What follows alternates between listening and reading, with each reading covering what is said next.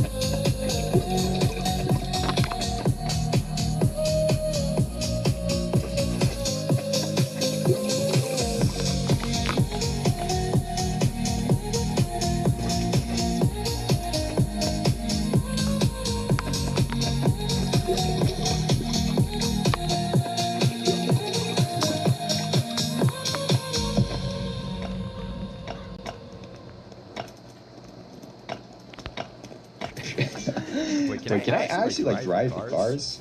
Your car looks cool.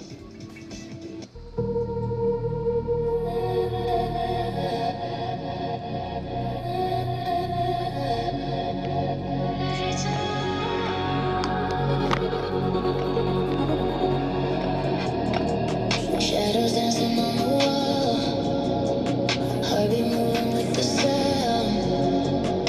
Every look I own it all. When the bass is pulling down, I don't wait, I decide every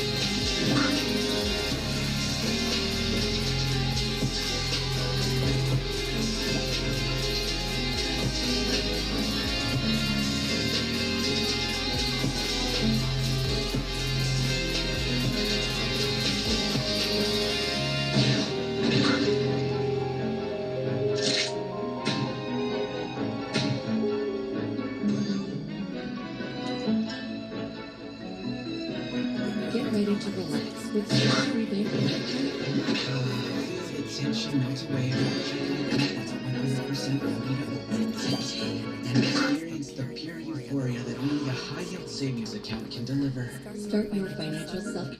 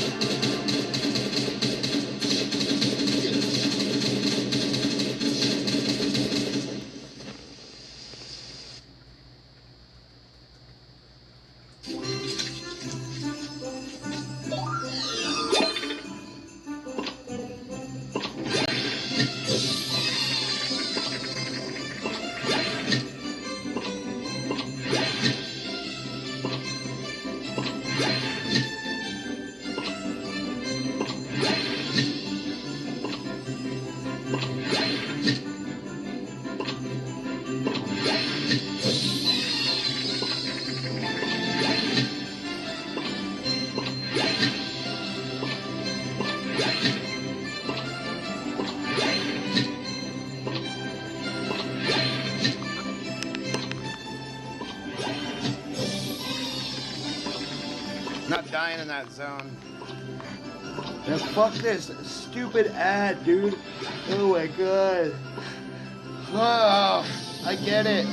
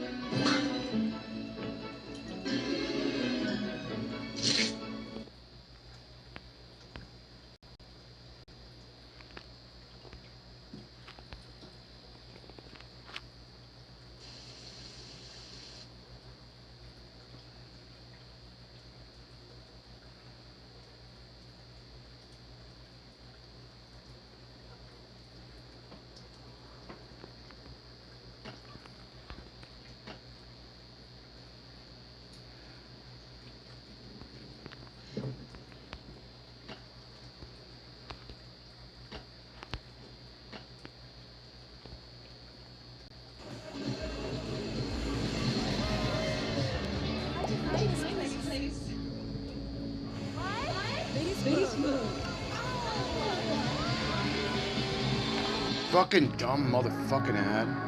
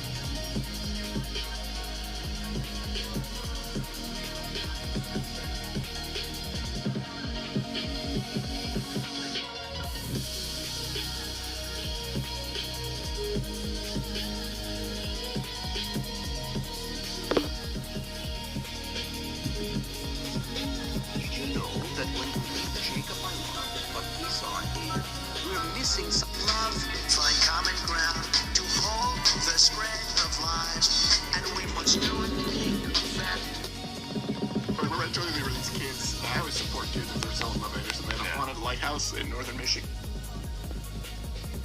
They actually, their workload increased anywhere from 50 to 80%, depending on the precinct. Did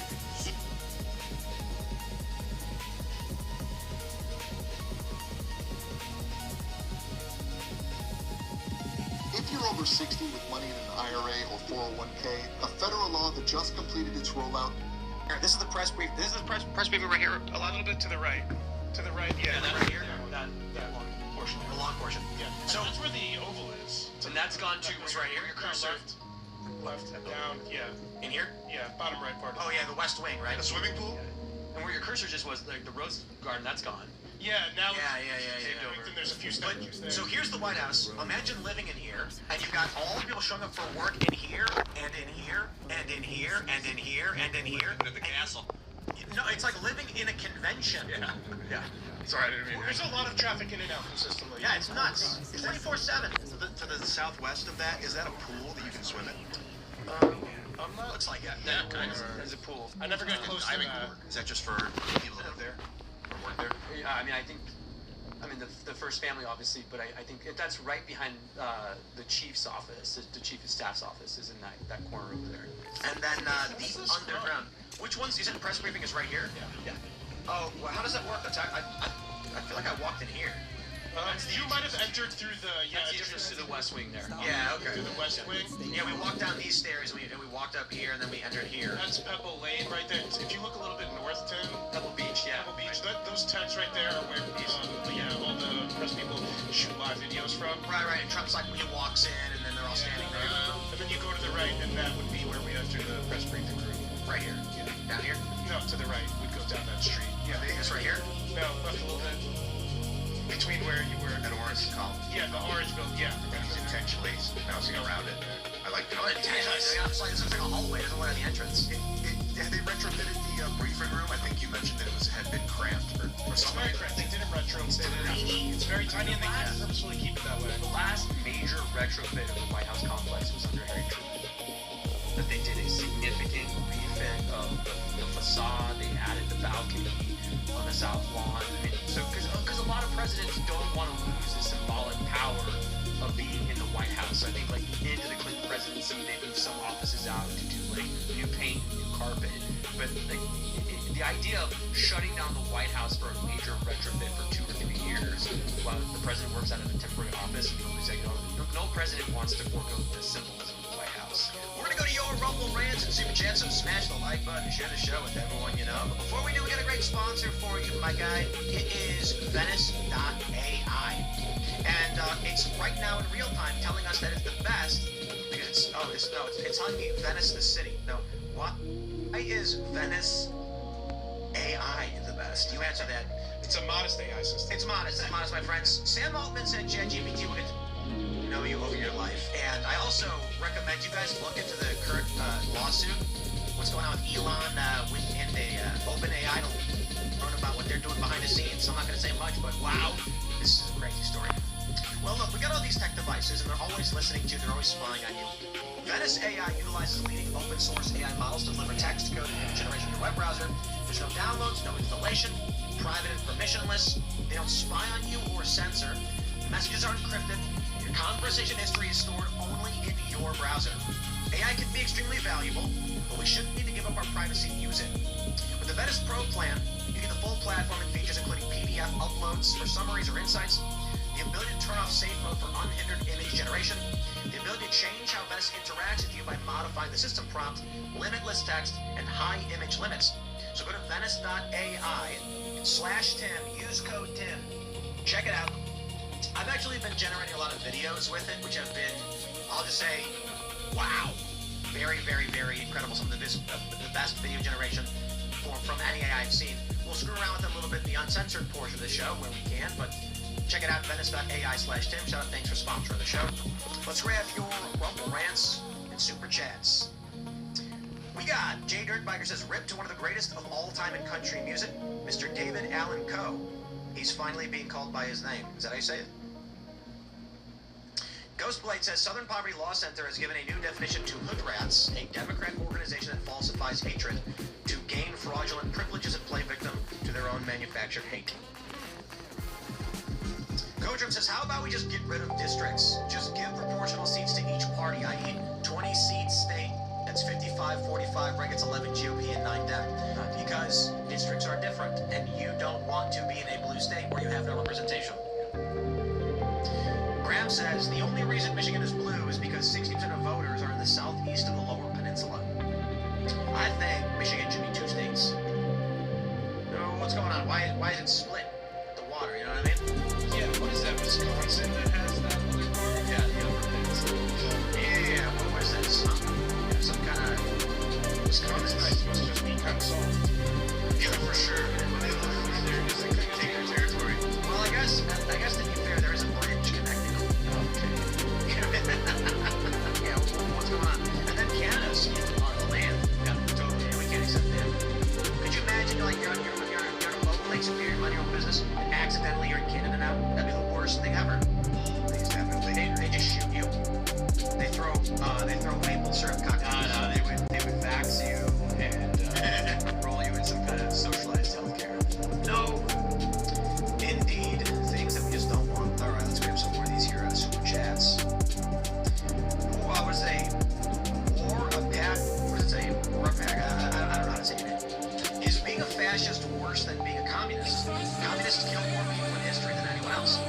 Yeah, actually, fascist countries actually just dissolve. Communists, fascist countries eventually just, like, they dissolve into general elections. Communist countries kill everybody until they blow up.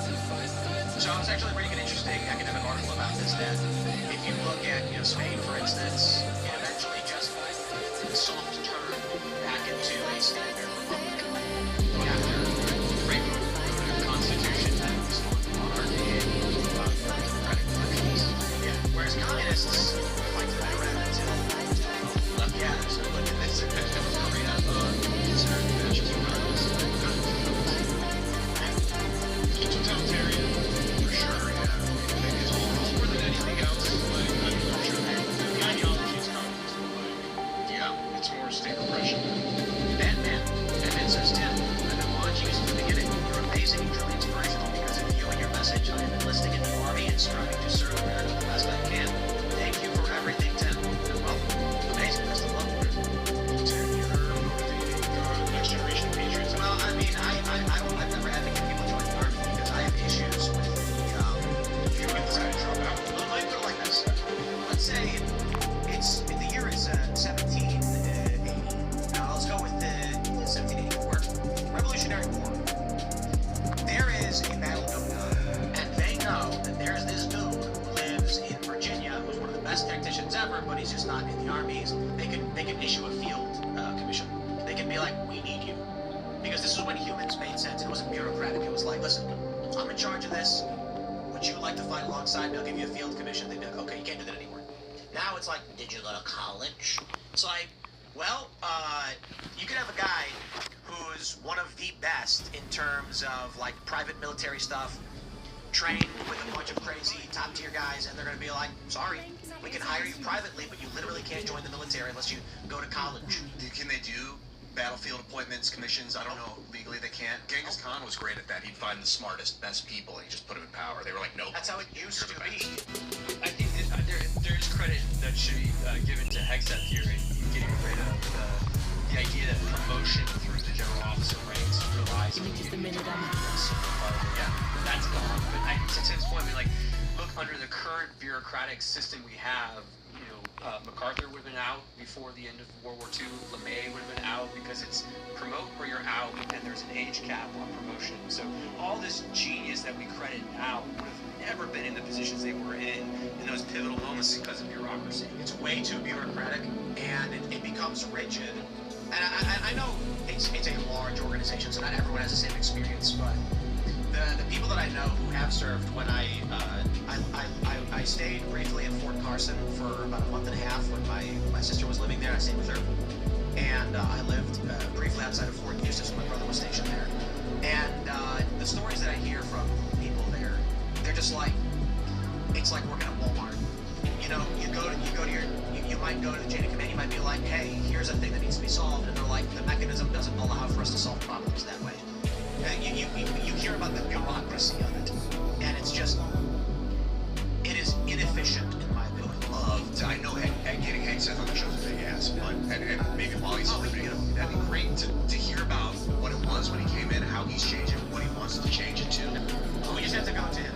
Okay. I think we've already had the discussion with administration people. It's like, bro, try to get the Secretary of War to come out here for your show. Like, go there and he'll sit down with you. I do think this is why you see such a virulent reaction, the antibody reaction from the deep state and the DC elite to accept this, because he is changing a lot of the ways that we recruit and we get the general officers, but also some of these like really fake and sort of silly requirements. I'm like, well, you can't be an officer unless you went to college, or you can't promote unless you have this fake credential from the executive program. Yeah, we can't function this way. Like, there's going to be some new, and this is the problem with over-reliance on private enterprise to subsidize effectively the failures that we're having in our military. Now, by all means, I think it's great if you're signing up, if you're enlisting.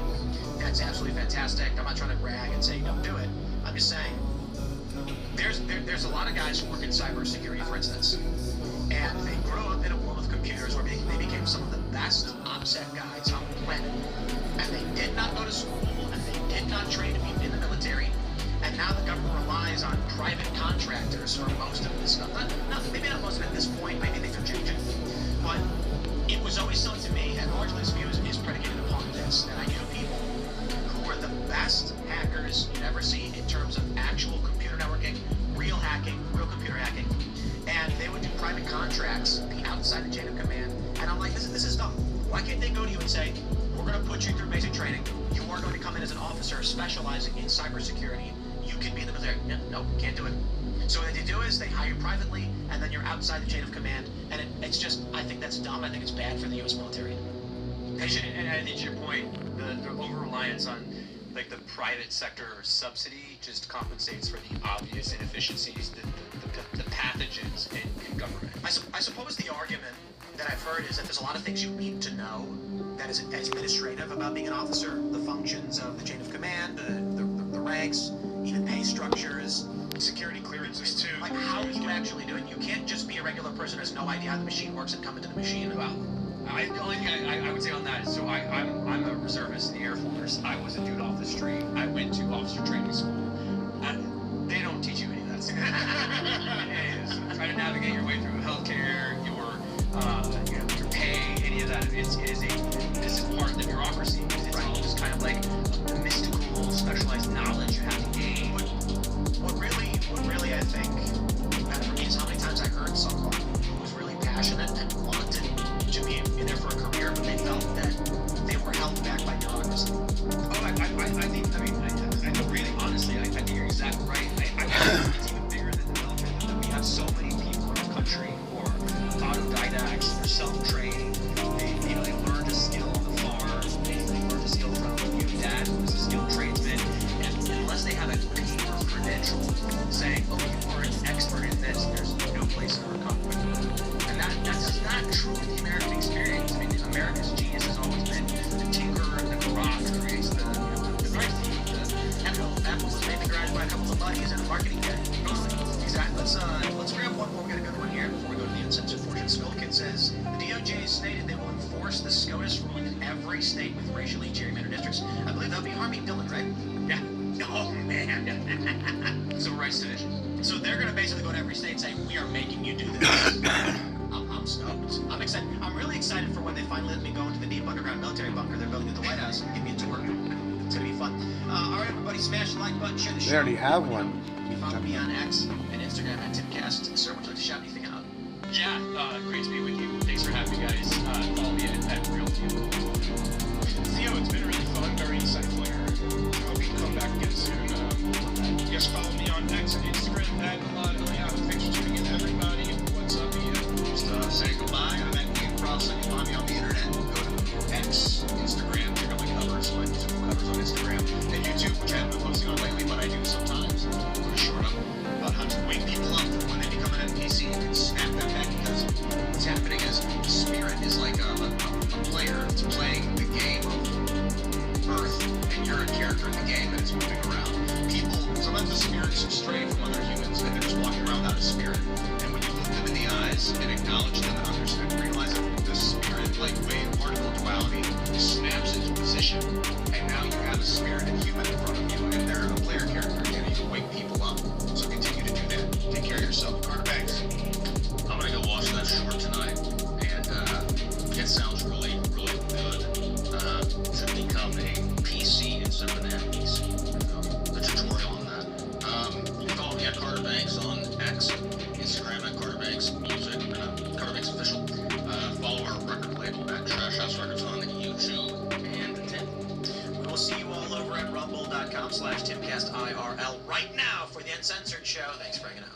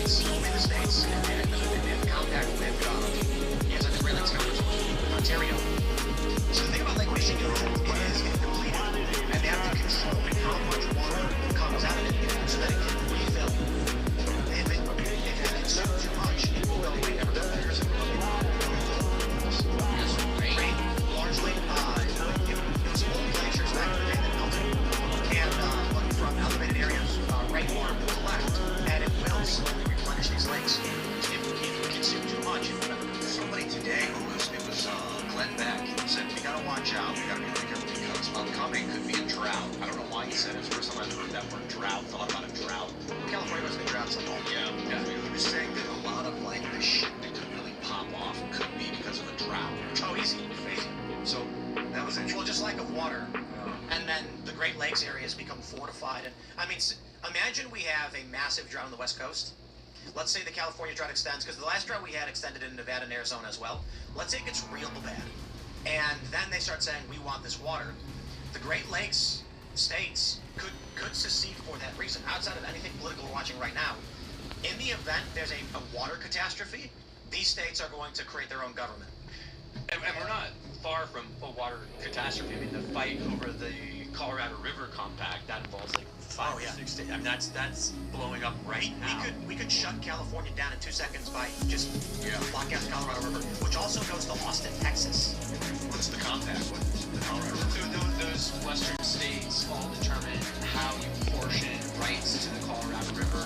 Some are the headwaters, some are sort of down low. Mexico is also a party to that because they get the runoff at the very end. But California, historically, for years and years, has just been taking more than its share, both for ag and this massive Southern California development. And their groundwater is running out because of the droughts. The amount of water they need is more than is produced in precipitation over a long period of time. So, 10 years ago, there was a massive drought. They sucked up an insane amount of groundwater. It's not coming back. There's something at their elevation where they can't, like, collect it easy on their own. It has to come. You know what's real crazy? This right here used to be water. Oh, that's where I grew up. That's the largest agricultural producing region in the entire world. It's about 1/5 of the world. It was one of the biggest lakes in the world, and it got drained accidentally. What? It got cut out to the ocean or something? See it? Bay Area. This whole thing right here used to be a lake. When? Was it? What's the just like flood era? 13,000 years ago kind of thing? Or was this more? You're a retard. This is the 1700s. They call it a 100-year flood that happened in the 18th century. That was a huge lake that was there.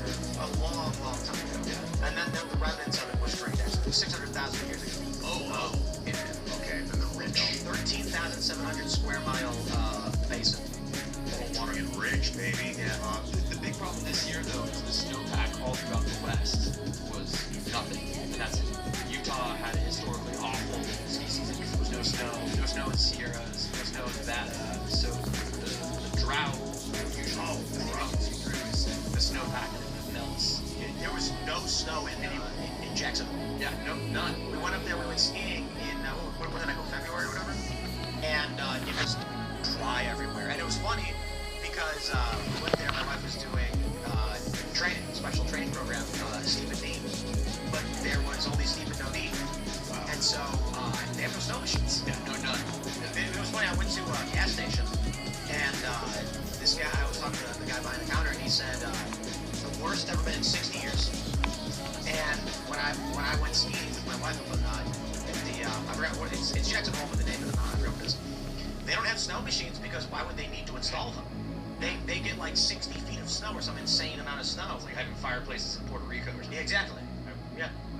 So this is going to be a nuclear bomb right now, as the snow should be melting and refilling aquifers and streams and tributaries and all that stuff, and it's not. Oh, dude. Yep. Well, desalination. I keep thinking about it. I know it's like a... Doesn't work. It doesn't work. Let's put a Band-Aid on this flow. It doesn't work for a few reasons. The first that happens is the brine that's produced from desalination. So they've got... I actually have a mini doc on my channel. You can watch it. They have these massive walls of all these PVC tubes. They high pressure force water through, and the salt gets left behind. But it's not just salt and brine. They basically create two substances: fresh water and brine. So you have salt water and you get fresh water and brine. The brine is then just exhausted into the ocean, where it's heavy and goes under the waterbed, killing all of the base level organisms, which causes ecological collapse in the region. This is what we use. Brine. So one pitch was to drain the brine into basins so that it would evaporate and just produce salt sheets. They would then sell the salt.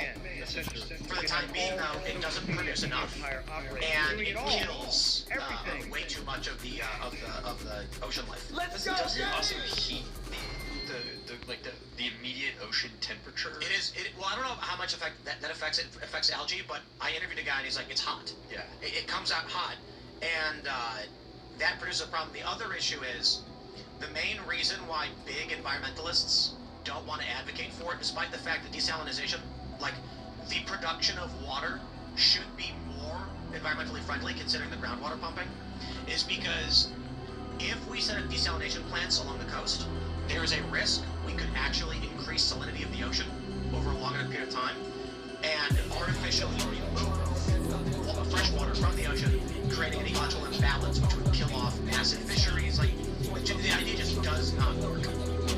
Dumping it back in for sure is not the way. That's like shitting back in. What theoretically could work better is actually just creating irrigation channels which result in deep inland evaporation.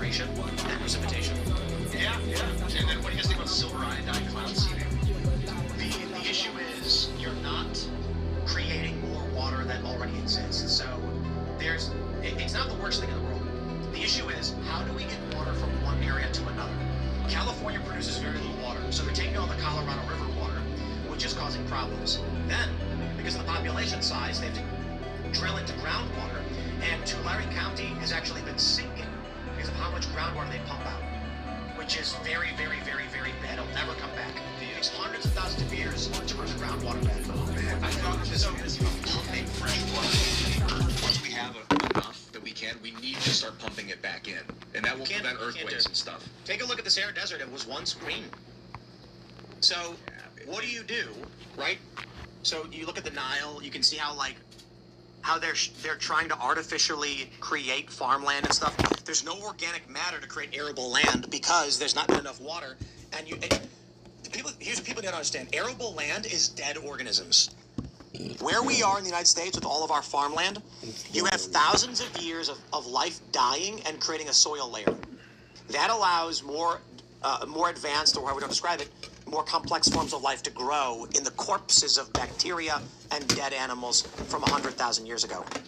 So in places like the Sahara, you can't just put water and expect life to emerge in the short term. That's why even in these areas where you have like these reservoirs, there's nothing growing. You can see in some areas where it's really cool actually if you, let me try and find some of these farms they built, right here. They've artificially created these farms. Oh, that's cool. Right, but you can see you need an organic base layer with the proper minerals to actually farm. Oh, so do they just take away the sand and there's arable land under No, they have to bring the soil and all of it, the topsoil. because the sand has killed whatever was under it? no, just rocks. Some plants can grow in these areas. There's desert plants for sure, but arable land, this like soil, is a composition of organic matter. I thought this sand, I still think it came from the ocean during the flood. A lot of it was striated. You see it pushed up onto You the see, top. I also want to stress this. It would indicate there's dirt underneath it, but maybe it was just... Look at this, Alweg, right? In the middle of the Sahara. Ain't nobody there. What the fuck are you talking about? We only I zoom in on Alweg, and nothing there, right? Quatrun. There's actually people. Look at this, farms. Whoa. Isn't that crazy? Look at this, a city here, dude. Could you imagine living right there, just in the middle of the Sahara in Libya? No, but because of our immigration policies, a lot of people who live there can envision living here. Yeah, How that's many true. people from this town do you think are in America? I'm here watching. Quite a number. Probably too many. They might be tuning in right now. Yeah. They're tuning in. Crazy, man. Well, let's grab some callers, and we'll start with Stuck in Illinois. Sorry to hear it. Thanks for taking my call, Tim. Me too, man. I'm sort of around your area where you grew up. I was from Park Forest, Illinois, which is a far south suburb, and now I'm out in Batavia. So, Oh, okay. but I've driven through your neighborhood many times, man. Yeah. At least your area. So Go to Villa Rosa. Yeah. Villa Rosa Pizzeria on Archer Avenue. Nope, not familiar with that one. I was even further south, down on Route 30. Oh, I'm just saying, go there. Drive Oh, up. go there. Yeah, just go. I'm on carnivore, man. Pizza's not in my cheat plan yet for Oh, a just while. just eat the cheese and the pepperoni. Yeah, that's what I do. Damn, that sounds good. What's going on, brother? Well, this question's for Theo. I'm sure it hasn't improved much since you were in the Trump admin, but I've always been curious. I'm not curious.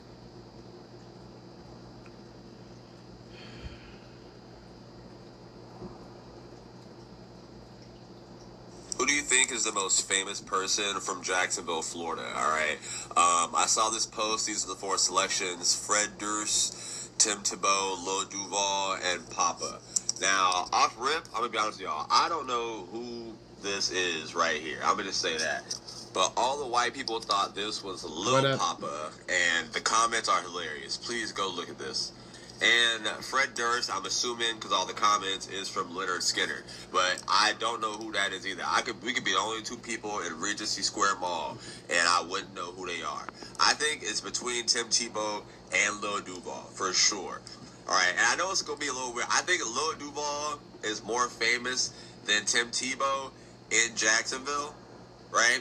But I think Tim Tebow is more famous than Lil Duval worldwide. Does that make sense? What do y'all think? Do y'all agree with me? Who do y'all think is the most famous person from Jacksonville? Yo, and don't get me wrong, Lil Duval's been hustling.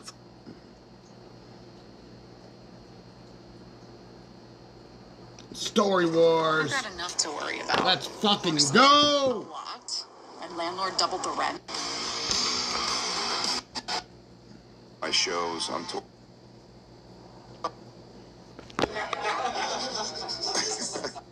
Here. Let me hide before the show, you piece of shit. I think everybody gets that's gonna get it. Well, I'll ask you. Is this crowd ready for war? I say this is crowd ready for war! So loud, you're coming to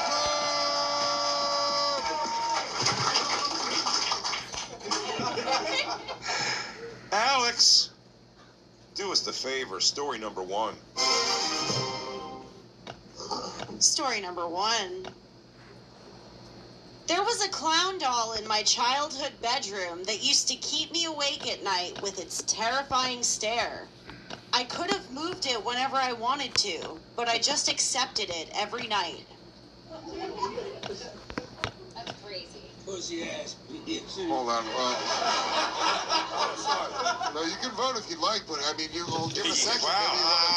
Maybe very quickly. That's high confidence. I'm scared of a clown. Come on, man. Somehow you got 3 K's into the first K in her name. He always has to write it 3 times. In his defense, that's how I spell it. So.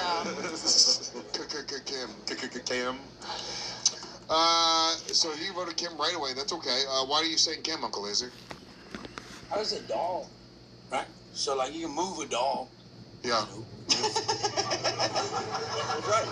Maybe a girl doesn't have the strength to move the That's dog. what I'm saying. You didn't think I was strong enough to pick up the doll? Only girls have dolls, and only girls are weak enough where they can't move the doll? The logic is sound. The logic You is kind of sound. answered your own question there, bud. I just realized when Uncle Laser has to think, he falls apart.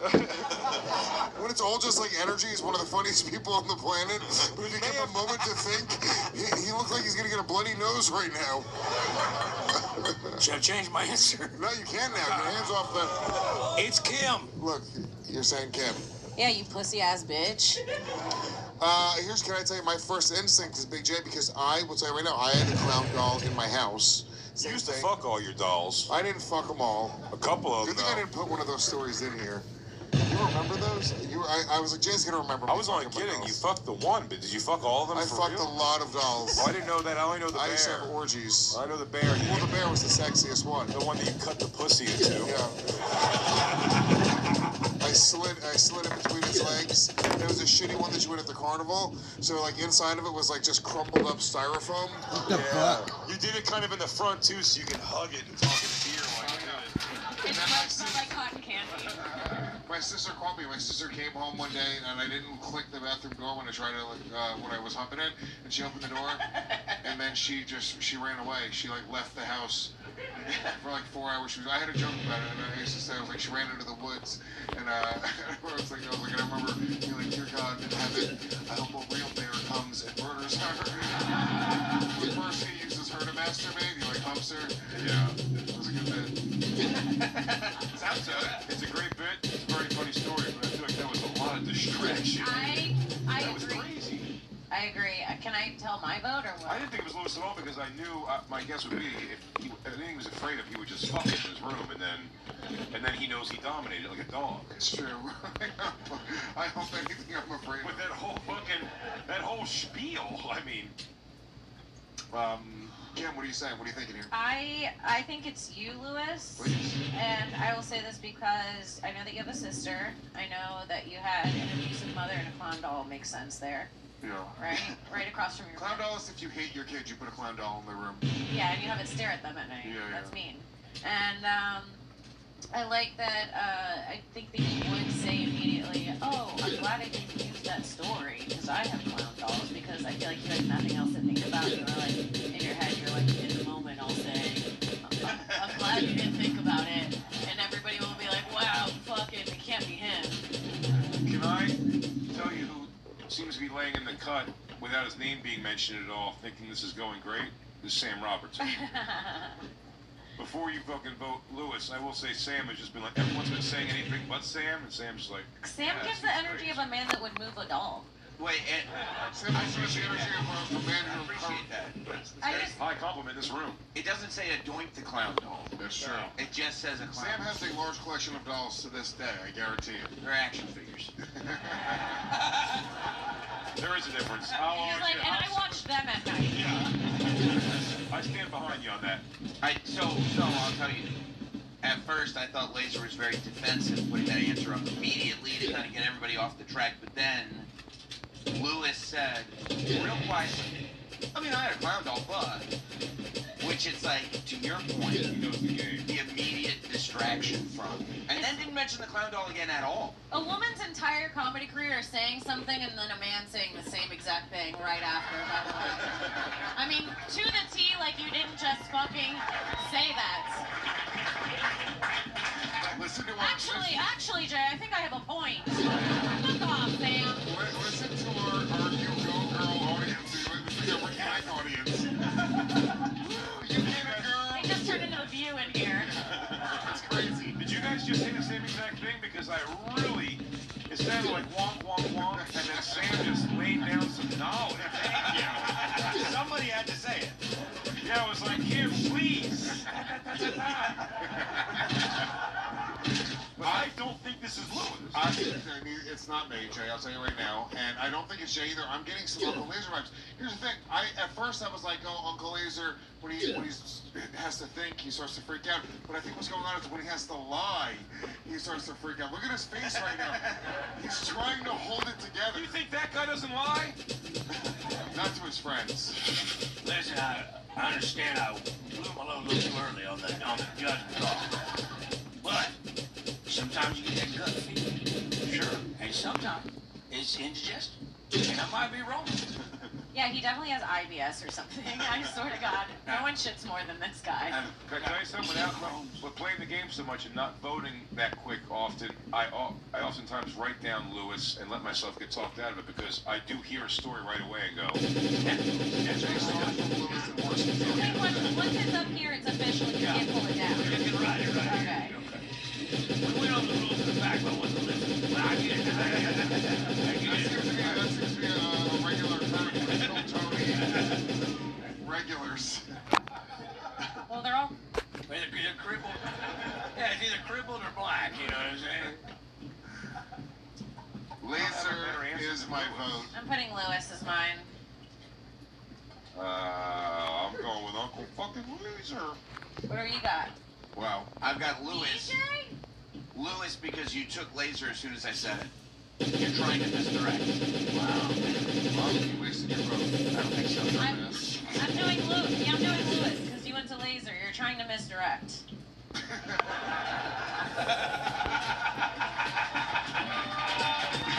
Yeah. Kim. Sam just said that. Thank you. Alex. Jay, why the fuck would you vote for me, first of all? You'll find out in a sec. Alex? Story number 1 belongs to Big J. Big J.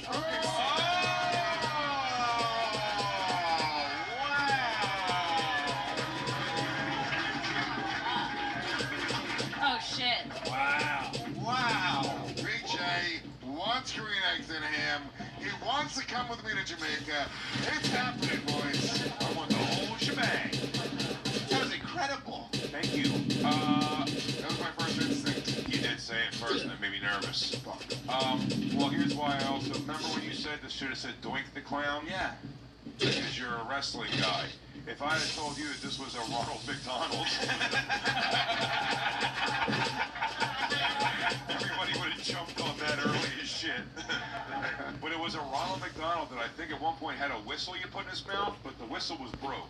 So he just had like a ooh face like this. And my age takes me to when I was a kid, I watched way too young Poltergeist. And Poltergeist has a scene where he hates his fucking clown doll that sits in a rocking chair, and then is not in the rocking chair, and he looks under his bed and it's behind him, and the whole fucking crazy thing. And I never thought of that. During the day, it was just my Ronald McDonald that was sitting there. Never thought of that. And then at night, I had no TV in my room. It was, like lights out. And I would just there and stare at this fucking Ronald McDonald, terrified every night. terrified to the point where I couldn't move to get up and move it. But then in the morning, I'd be like, why do I get so crazy at night? It's just the Ronald McDonald. Did you call him Ronald McDonald? Probably. I'm not gonna lie, I have like a similar thing with sleep paralysis. Like I have that thing in the corner where I freeze up. But my sleep paralysis demon is Tony Hinchcliffe. It's wild. He's like a Babadook just in the corner of the room. Ready to have the best night of your life? He's got his back to you because he's on all fours, but his head's turned totally around to you. Ah!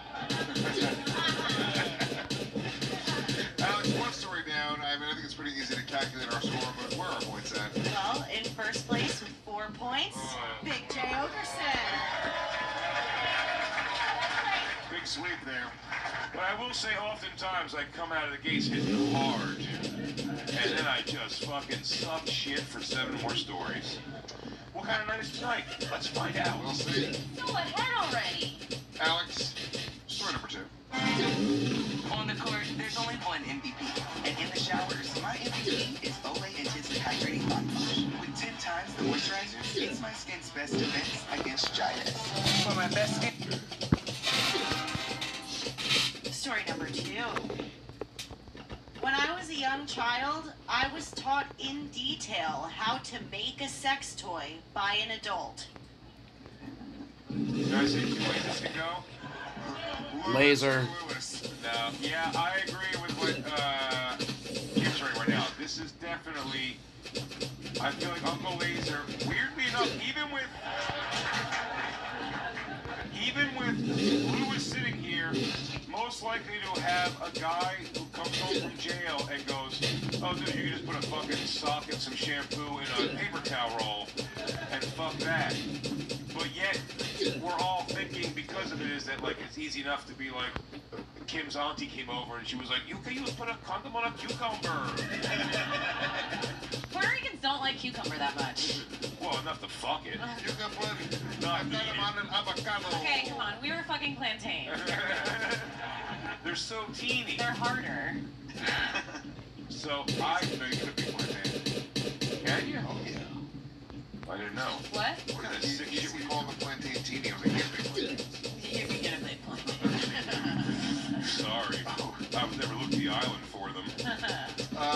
So, Sam, you also have I was once molested energy. No, I don't. Dude, that bald head and that gray, I've seen some shit, you understand? This is a crime. I'm pretty widely known for my wholesome upbringing. This is just not something that would strike me. You also have a beautiful head of hair that you shave off. You think? Yeah. Did you? I mean, it starts back here. Oh, does it now? Yeah. Oh, yeah. I didn't catch the receipt, but I like the big curlies. I mean, I did too, and you're gone. God took them. I didn't mean to make him upset. I don't think it's Sam. Maybe it's not Sam. How is it not Laser, dude? Come on. I'm just voting it. Hold Well, on. it's either Laser or Lewis. It's not. Why? That could be its own show, Laser or Lewis. What? You think it really should? You think one of Lewis's uncles came home from jail and he was like, cut a hole in the front of that bear? No, dude. This is Uncle Laser fucking a pile of chuck steak in a sock. Yeah, I think it's Uncle Laser too. I can see him telling the story. My mom came home with an old applesauce can. She threw some plastic wrap over it and said, "Yeah, how you get it? Don't live it till you live it." My uncle was like, don't waste that fucking soup can. You know what you do to jelly? You fuck it. It's just crazy. Y'all think I had an adult around me enough to teach me how to fuck a doll? That could be our folly in this guess. No. I think that Laser's had his mom around him and she was a heavy sexual influence. She worked at Frito-Lay. Oh, she worked at Frito-Lay, Kim, you bitch. My mom was free to lay. No, but there was a price to lay Lewis's Frito. Mom. What? I'm trying to get all the words in. You wrote down my name. Why did you not changing it? Why is that? Why is that? He's grunted at him. I feel pretty confident about this one. Yeah. I think it's funny that we're all putting out our childhood trauma and there's just people with cups of popcorn like it's like I'm sad. There's also people we found out at their tables keeping score for themselves and not giving a shit about your emotions about these stories, yeah. That's crazy. Here it is. Uncle Laser's doing a lot of acting right now. Oh, yeah. Doing good. Laser. If this is Sam, it's gonna blow my fucking mind. This is Sam. He's It's either Sam or Laser. This isn't Big J. Oh God. Alright. We're all in, Alex. Story number 2 belongs to Louis J.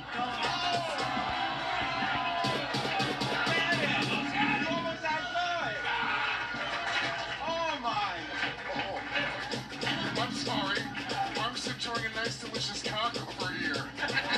A nice, delicious, perfect round cock. That's the tradition. Dude, we have to suck the perfect round cock. What are we doing? Spin on it for me. The angry spit. Perfect round. I love it. Yeah, so this... By the way, my daughter's here, and she grew up with us. Oh, no. I literally forget every time your daughter's here, I want to think of the dirtiest things to say. It's so fucked up. She's in her 20s. You actually looked over at his daughter while the pretend cock was still in your hand. Yeah, you never put down. I just spit on each other. He goes, oh, Isabella. Oh, and your roommate. Oh, you were just as big when I remember you. I met her when she was... Can you stop holding the pretend dildo? You patted her on the head with it. You're so big now. Oh, my God. I remember when you were this tall. Now you're this tall. I met your daughter when she was 2 years old, maybe 1.5. Yeah. It's insane. Yeah, look, now you have to watch me pantomime a cock, blowing a cock, while your dad's spinning. Are you happy? You got old enough to watch your dad spit on an imaginary penis in Uncle Lewis's hand. They grow up so quick. Where is this little girl? Sunrise, sunset. So, who thought that was going to end in Fiddler on the Roof? I don't think anybody did. I don't think one person at home or here. Fiddler on the Roof. So, this story was, I was maybe 11, 10 years old, something like that. 27. And I ended up having like maybe a 1 or 2 week period where I was calling sex lines. So you get caught on the bill. Yeah, so you call and then you lie. You say you were calling a psychic. You have one round of that. Horoscope. I said horoscope. Of course, it entered. So. Well, you were scoping whores, so. Oh shit. Then you learn to just call and listen to call a different number, put in a sexy voice ad, and you work it to that. Yeah. So anyway, I would call these 900 numbers. Hello, this is Big Guy Okerson. How do you touch your pussy? I always called myself Big J Okerson. Do you touch your own pussy with your hello, this is not Big J Okerson. This little J Okerson? I always went by a size. Quite in fact, this is his other friend. So I would call this 900 number, and first of all, before you even get on with a girl, they put you in like a holding room with like 12 other dudes, and everyone's just jerking their dicks, waiting to get on. And this is like pre-AOL. Oh, guys, you ready for this? This is gonna be so great. I know, dude. Where you at? Jersey, where you at? Colorado. You do an age, sex, location check in the voice chat. And these dudes being like, yeah, I'm 45, I'm a trucker. Get out of here, old man. No, well, for me, I'm like 11, so I'm trying to deepen my voice to sound older for these men as we're all stroking our dicks waiting to get on with a girl. I'm so like 16 and a half. I'm 16 and a half. So, my dad's dead.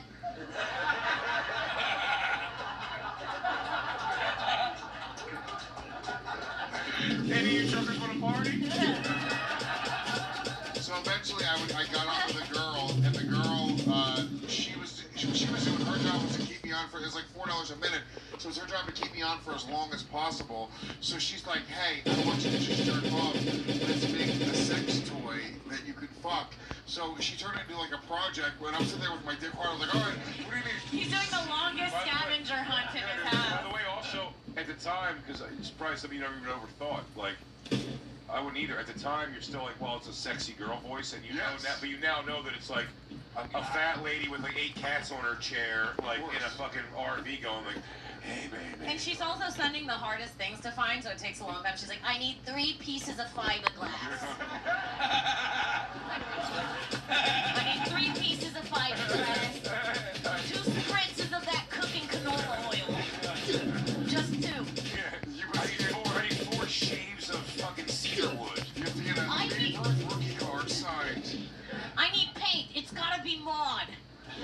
So no, she had me like a paper towel roll and like just some lotion. She had me lined it with like paper towels. Just things you didn't have in your house, like a mother's love and. That's hurtful. Sorry. So, Sorry, I love you. So yeah, that was that. She had me make like a fifi, as they call it in jail, right? Yeah. And yeah, then I fucked it and I jizzed in it, and I was like, oh, that was fucking great. I'm gonna keep this. You know why it's called a fifi? Because of the sound it makes when your dick hits a pie. It goes beep, beep, beep, beep, beep, beep, beep, beep. My cousin went to prison. Wow. That's your wiener rubbing against cardboard. Okay, so that's my story, Alex. 2 stories down. Where are our points at? That was a lot. We're crushing it right now, Jay. This is crazy. Tied in first place with 4 points each. The Story Warriors, Louis J. Gomez and Mateo. Nobody is taking green eggs in hand. How is that happening? Never happened. That's never happened before. All right, Story Warriors. Let's take a quick moment to thank one of my favorite sponsors with powerful Ryan there. So the creamer protein shake, the different snacks you body creamer. I used to struggle with dandruff, but now I use Head and Shoulders every wash because the active ingredient in Head is Yankee Swap, right? Is that the idea? Yeah, I was gonna say it's not ours because Puerto Ricans call it a Chinese gift exchange. Is that what they call it? Yeah, because the Chinese steal. Chinese steal, they smell like shit. You know, they're... No, because they steal the good shit and give you the bad plastic. And they kill their girl babies. You heard it here first. Well, that'll all be edited on the YouTube version. I love China. Gas Digital, if you want to hear that It's time people speak out. Real hate speech on the Gas Digital version. In Texas, we call it Indian giving. Yeah, yes. Yeah. Yeah, Indian giving is just when you give somebody something and you take it back. Thank you, come again. Yeah, but that is what this is. Someone gets a gift and you take it back. Right. Oh, yeah. Sam, what did your family call it? We didn't celebrate this. What'd you guys celebrate? We gave each other gifts in a proper fashion. Where? They had tags on them. We were in our living room. What's a Jewish thing? Yeah. Oh, you're one of those, are you? It was Christmas. It was Christmas. Everything had a gift receipt. That's right. Neatly folded. Most of it was from the Gap.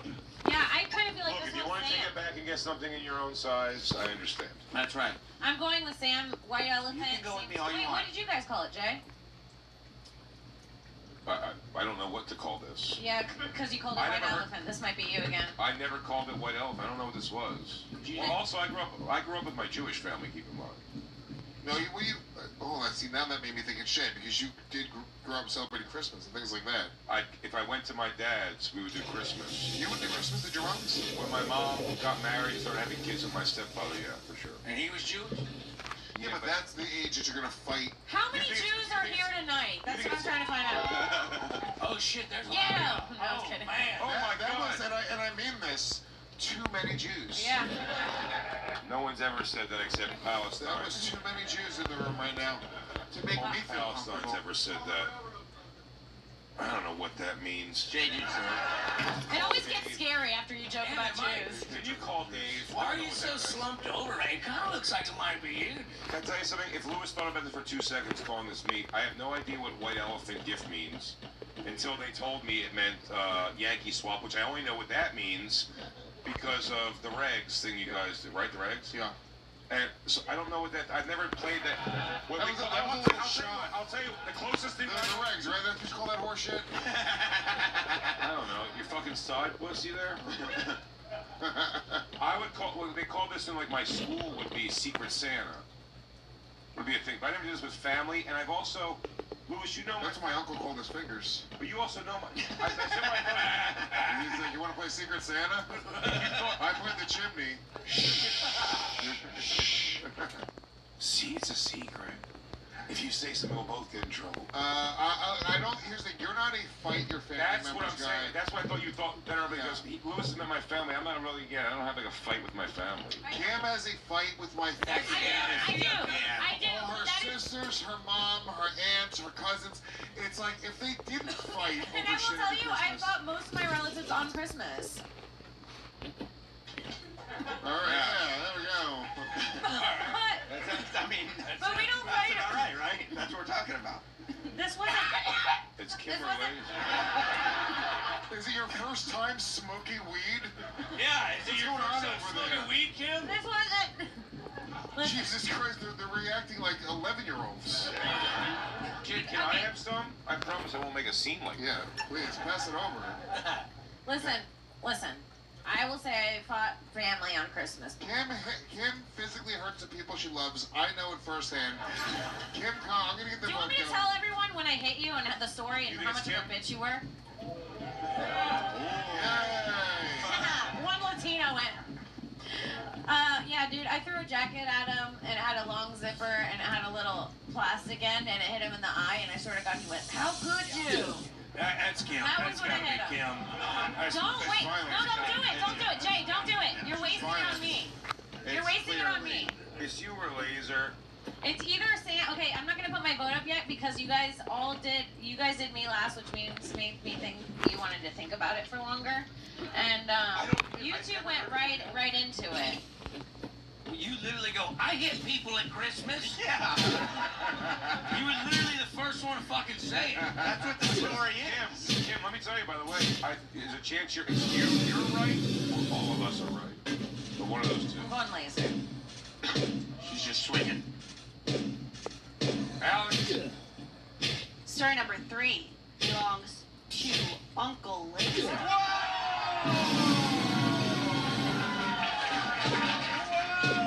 Sorry, Kimmy. I like that little assist you did when you go, I hit everybody at Christmas. That hit me a lot. Sorry, Kimmy. Sorry, Kimmy. Don't hate me. I'm sorry. I don't hate you. It's your points, buddy. You're furious. So I gotta tell this story. Yeah, what happened, Laser? Tell us, please. So, cousin Carl and Uncle Kenny. Obviously. So my granddaddy passed away like a couple months prior to Christmas, and instead of like leaving a will, you know, he's auctioned it off at Christmas, or white Santa Claus or white elephant. And like we have steals, but like they were like fucking stealing a little too much. Like they stole it twice, and because one got an extra steel card, it's a long thing. But wait a minute, hold on. This is your family member died? My granddaddy died. Yeah, and his inheritance, you guys divvied up in a game of Yankee Swap. That's so crazy. I like yeah, it. man, it's Christmas. Yeah. Also, it seems like maybe the most fair thing I've ever heard. I mean, fuck, yeah, because everybody's fine. My granddaddy had like 7 kids, so there's a bunch of them. But he had this badass shotgun with engravings on it. It was an overload shotgun from like the 70s. They don't make them like that no more. You know? And fucking, they had it, and I had it first and got it stolen. We had another steel car, stole it back, and then my cousin, he goes to the back end, and he steals it back. The final, well, we're piss-faced drunk at this point, so I'm like, that's just a little too much, you know? Yeah, so me and my daddy jumped on them, and we beat the fuck out of my daddy. Yeah. Now that's just a little too much. He had 2 steals. Remember the plastic sit chairs back in the day? He cranked one of them motherfuckers over my uncle, and to this day, he can't see out of his right eye. All over a shotgun. Wow. So, Did you end up getting the shotgun at the end of it? No. It was like a lawsuit. Yeah, we had to sell the shotgun. The whole family, the boy, one boy, Can't get too many details, still okay. Yeah. 3 stories that out. Where are our points at? All right, in last place with 0 points, Sam Roberts. What happened? You got a big comeback coming. Hard mode. In 4th place with 2 points, Kim Congdon. Coming back, baby. In 3rd place with 3 points, Uncle Laser.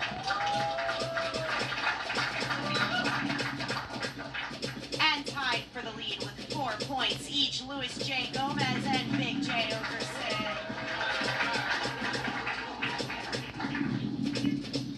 Let me tell you something. You know somebody in this room is taking home green eggs and ham? This part. Where Sam I Am relentlessly follows the unnamed character from place to place as he continues to eat this bread. Right now, you can go online or on your phone, go to Ziggy's.com, design... Friend. Dish soap in story number 4. When I was a kid, I once poisoned my best friend's soda water with dish soap in hopes they would pass on and I could have their new video games. If it wasn't video games, this is Kim would kill a friend. You know, but No. Is this Sam for sure? Well, Kim, look, when I met Kim, she was really big into video games. She still plays video I games. still play video She games. has a Twitch. Yeah, yeah. Yeah, I have a Twitch from dating Lewis. This is fucking Yeah. Always guard your left. It's a flinch. Yeah. It's not a twitch. Yeah, I mean, Kim plays video games. Has since I've known her, so for a really, really long time. Kim played video games as a kid. I did play video games as a kid. I played my whole life, but I'm not really one to poison my best friend so I could have their new video games because my cousin Bradley was 9 months older than me, and I always got to have whatever, like, if he got the new thing, I got to get the next, like, what he already had. The hand-me-down. I got the hand-me-down, so I always just waited girl, for that's the new huge. Huge for a girl. You So, also hit a man in the eye with the jacket, yeah, but I could have killed him if I wanted to. which is why you would kill this person to fucking get the video. No, I'm not. Kimberly, if That's I not what I whip killed you her. in the face with a jacket, people will call the police on me and say that I'm abusive and that I am fucking crazy and a lunatic. But she has to just whip me in the face with a jacket and act like it's no big deal. Okay. Plus, if you think it's fine that I whipped him in the face with a jacket. No. Clap if you're okay with it. All the heathen whores. If you don't fucking clap, you piece of shit, I'm gonna beat your... No, I'm kidding. I'm not paying $30 for that Fucking shit. jacket to the face, dude. Watch your shit. No, I'm not really... Zipper is hard. Yeah. I'm not really one to get vengeance for, like, I'm not, like, a jealous. I don't want to take from people. If you take from me, that's what happens. I get mad. You take my time, my energy, my early 20s, you know, like, something like that. But I'm not really, like, I want someone else's things. No, I'm serious. That's why it's not me. I don't want other people's things. It's not my style. Yeah. Hey, Isabel, remember Auntie Kim? Hi, sweetie. Alright, so, poison your best friend. It does have Kim written all over it. Kim's not in a story yet, right? No, I've not been in a story yet. Oh, but that doesn't... But I didn't, and this is definitely a guy thing. Men like to kill. This is you guys saying. You literally fight people at Christmas, man. I mean... I'm putting it on Sam. Yeah, you are out of control. Sam, do you... Sam's got, he's like too clean cut. He's got serious, like, dark energy. Like, he would kill for something like that. Are you a video games guy? I enjoy video games. Yeah. Especially when he was younger, when he was a kid, for sure. Or a kid. Yeah. What was your favorite game? I like all the WWE. What system was your favorite that you had? I totally spaced off that I don't know, one it's that on I my made story. blow up. Oh, but Sam, also, I'm here's the gonna thing. take a You said you fucking grew up piss. fine, right? Your family didn't was like fine. that You weren't, like, expression. broke family? We weren't broke. You weren't broke family? Okay, Nope. this strikes me as a broke family. Because No, of the death. this is an entitled kid who wants all of the video I think games. that too, man. Yeah, I'm yeah. kind of feeling This that. isn't a broke family. This is a kid Who wants is another best friend? upper middle class. He can't have everything, but he wants it all. And he's not- never been told no. He's willing to murder his friend. Is that This always is a your white person. upper middle class? This is white privilege. Well, that was, I mean, the second part was the important part. The like, I want everything, I'll murder. Right. A But friend. if you're upper class, you're the guy who your friends want to murder for your video games. As upper class. Okay. They call him the son of Sam. Fuck. Huh. And that's who my vote is for. It's either... Is his mouth open like the Ronald McDonald's? It's gotta be. I think it's cute. Well, it's not. Don't waste it on me, dog. I think it's cute. Don't waste it on me, dog. It ain't me. This It ain't motherfucking me. It's true. It's not a crime of passion. It's a crime of great intention. This is not about revenge or hating the person. This is about wanting More. The video games. Also, something about the word soda water I hate. That Yeah, doesn't- this is soda a water, rich. yeah. Rich. It's rich. It's rich and white. Oh, bubbly. Soda Also, water. We never had soda water growing up. I didn't have one soda water, I swear to God, till I was 22. Yeah. The same year I learned about soda water, Can I get it with a club soda? Can I get a club soda? Yeah, dude, that's that fucking redheaded rich motherfucker. I would have said seltzer. Seltzer, yeah. Redhead. And I never had seltzer until I was in my 20s either. I'm colorblind. I still haven't had seltzer. It doesn't make sense. Seltzer doesn't make sense to me. You drink water and then somehow it's dry. And pass on. Something about pass on, it's a rich way to say die. Yeah, I also don't trust water. It is. Only don't trust rich water white that- people say pass. He passed on. Okay, well, was he your grandfather with money? How is it somehow just adding bubbles to water makes it take out wine? I don't trust that. Sam votes for Kim. Everyone else votes for Sam. Alex, all of our answers are in for story number 4. Whose story was this? Wow, everybody. No. Story number 4 Not Big J again. belongs to Uncle Laser. No fucking way!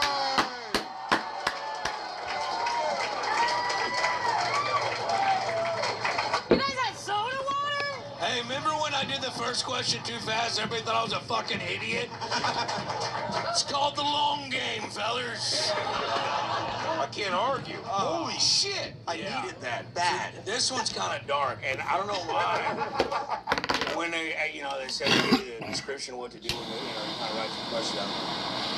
Oh yeah, I did try to kill that boy. What was the video game? It was so and I wrote the question. I'm glad she took it out because if you'd done the whole way I wrote it, you would have known it was me. It's WWE. No, it was Game Boy Color. It was Pokemon Red. Sure. Pokemon Red. Why did you think that would give you away? I mean, just He called it Game Boy Colored. Yeah. No, but he would he lived on the richest side of town, and he had cool shit, and I'd go there and play with him and stuff, and he let me play on a video game, but then he take it away and hold it over my head and shit. It was kind of an asshole about it. And I'm 9 and 3rd grade listening to fucking Cut My Life Into Pieces. Hell yeah, dude. Suffocation. And so, and I was and I didn't know how to kill nobody because I was 9, and so I was I just put a dish soap in there and his soda water. Did you just make him shit a ton? Well, he started. Halfway through I felt bad, and he started hiccuping I bubbles. started realizing, oh shit, I'm probably gonna kill him, and I was like, hey man, I put fucking dish soap in there, spit it out, and he just threw up a bunch, and they had to call the CDC, the Poison control. Poison control. Poison control. CDC. CDC. And yeah, they had to pump his stomach. Oh my And God. my mom, hang on, man, a lot you don't know about me. That's why you're sexy to her. You're still a mystery. Bad boy. What was in that weed? Alex, wow, that was an incredible story. 4 stories down. Where are our points at? Uncle Laser just cleaned up. All right, in last place with 0 points, Sam Roberts. To be fair, I knew that one wasn't me. I was the only one. Yeah, you did know that. In 4th place with 2 points, Kim Congdon. I'll be back. Can I make it naked? Tied Make for it naked. 2nd Make it place naked. with 4 points each, Louis J. Gomez and Big J. Okerson. And in the lead with 7 points, Uncle Laser.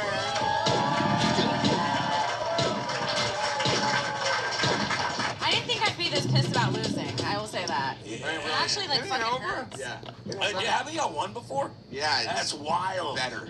Yeah, everyone here's a story warrior. We're going to do some plugs real quick. We got the second half of this show. Kim, what are you plugging real quick? KimCongdon.com for show dates. Me and Uncle Laser are going to be heading Florida end of June for the Morgan & Morgan Tropical Depression Tour. Yeah, it's true. We're sponsored by a motherfucking law firm! And I have a book coming out, Blunt Force Trauma. Keep a lookout for that. Uncle Laser, sponsored by a law firm. What? If you can't beat them, join them. You know what I'm saying? Yeah, Uncle Laser got the drunk uncle, so just Google me. Skip the first page, because that first page is going to be my wiener. And then Yeah, Uncle Laser, we'll see how punch up. Come see him on the road. Yeah. Mr. Roberts. Of course, Sam Roberts Show. The aforementioned mornings on Sirius XM Channel 103. Oh, yeah. Nice. Big J Okerson. BigJComedy.com for all my dates. Crazy Epic Live Tour happening now. Check out The Bonfire with me and the great Robert Kelly. 5 days a week, Faction Talk, Sirius XM 103. And, of course, the flagship show right over here at Gas Digital, the Legion of Skanks. And follow my YouTube. At Big J Okerson, I do live streams inconsistently. Speaking of Gas Digital, if you guys love this show, you should know we do the uncensored and ad-free version every Monday night for subscribers. It comes out before it goes anywhere else. Get it at gasdigital.com. Use the promo code WAR. Save a couple bucks a month. It supports the show directly. You also get to enjoy the show without ads, without any censorship. We have to edit out a lot of stuff for YouTube and all those other platforms, so it's a great way to enjoy the show. Okay, never mind. I'm good. I don't want the popcorn no more. Sorry. Holy shit, Mario looks like a fucking I just look at hot the vampire, dude. Yeah, dude, like, yeah. I want her to bite my dick. Yeah. She died in 1957. Yeah, she's 149 right now, dude. These are her little minion boys next door. And she fucking makes do weird shit. She feeds on their arms. Fucking She does look like she She does look like she walks them on a leash every Yes, absolutely. She's pretty good with sword play. I'm gonna be honest with you, your farts don't even look like they smell. You like look the cure for cancer. She said what? Hey, she's a vampire. The cancer can't get her. She's like, I can't drink your blood. You're too stupid. Then I will get it.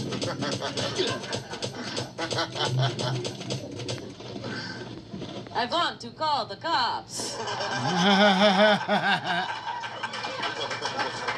Well, we have reached the second half of our show, and Sam, I know, dude, you're bumming. 0 points, which I will say, you know, no one never had anybody do a 0-point game ever. So you are. That's such a mean.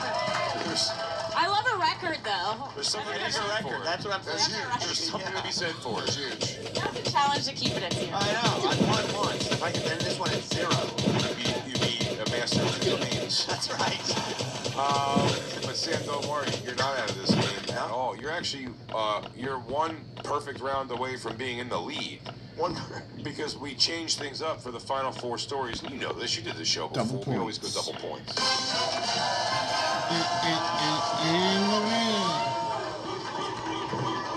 What did you say, Kim? Double points! I hit double points and my fucking shit starts freaking out. I am really hoping that I get some double points.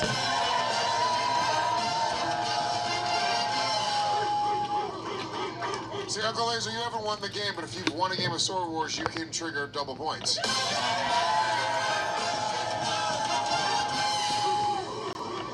Try it. I'm gonna be honest with you right now. With me being so far in the lead, the double points fucks me. But let's do it anyway.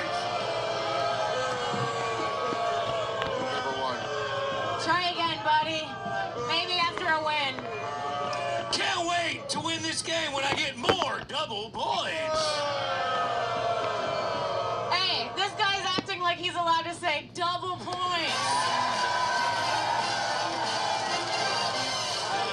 Then he needs to go to jail. I get it. Took me a few. You use your car, it's assault with a deadly weapon. You ever try to hit anybody with a vehicle? It's your first time, Uncle Laser. It's a pretty simple concept. So- Before, if you fooled He'll be in fucking pound me in the ass prison in Iowa if he fucks around. But he already is fucking around, so all you gotta do is just make the report.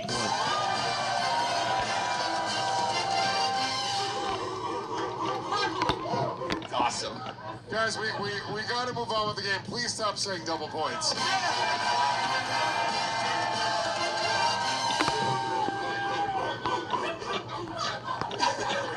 Wait, does someone have their camera? Get this. Double points.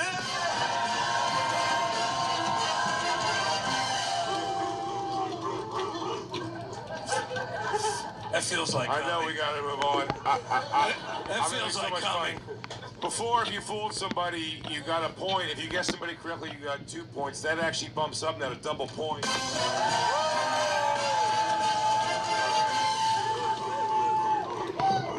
Let's all get out of here and fuck. Alex, story number 5. Story number 5. I have asked for gift receipts at stores for toys that I was buying for myself. I'm sorry, Sam, but it's definitely you, dude. We even made a joke that he had the receipts earlier. I remember. This could have been the round where you took the lead. Have you fooled everybody? I believe this is a misdirect. I have no shame in my hobbies. You asked me about what you misrepresented them, their action figures, but you asked me about them earlier, and I had no shame whatsoever. At no point. It doesn't matter if he denies do you it. need a gift receipt? I would pridefully look them in the face and say, They'll nail him for it. Well, Now you could be vaping formaldehyde. That's why they have an investigation on the person. Yeesh. And they'll find out if he's doing anything weird with his fucking vehicle and get nailed for it. Okay. You are That's the what it only is, one dude. to this day who's buying toys for himself. Everyone else grew out of toys 30 years ago on this panel. But you're, like a WWE nerd. Like you buy action figures Oh, you still. did say the action figure thing. yeah, but I work for WWE. I get them for free. Yeah, but no, I think Can't get a receipt when they're free. That's right. Not the old fucking NWA ones. And by the way, I'm not the only wrestling fan up here. There's an NWO logo tattooed on that man's wrist. He's misrepresenting himself. Who? What are you, fucking ice? Relax, dude. Oh, wait.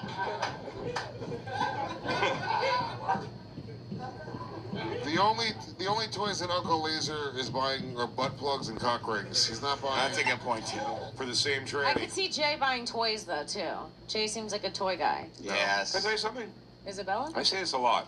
Daddy got toys? No. Jay I'd didn't even kick the buy shit out of Isabella the dude. toys. It's true. She has a Don't get grill. yourself hurt. I'd take his keys and throw him in the fucking lake. But I'd beat the shit out I of don't him buy first. Toys for myself? No. I don't give a Is shit. Jay a toy guy, Lewis? I'd probably take his wallet too. Would Lewis buy a toy for himself? Not a toy guy.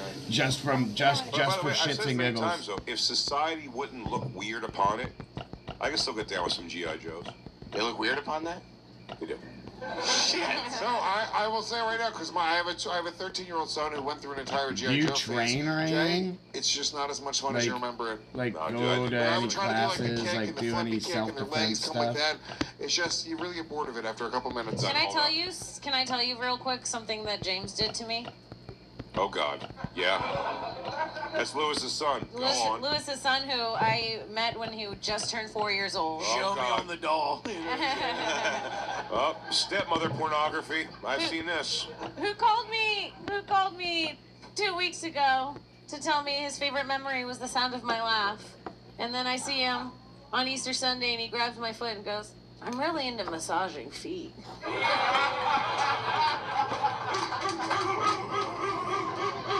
I showed him the From Dusk Till Dawn scene, but I showed him the whole movie. But he literally. He specifically, when I was scrolling through Netflix, made me stop at Salma Hayek and went, "Wait, go back." And I went back and he went, "Salma Hayek, she's so hot. He said she. He was trying to get you horny. He said she's Latina. Yeah, that's what he said. And I said, "Cool." And I kept scrolling and he goes, "You know what's so crazy? I really like massaging feet." And then he grabbed my fucking foot and squeezed it twice before I ripped it away. That's hot. Did he take it back like I taught him? I will say the 2 squeezes were great, but Yeah, James is the fucking man. he is the man, dude. I have the same story One more with your time for daughter. Baby James, guys. Baby James. Just go write a report. Lewis did try to massage my daughter's feet. Luckily, she called the cops. Nobody went to jail. Just write a report. You can submit your shit online. You can do it screen in screen right now if you want to watch You think it. so? I think it was Jay. Oh, shit. That makes me feel more than ever it's Sam. No, it's. And I don't. Here's why I think it was Jay. I don't think it happened recently. I think it happened when Jay was like 19 years old. He hadn't quite grown out of it. So I'm just gonna say, like, I started comedy at 19. I wasn't worried about toys. I was trying to entertain black people who would have really had a good laugh at me about those toys. I've never been more. Yeah, you can do that shit online. This it's is easy. this question in my life. First off, she spilled an entire fucking beer on me right Like here. I have a text line with a couple detectives here, Out so. here tonight, all right, on that. And I wrote it down, and I wrote it down. I'm gonna show you, but then I'm gonna because that's the beer that got on me. But I'm gonna Just erase 'cause I have, just like, to fucking write it bigger. They said I have the highest end type of security that somebody can have for their apartment, no matter what. Because I have cameras covering other cameras, so angles covering angles. Don't waste your vote on me. Then It's kinda spills nuts, a beer but on me. it's And not listen, nuts. women are the only creatures of habit I that only buy have it shit 'cause that I- don't fit and keep fucking receipts fucked and take it the back, cartel, dude. It's and the last fucking thing I Kim, need to man. have is It's 100% Kim. is I was just fucking waiting for some y'all to put dude y'all signs coming up up there. the I'm fucking winning this fucking stairs. game so I can say I'm DP. turning at my door, and I don't see it coming first or hear it. Okay. It's above board. It's above board. It's above board. Big mistake. Alex, all of our answers are in. Story number 5 belongs to Sam Roberts. Of course. I'm not a regular woman. Have you ever lived by yourself? I'm Puerto Rican. So obviously, Literally, of course. You think Or I'm is this the evil? first time? Passion fucking Braveheart speech for no reason at all. No. He I've lived ironed his alone clothes most of before my he life. got here. None of us keep receipts So- besides him. I was gonna change my answer. Like, she spilled that beer on me. dealing I go, with "It's those her." types of things, like those types of people, You thought it was a sign from God? you're gonna have fucking trash in every race. Attacking him. The thing is, Some of neighbors, these are WWE figures. I don't even talk to them. I let them do their, thing. Like, I've got a gorgeous neighbor. Like, she's fucking gorgeous. You don't know the Like, pain. I don't know And what this just was- this happened, isn't maybe now. and This is. her, I mean, I was attributing her it to and Jay. her But this is dude when I are was just no slight. longer Well, not slightly. You were about 5 or 6 anything, years too so old. she's literally buying so toys. fucking gorgeous. When you see somebody, Like, she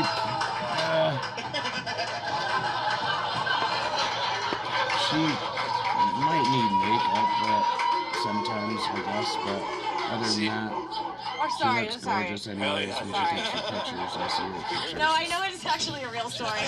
Without a filter. So, Jay's trying to get the show on Netflix. but, thank you. living around other people is hard, but He's saying that he Tell lives your in story. Tell your truth. if you mind your own He's shit, saying that he lives in an alley. it's the best thing because you just see them in passing and That's how stuff. alley spelled. I don't date anybody that lives near me All or right. see anybody. That's a so rule is there that I've anything stuck more to with, this story? and I No, don't it's just the date my pain neighbors. of somebody who knows who you are I looking don't at you and fuck my saying, "Give me the neighbors, gift receipt." so And then Recognize you. And then no. I mean, this is somebody I knew and that's one of the things. of the female persuasion, and she says, "Do you want a gift receipt?" I'm not going to say no. I can't. I can't because of this type of judgment. Yeah. She'll be Yeah, making if it's like your signs, mom's house and you just live over there, holding them over her head. You know how difficult neighborhoods it are can be to have different to than like for your fictitious say That's neighborhoods of houses versus neighborhoods of apartments because you're stacked. I and you started have writing the N-word, there's but I a ton of stopped. people Jesus. in one area, For the which rest kind of sucks. I'll just say that.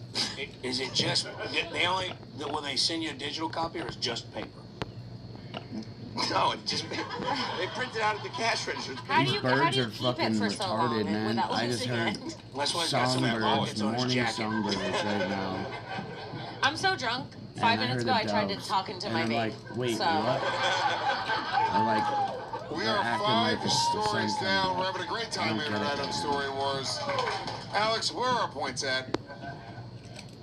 In last We place have, with I'm in a 2 fucking forest points, too, so Sam I Roberts. listen to birds on the all board. On That's the on the board. and on the board. I always go bird watching and shit. In 4th place with 6 Like I'll points, post a Kim video. Congdon. I did take a screen record of a raid I In did, 3rd place with 7 Um, points, Uncle Laser. and yeah. So And tied for 1st place with 8 points think I each, got it. Louis J. Wow. Gomez and Big J. We're going to keep it up. We're keeping this book Yeah, tonight. I got like Alex, 20 feet away from a fucking big old red hawk. Yeah, which He I'm was happy. hanging Look, out. if you win, They I'll like be just looked at happy me. as if I would. You'll let me He borrow was the book, hunting. obviously. Looked at me. No, he was dude, doing this his is to shit. the death for me. Turned back and looked at Wow, I'm me ready to again. be a Took good a fat sportsman, shit right but I wanna in see you my burn. direction and then bounced out. It was Hey guys, fucking 420 is over, but IndieCloud is here to keep the good vibes going. One of our best sponsors over here at Story Wars. IndieCloud is your fully It's legal always good to online. have church friends. There are girls looking for. You're gonna get 40% off. Back into it. Alex, story number 6. Story number 6. I used my mother's massager for my shoulders, not realizing she was probably using it as a sex toy. Lewis or Kim? I'm literally writing down Lewis. Lewis or Kim? I know Say this, Kim's my mother mom. just had sex toys. Straight up. She didn't hide her dildos, they were everywhere. Right. But, oh, they didn't hide. They were everywhere. No, she just had like anal beads and dildos. I would bring my friends in and like charge them. Anal beads? Yeah, I would bring my friends in and be like, for $1, you can look at my mom's anal beads. $1 You and per Lewis bead? are the same person, just always selling. Industrious. I'm sure Lewis was selling candy to his friends in school, and you were showing peeks at your mom's butt plugs. Smell it. Oh, what are you doing, I'm Isabel? doing You asking your friend what a butt plug is? Good. I like to see that. I like the fact that you don't know. Good, good, good. She's asking if she wants to trade. Want to trade butt plugs? I'm sorry. She shouldn't be here. I can't do this. She's a fucking adult, and this isn't Legion of Skanks. You're right. You know what? You're okay to be here, Isabella. We're the problem. We are the problem. You keep on doing what you're doing, just living life around problems. You won't be making any money when he gets fucking nailed by the So police. yeah, Kim, I'm getting vibes from you. I know your mom. I can easily see this story happening with you and your mom. I could Besides, too, most but I'm people telling that you, my mom live- had if dildos you're living in, everywhere. like, She was a- not shy about it. You know my mom. Apartments or something Like, like you know your that. mom. Nobody's Lewis, you making don't think half a this was million Jay at in a all? fucking apartment. There's an innocence to the way it's phrased. Not Tell No, you that right realizing now. Jay's not a massage guy. Because if you can He's not gonna afford massage This is the himself. information I half a need. mil, This is, yeah, that's he's not gonna massage himself. I do $500,000 love a in massage. You do. That's But- why I put you. And But my mom didn't have a massager. When I was in Section 10 8 years, welfare. that My can mom be was a put drug towards a addict. She didn't fucking have house. a luxury So massager. that doesn't Yeah, make she any had a sense. fucking, she had a paper Nobody towel would roll with actually do fucking that paper if you towels. were Can I tell you? That was bad. It is suspicious that His Lewis would call mortgages it cost luxury to less throw than you a off. rent Like, a costs. massager has to be luxury. A massager was luxury for my family. Wow, I'm sorry. This guy had gift receipts. And in Iowa, Lewis's mom is a if you're prostitute, making and half I a assume million a she year, didn't fucking you're masturbate. pretty much gonna Jay, be you know, my mom on was a only a farm. prostitute when I was like a very, very little boy. And that's one of the things. And after that, she quit and Like needed my a uncle. Before I was, massager. I don't know what my uncle before makes. I was I don't like even had ask. any real memories. My mom wasn't. Right, He then buys you ruined cars her all fucking the awesome time for pussy for gig. Go on, Lewis. the kids and shit. I'm going, And so Lewis. she had to start fucking blasting her sniz. It might be Lewis. And my cousins. Well, like the I want grown-ups. you to wish He your vote, buys Jay. Now we're brand new enemies. cars for the grown-ups and shit. It could be Kim. I'm thinking this is Fucking Kim nuts. Congdon. He just does it. I was like, wait, what? Only because I was it like, makes buy the me a story car. hotter. I had a Cadillac that Yeah, I got prefer, crushed I in the think, isn't fucking winter storm of '96. Laser wasting his vote. Jay, would you My put? uncle's fucking. Well, One of my dumbass. uncle's barns. He's got tons of barns, man. Enjoy It's your lack of crazy. points. Sitting like Over a there in fucking Iowa. dipshit piece of All the shit shit that dummy. he's got. Ah, great, my daughter left. Alex, all of our answers are in. Story number 6 belongs to Kim Congdon. Yes! Oh, yes! Letting Kim clean up on points, Jay. Kim, tell us the story and tell it slowly and hot. Well, unfortunately for me, it does get hotter. No, I couldn't say this, but it started off as a massager for my shoulders. And then when I turned 13, I was like, this seems like it would go great in my pussy. And then it became my vibrator, and then I would sneak it out of my mom's closet to use it as a vibrator. Oh. And now as an adult, I'm like, were we both just using the same vibrator? Yeah, but you guys have the same. Hey, the Russian vampire just said same. Oh my God! And she's been alive for thousands of years. It happens. This has been happening since the beginning of time, obviously. I used to use my mother's wooden stick to rub it on my pussy. Yes. One orgasm, two orgasm, three orgasm. Thank you, shoulder massager. Yes, it's happening again. And again. I think that's maybe a very common issue that happens with the young women and their mothers, and no one talks Vampire about it. masturbation? We lost the story. It's happening again. Oh, We're using I'm the same squirting. I look in the mirror, I don't see myself, I just see my mom.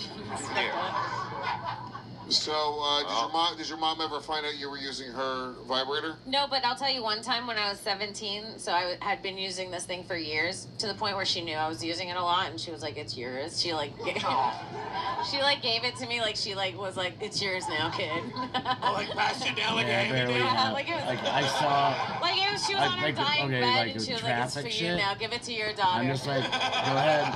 And I'm usually not in any rush. it's a good one. And once you're not in any rush to anything. And one day we got into a fight when I was 17, and I was going to move in with my friend, and she packed my bag for me, and she put it in there. Well, it looks like they should have. I thought that was meeting sweet. from the I thought that was sweet. She still wanted me to get off. 6 stories down. Alex Guerra points out, very tight game, very tight story. Toy. Tight game, toy story.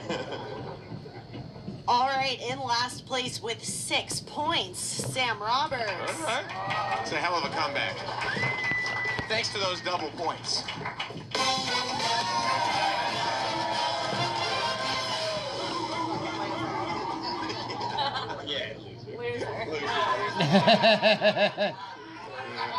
He wants it so bad. I know it does. It sucks when Look at everybody this. else on the table can do it. Kim really did spill that shit Oh my God, it looks Kim like really piss did for it. sure. Because I can also see your fat balls. Also, the second you stood up, a fly came around. I don't know if anyone saw that. Dick and balls look fantastic. Yeah, his balls. I wish my balls looked that good in blue jeans. That was great. I didn't even see the stain. I was so focused on his balls. I know. they're skinny jeans. I know, dude. If I had a fat They're dick like skinny that. balls. Nice. Very tight jeans. I'm sorry, Alex. Continue. In 4th place with 7 points, Uncle Laser.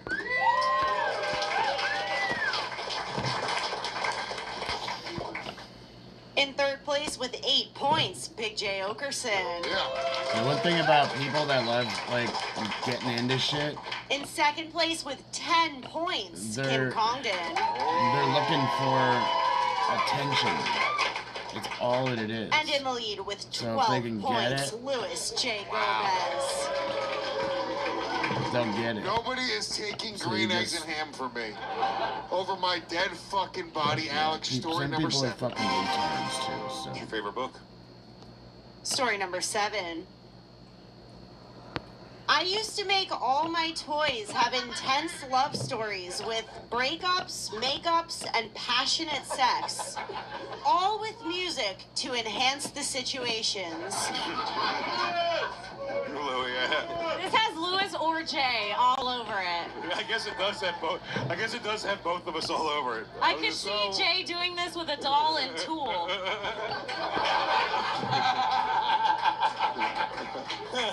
You gotta make your own videos. Just Stretch Armstrong and some fucking Tool, dude. Fucking getting it. The most intense. The dolls are wearing gloves. Why can't we not be sober? I mean, I would make my G.I. Joes fuck my sister's Barbies and like one of my Transformers fuck my sister's Barbies. I would do Did that. this happen before? Did you do it? Was the last one when you did this? Was it you? What? Earlier in this game? When you go, I do have this exact story, but this one isn't me. But it Tell us wasn't the him, exact which story. makes me think that he's doing it again because it is him now, and now he's double reverse psychologying me. That's I think it might be Kim. I've really damaged Kim's brain. Do you have my luggage or not? Yes. I don't know. I was watching him. I think it might be. I think it might be double reverse psychology. You think it's I'm just something I thought of. Double reverse psychology? Wow, you're a genius, Sam. It gives the cop something to do. So, yeah. Because if this person's doing this shit in your area, then he's making everything G.I. Joe's unsafe. fuck, right? That's like a common thing. So, why would I have had Barbies? Well, yeah, I mean, if you had a sister. No, dude. Oh. Yeah, I mean, that's the other problem is Jay had younger sisters, but way younger, so he didn't have access to multi-sex toys. Boys didn't play in our age with any girl toys at all. It was all He-Man, G.I. Joe, so unless he was having gay orgies with gay music. Yeah, hey guys, let's do Caligula. Yeah, you have to have like a sibling with. Well, you can buy Barbies. No boys buying Barbies though. Lewis, If they're doing shit like that. You have the sibling. I feel like you're selling yourself, and you're gonna fuck me over if I don't vote for you. I'm gonna be furious. Is Jay acting right now? I don't know if it's. I think it's you. Lewis. You think it's me? I think it's Sam. I'm bro. drunk. No. I think it's Sam a little bit, just because. Sam's a toy guy. Yeah, and that's what I'm saying. Music to enhance situations. You ever heard of a wrestler's walkout music? You ever heard Stone Cold's glass shatter? I mean, that's exactly what that is. Have I used music to enhance scenarios created for action figures? Of course we were. We're trying to run a territory. You're working your way towards a big pay-per-view. We're trying to draw a house, and that's not how you draw a house. With makeups and breakups and passion, sex, and wrestling? It's a PG product. Laser, does you have siblings? I got a little kid brother. You're a kid brother.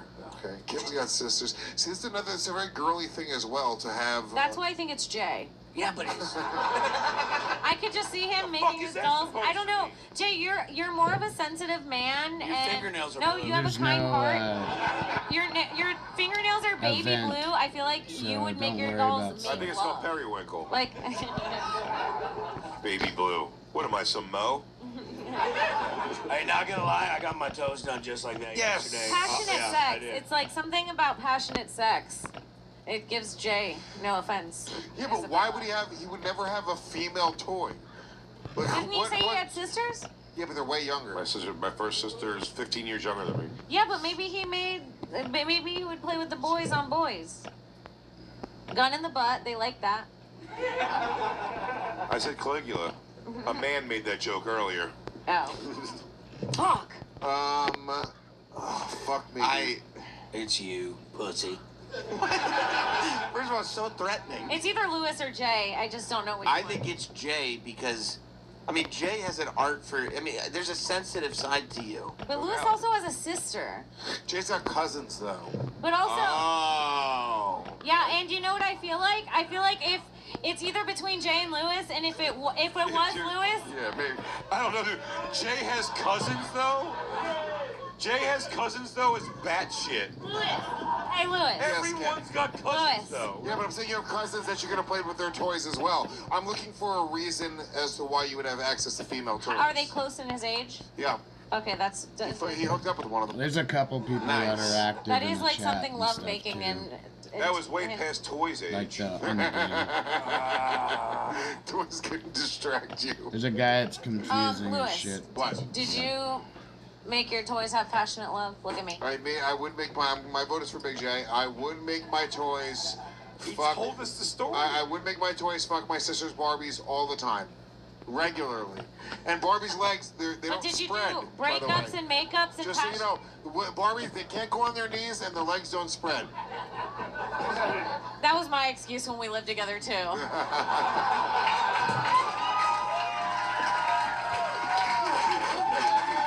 He's just talking about some Hey, Lewis. Yeah. Did you make them do stories Jack with and the breakups and makeups? Beanstalk, and Tyler the nothing like that. It was Creator, just sex. Beach I'm going- just I'm going Big J. That makes a sense. flippin' bully. It's Based off gold. experience, that's What- right. What's going on? Sam, if this is They'll you, tell the dude, gold in you the are back. If it's not Where? Big J, somebody just gold clean in the the back. fuck up. What? Can you imagine if you lost all those points? And The album is Bastard. I'm like, what? Oh, but Sam. Can you imagine? Alex, whose story was that? So, I knew I could tell. Don't forget, I had Sonny, I had Fucker. Sable, I had all of them. China. China.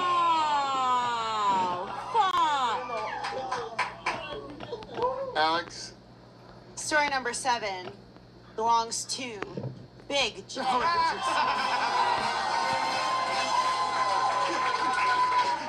I couldn't help it. I couldn't help it. I told you I'd come out of the gate strong, and then I suck nuts the rest of the game every week. Who was it? Was it your? Did you have a cousin with female toys? Where'd you? No, Lewis. I don't. What kind of toys you? G.I. Joe had chicks. There was chick G.I. Joes, and they would catch that fucking shit. As soon as I saw the music, I said that's a J thing. Yeah, I used to have there was a character in G.I. Joe. He was a dreadnought. If you know, you know. I actually do know. His name was Road Pig, and that's what I fancied myself, was this guy. A shirtless guy who had a baseball bat with a cinder block on the end of it, and some tattoos. And then I forget whatever the girl. I think Red Ninja female Jinx would have went to a party without Road Pig. And at the party, some of the guys started getting frisky, started getting weird with her. And and then Road Pig has to go and fucking beat the shit out of all these guys who are trying to, I guess what I thought my little mind, her. And all of that, Road Pig. Road Pig's here. And then and then he would go in there and beat the shit out of them. And then afterwards, they would have Sweet, Sweet Sensual Love to the song I'll Be There For You by Bon Jovi. By New Jersey legends Bon Jovi. I'm not kidding. I watched your daughter disassociate through that whole thing. Did you go somewhere else in your mind? She went somewhere else, and it wasn't to the Barbie house. Oh, Jay. 7 stories down. Alex, where are our points at? All right. In last place with 8 points, Big J. Okerson. I went to last place? No. That's fucking crazy. I opened the game 4-0 across the board. I fucking wish. Isabel, I told you you're my bad luck charm. I've said that to you since you were 4 years old. I've always told you, when you come, I blow it. Alex. In 4th place with 10 points, Sam Roberts. I'm behind Sam. Yeah. We thought he might break a record of 0 tonight. Plus, I should have gotten some more points for making everybody doubt it at the very end. That's true. You know? That was good. Thank you. I didn't make my wrestlers have sex. In 3rd place with 11 points, Thank you. Uncle Laser. Yeah. Respectable. In 2nd place with 14 points, Kim Congdon. And in the lead with 16 points, Louis J. Gomez. That's right, baby. Louis, it's insane how much you want green eggs and ham. I want it so badly. I haven't read it in years. By Dr. Seuss. In the end, the unnamed character, worn down by Sam's persistence, eventually agrees to try green eggs and ham. To his surprise, he discovers that he does, in fact, this is how you're going to feel about enjoy Jamaica. them, completely reversing his earlier stance.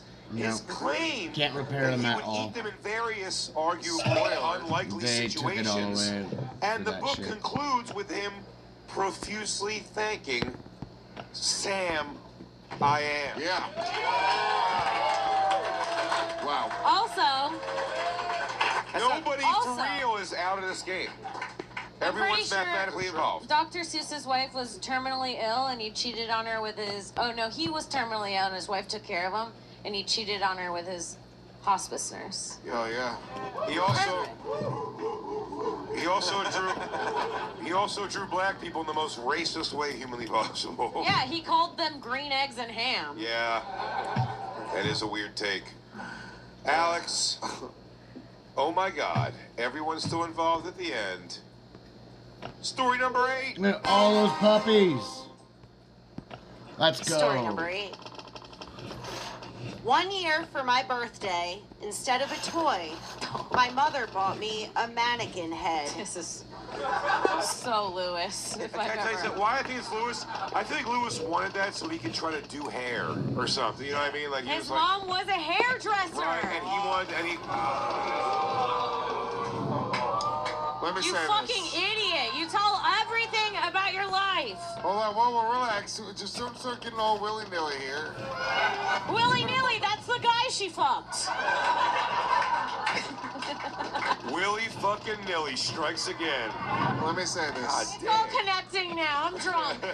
My mother was a hairdresser. Come on. Why would she be getting me a doll head? That's an insane thing for me to get from a hairdresser. Okay, that's a good point. That's a good point. But let me say this. And I know who this is. I know who this is. Kim. You see, there was a wrestler named Al Snow. Oh, give me head. Give me head. And Al Snow Look, it's a used to tiger. carry a mannequin head to the ring with him all the time. His name was Head. His name was Head. Oh, yeah. And I know what he's doing. And Sam, I know what he's doing. When he was 14 years old, said, "Mom, I don't want any. All I want is a mannequin head so I can write head on it and carry it around like Al fucking Snow." First of all, how would me or my mother know where a mannequin head could be? All right. Perfect. Y'all had money, man. Y'all can get a mannequin You guys head. keep gift receipts. Wait a second. Who was the last story? No, but Lewis's mom was really a hairdresser. This is Was it me? Yeah. Nice. Sam's had one and Lewis has had one. Yeah. This could be Lewis also. Lewis could loved really be wrestling. Lewis. I'm I'm gonna be honest. Lewis don't have no. Like Lewis's broke ass mom would have been stoked that he just but- wanted a fucking mannequin. But a head. mom's Mannequin heads were actually expensive as fuck. A mom's not just gonna get her son. That's a good point. A mom's not just gonna get her son a fucking mannequin head. My mom did hair. We never did that. They were expensive. All right, you know what I'm saying? Like A mannequin head was like $150. that shit was expensive, bro. Yeah. But if Little you had Sammy a little bit of Roberts. money, Little but Sammy if you Roberts. have a little bit of money and you live on the better side of town, all right? You say, Mom, I like this Al Snow character, and he's got this head with some hair. Does that do we know if that was a toy that was sold? Yes, because my mom bought it for me. He got a real one so we can Does that emulate mean Al it's you? Snow. Hold on, what does that mean? Look, vote for me. I don't give a shit. Because look, I'm still behind. I got the this right answer. motherfucker. Nobody's I gotta catching throw up with me. everybody I'm out. putting it Here's in the thing Sam also, Roberts. I'm telling you, instead of a toy, Sam would still consider that a toy. Wait, before you start putting them up, hold on.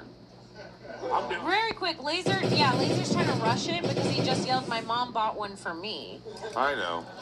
Could him just be admitting it to your face? That's how I used to steal. I'd put it on the register and they'd go to scan it and I'd go, "That's mine." And then I'd take it and leave. That's called bullying by ethnicity. That only works if you have brown skin. Yeah. They're certain you're ready to strike if they just don't allow you to take this $7 loss for the store. Nice. I think this. It's. Dude, it really. It sucks. I feel like this could be Laser, Sam, or Lewis. The entire panel? Yeah. It's not Kim. I feel, but by the way, You're really narrowing it down. because I am Jay. completely Lewis. I think if this is you, you're brilliant because I think this whole thing is brought together by when you figure out this is for the Al Snow. This is for the WWE character. I think so. Because Al Snow used styrofoam heads. The fans had styrofoam.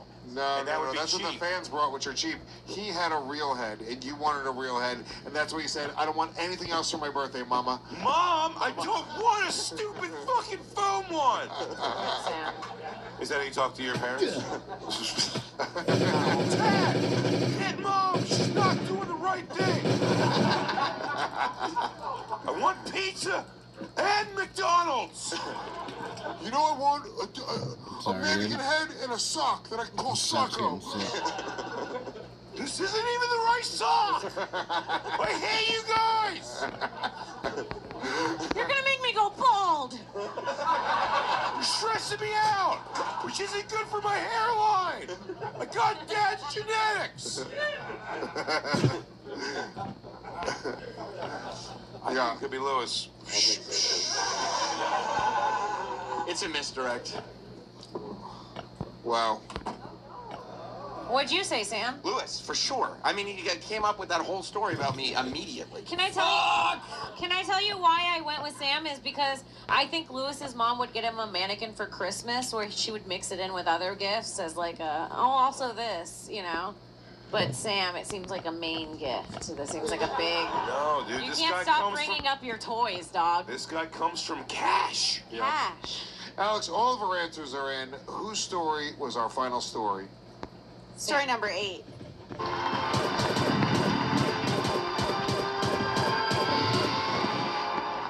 Number 8 belongs to Sam Roberts.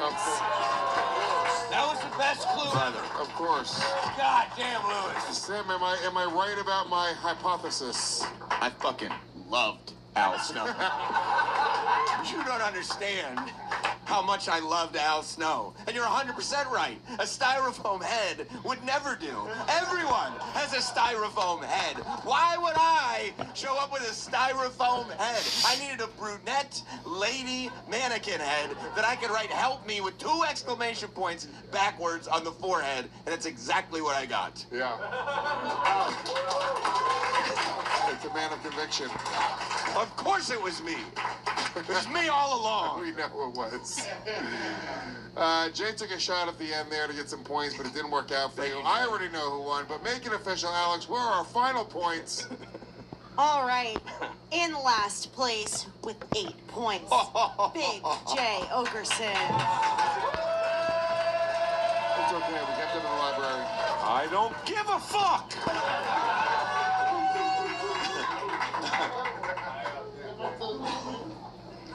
In 4th place with 12 points, Sam Roberts.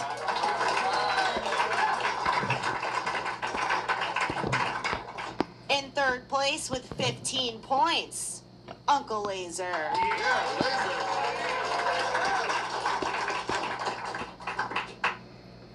2nd place scored 18 points, and your winner tonight with 20 points, Louis J. Gomez.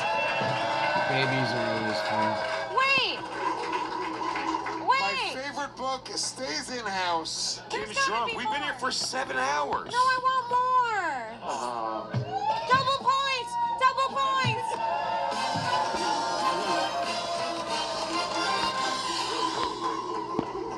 Double points Laser. again!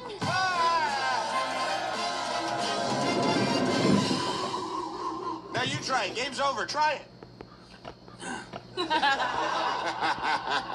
Double points! Piece of shit. Fuck you. Go back to Austin with that horse shit. How about it for your winner tonight, Louis J. Gomez? Looks like it's been a minute. That's been a little bit. How about it for our amazing panel, the great Kimmy Congdon? Uncle Laser, we hope to have you back real soon. The great Sam Roberts. Thank you guys for being here at Story Wars. We'll catch you guys next time. Until then, peace.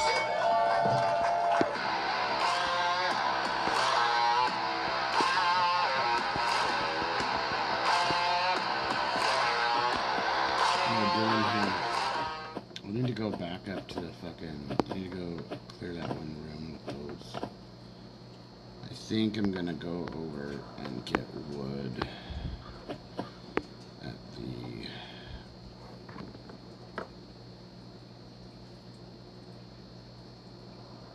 48 hours? Good lord.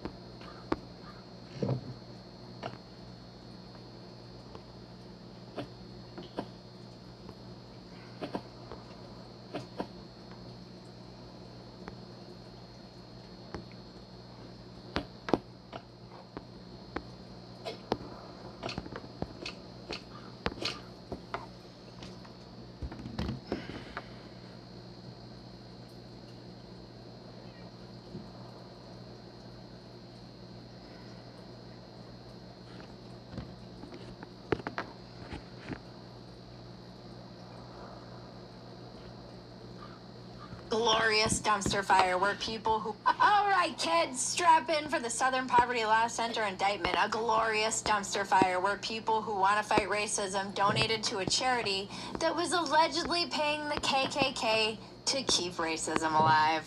Somebody had to do it. Imagine this. You're Amal Clooney, a woman of class and substance, an international human rights lawyer. You donate $1 million to the Southern Poverty Law Center because you think you're fighting hate.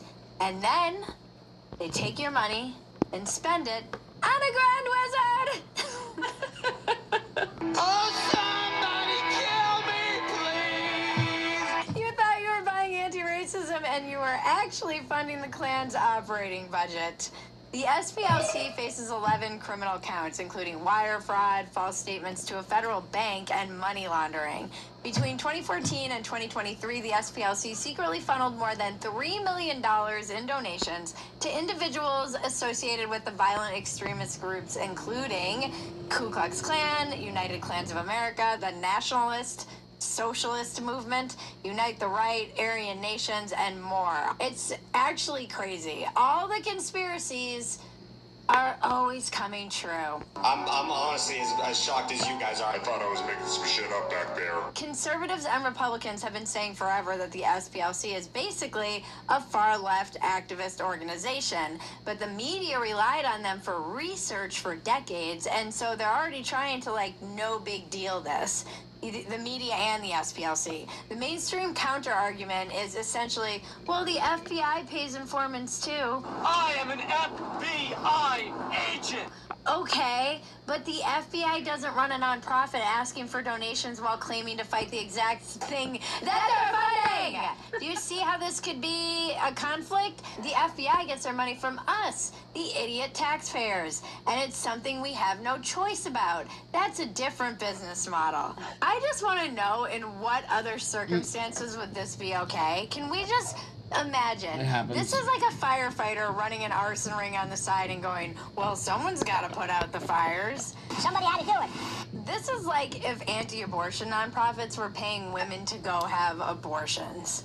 And not only would they be paying women to go get abortions, they'd also be telling those women to bring their friends to go get abortions. And they'd probably be paying people to plan a bombing of the abortion clinic and then share the plan with the feds. Imagine, for a moment, if you will, if the Catholic Church was saying to those pedo priests, hey, here's $1,000. I know you're gonna go diddle a kid, but just make sure you tell us about your friends who are also diddling kids. And to be clear, if none of them are diddling kids, encourage them to. Amazing. As Satan famously said in South Park the movie,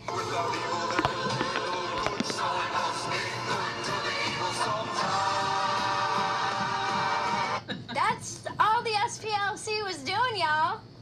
They just had to create the thing that they were fighting. The SPLC has fired back, saying basically, we were undercover heroes, the feds knew about this, this is political, and the administration lied. Childhood development is the fucking now is Teen Mom on fucking and they're just hiring bubbles. MTV. 250 or something? 275. A couple of them whiteys. That'll work. And if you haven't watched The Wire, well, A, what are you doing with your life? You will never stop talking about Breaking Bad or The Wire. I will never stop talking about Breaking Bad or The Wire. And B, a big part of the show, huge part, kind of the whole part, is that the Baltimore PD is corrupt as f***. At the end of the day, the people who work at the SPLC are just individuals doing what they need to do in order to keep their jobs. If hate is declining, then they're in trouble as an organization. And if the demand for racism is outpacing the supply, well, you just need to make some more racism. You can't make an omelet without paying some white supremacist, you see. The names referenced in the indictment are so silly. I do not understand how anyone is supposed to take them seriously at all. Ever. Sadistic Souls Motorcycle Club. That sounds like a grunge band, maybe with a music video of a kid walking down train tracks. Exalted Cyclops. Sounds like some D&D shit. Imperial Wizard of the United Klans of America, which the SPLC described as a millennial reboot of what was once a serious domestic threat. Why do they make it sound like a TV show? A millennial reboot? What is the millennial reboot of the Klans of America? Is it just like a lot of they-thems hating Karens? Oh, wait. They do hate Karens. So basically, the millennial reboot of the Klan is the SPLC! God! Bridget Fantasy, and this is your Dumpster Fire! Welcome to Dumpster Fire, where we make burgers out of your sacred cows. New episodes drop every Tuesday and Thursday at new time, 9:30 p.m. Eastern, 8:30 p.m. Central. Get in the chat. Chat's amazing. It's funny. These people are always making jokes that I wish I had thought of before I went to record. Also, go subscribe to our Walk-Ins Welcome channel at More Bridget Fantasy. It's where I have long-form conversations with amazing guests. This week I had Freya India talking about how young women were exploited online. If you want more content, go to fantasy.com, and that's our home base where everything lives. You can support all of these shows. Instead of the SPLC, support your favorite podcaster. It's all in one place. I know. Too many notes. Too many notes, Your Majesty. Exactly. Very well put. Too many notes. But before we get into it, getting older hits hard, and it happens to all of us. Stiff joints in the morning, the longer recovery after working out, skin losing that smooth glow and getting all crepey. Those are things that everyone deals with at some point, and I definitely struggle with it.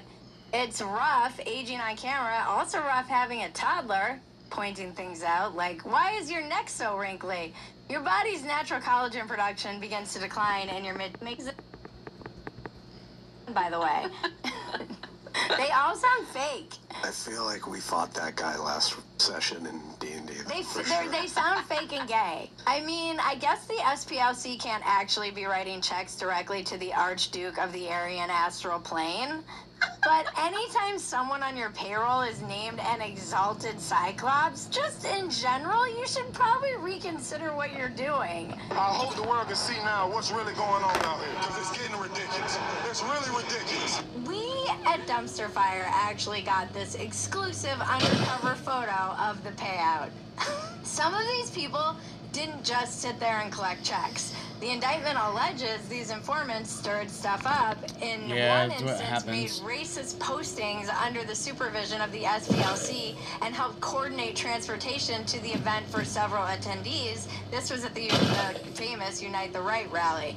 Like, how does this work exactly, by the way? I'm so obsessed with the way these things go down. Is there a script the SPLC gives you for your racist postings? Do they find you and they're like, hey, we need you to do some racist postings? If you're one of those grand wizards taking that money, do you just charge for a certain number of N-words per hour? Are there itemized invoices like racist post, $1,000, standard hate crime vandalism, $5,000? Maggie and I were joking because we had just, when we wrote the first draft, it just said standard hate crimes, and we were like, we should probably specify that a little. It's a little too vague. I don't really want people filling in the blanks on that one. A prospering, that's going to be $100,000. And that doesn't include materials, by the way. They still have to reimburse you for those separately. Tiki torches, $1,000. A cross is going to cost you $10K. Do they have agents negotiating these fees? Look, the Grand Goblin's going rate is $5,000 for 10 N-word posts. And look, if you order 20 hate crimes at once, I will only charge you for 15. It's a bulk discount. I know the racism is running low these days. It's our belief that you're such a stupid motherfucker. Don't fall for this bullshit. Guaranteed. And the SPLC is like, you've got a deal. We'll throw the tiki torches in for free. I want to know how this goes. I want to know how this is organized. There were so many hilarious posters online, and they were like, wait, I can get paid to be racist? Finally! The SPLC pays better than Israel? What the f***? They've got a lot of money. Their war chest is insane. It's like $700 million, their endowment. You know what they say, though? Figure out what your hobby is and then figure out how to get paid for it. If you love what you do, you never work a day in your life. All the Klansmen today are looking around at their clan buddies at their clan meeting, and they're like, did you get paid? What do you mean I've been out here doing this for the love of the game and you've been getting paid, Warren? If you haven't been given a check by the SPLC, are you even racist?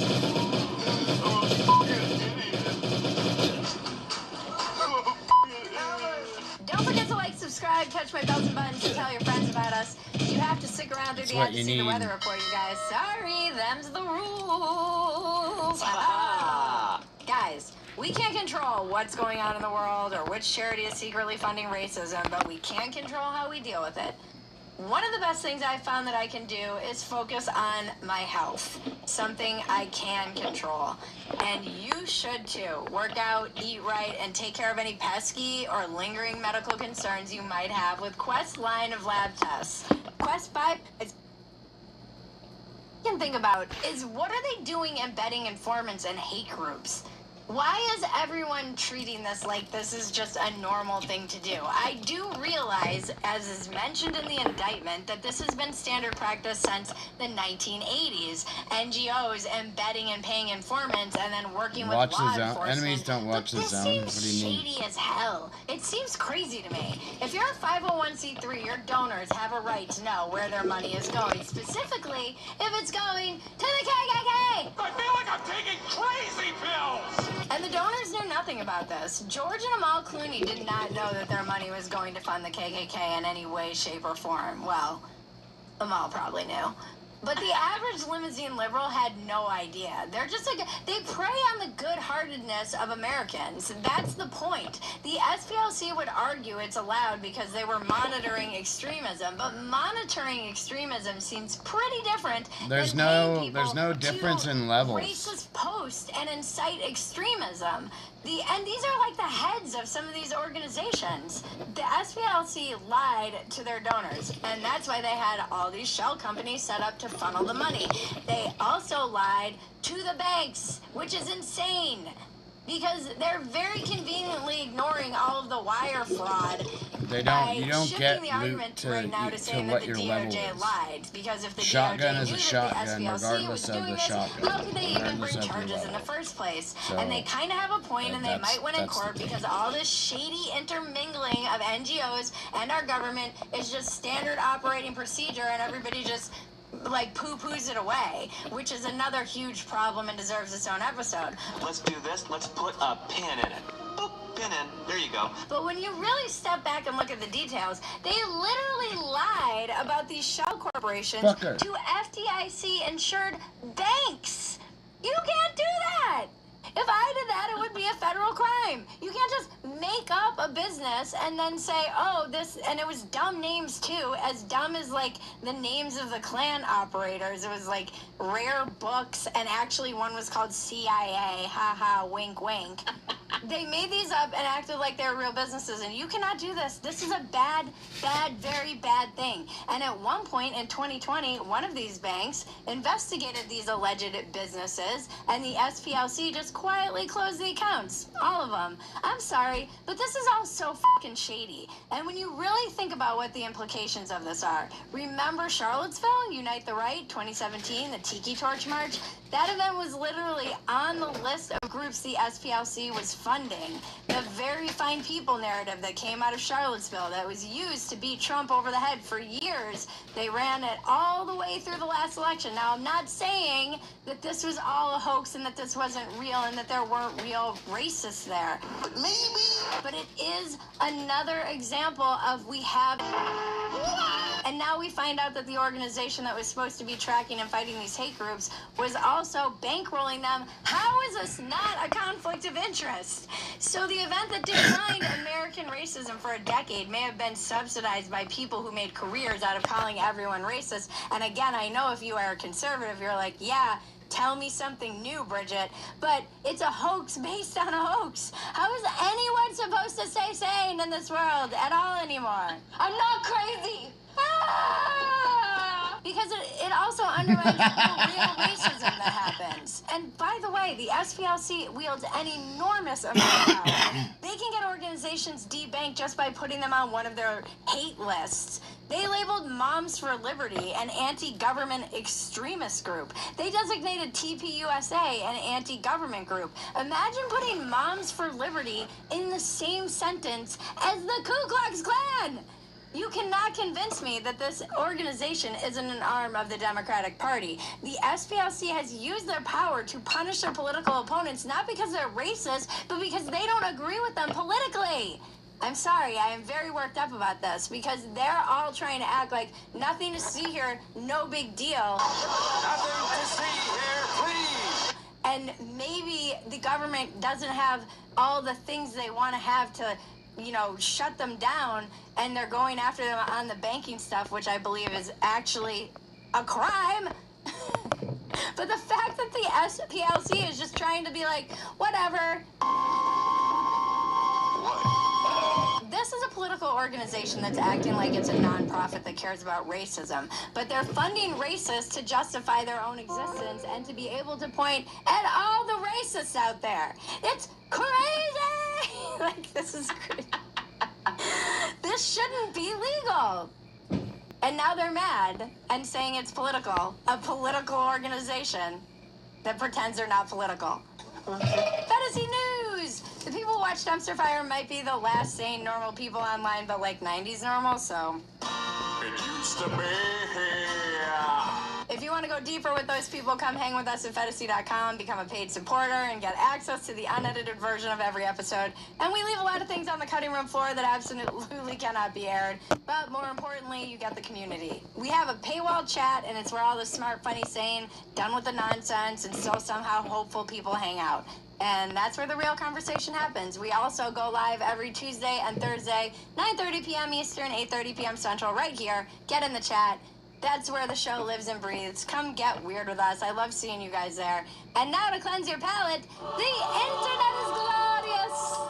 In the arms of an Aryan, far away. I don't know what to tell you. I don't have any nightmares anymore. I haven't had nightmares in so long.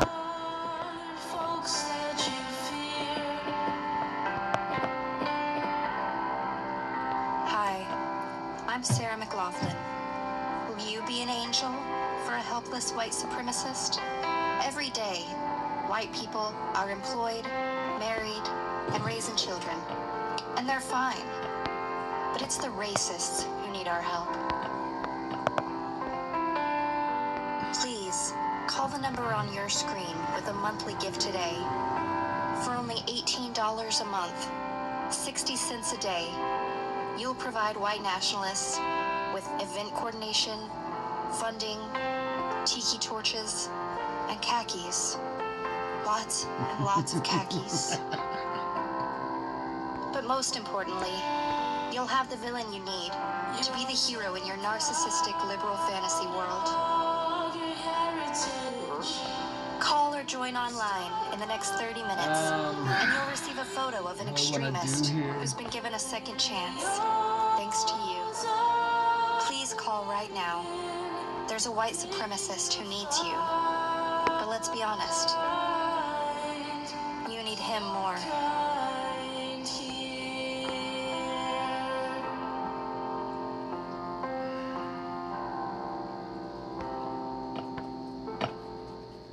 Remember, life is absurd. Don't take yourself so damn seriously. Take the work seriously. Don't take yourself seriously. This has been your Dumpster Fire. I'm Bridget Fetisi. Now make me rich. Like, fancy racist rich? And the unicorns dance while the world burns, world burns, world burns.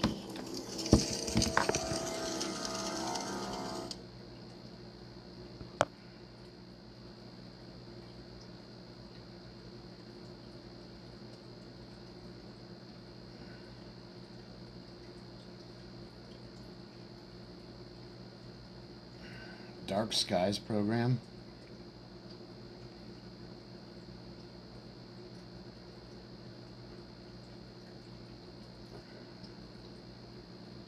Do not go out and buy yourself a brand new TV. There are so many more options out there that are more affordable and cool. This barrel hides a disturbing secret. It was found floating off the coast of California in 2017. The man in a hazmat suit carefully opens the sealed drum. Inside, he discovers decomposing human remains, but there is no way of identifying the body. 2 weeks weeks earlier, just 5 miles away from where the barrel was found, a woman named Alicia calls the police after her little brother, Omar, goes missing. When the police arrive at the brother's residence, his landlord shows them around the property, but strangely, all of Omar's stuff is gone, and the place looks as if no one has ever lived there. Alicia is told that there isn't enough evidence to open a case into Omar's disappearance, and even the landlord tells her that he hasn't seen her little brother in weeks. The problem is, the landlord is lying.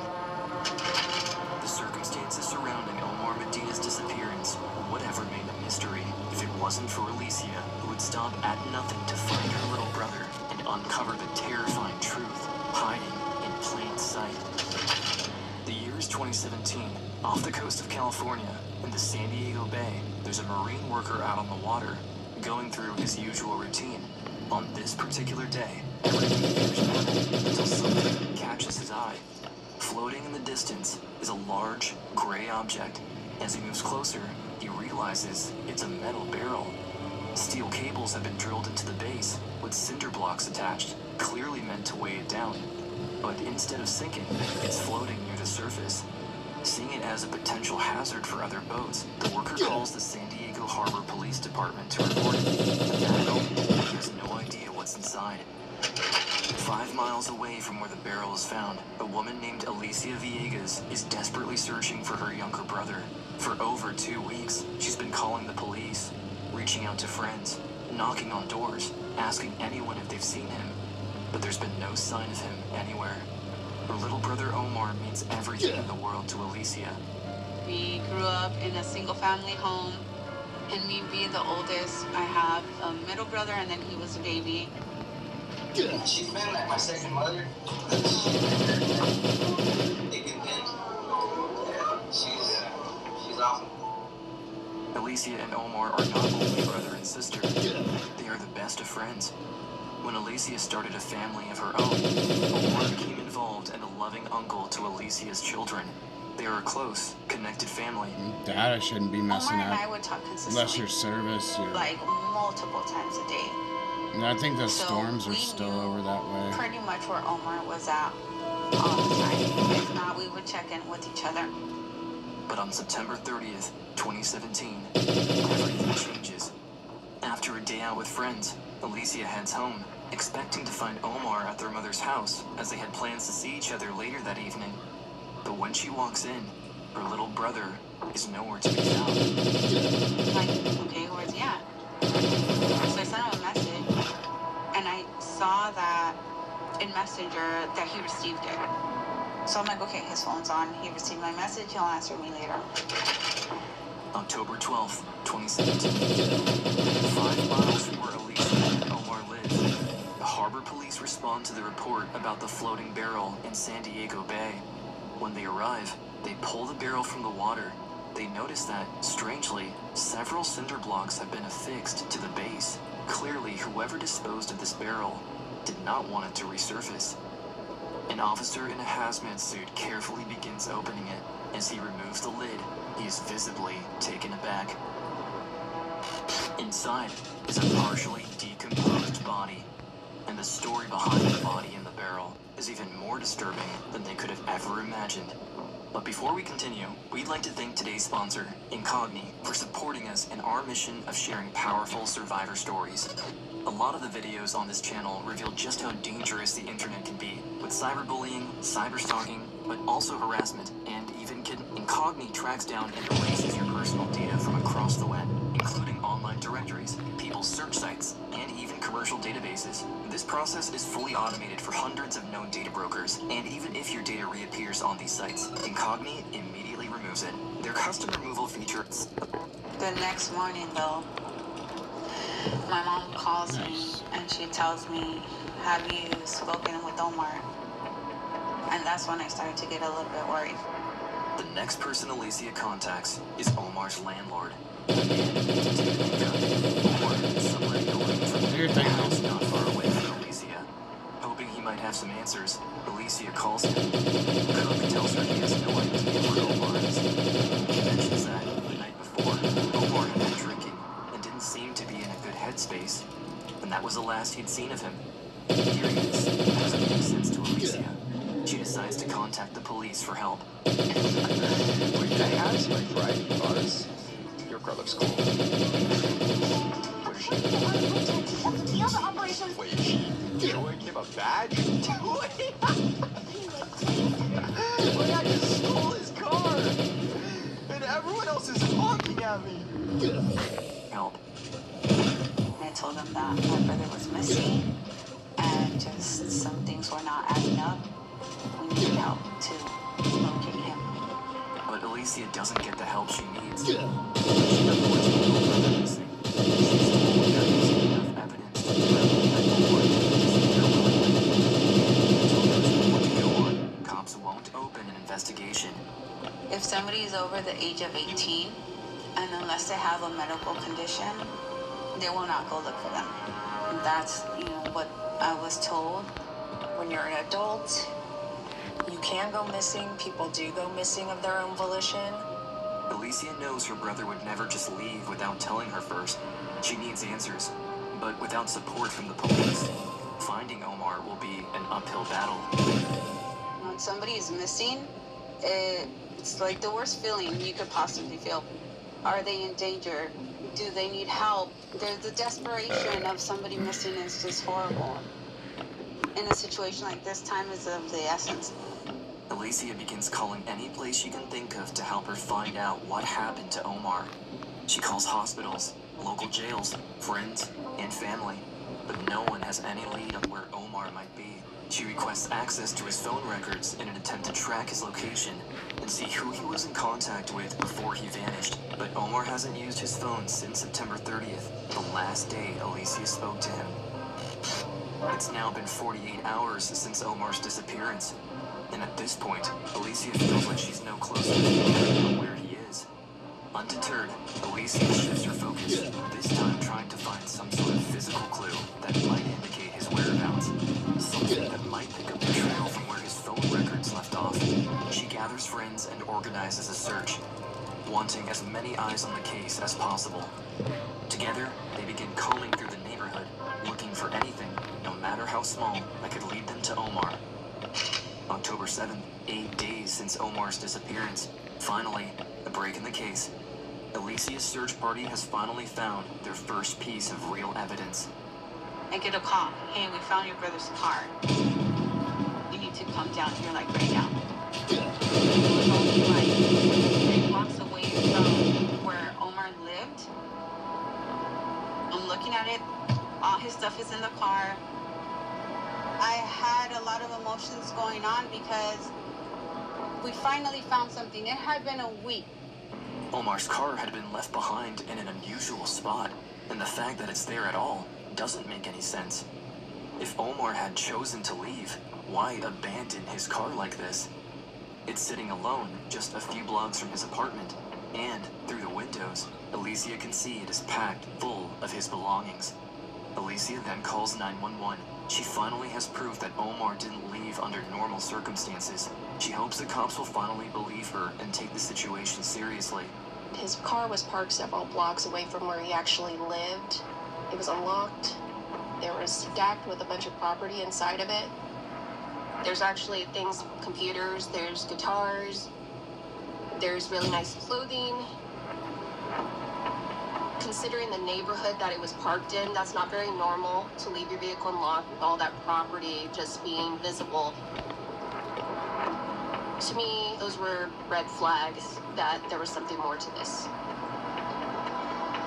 This is something more suspicious. This is more than just a missing person who just hasn't contacted their family in a few days.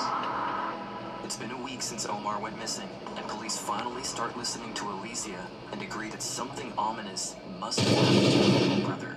Alicia pleads with officers to check Omar's place. It's only 4 blocks from where the car was seemingly abandoned.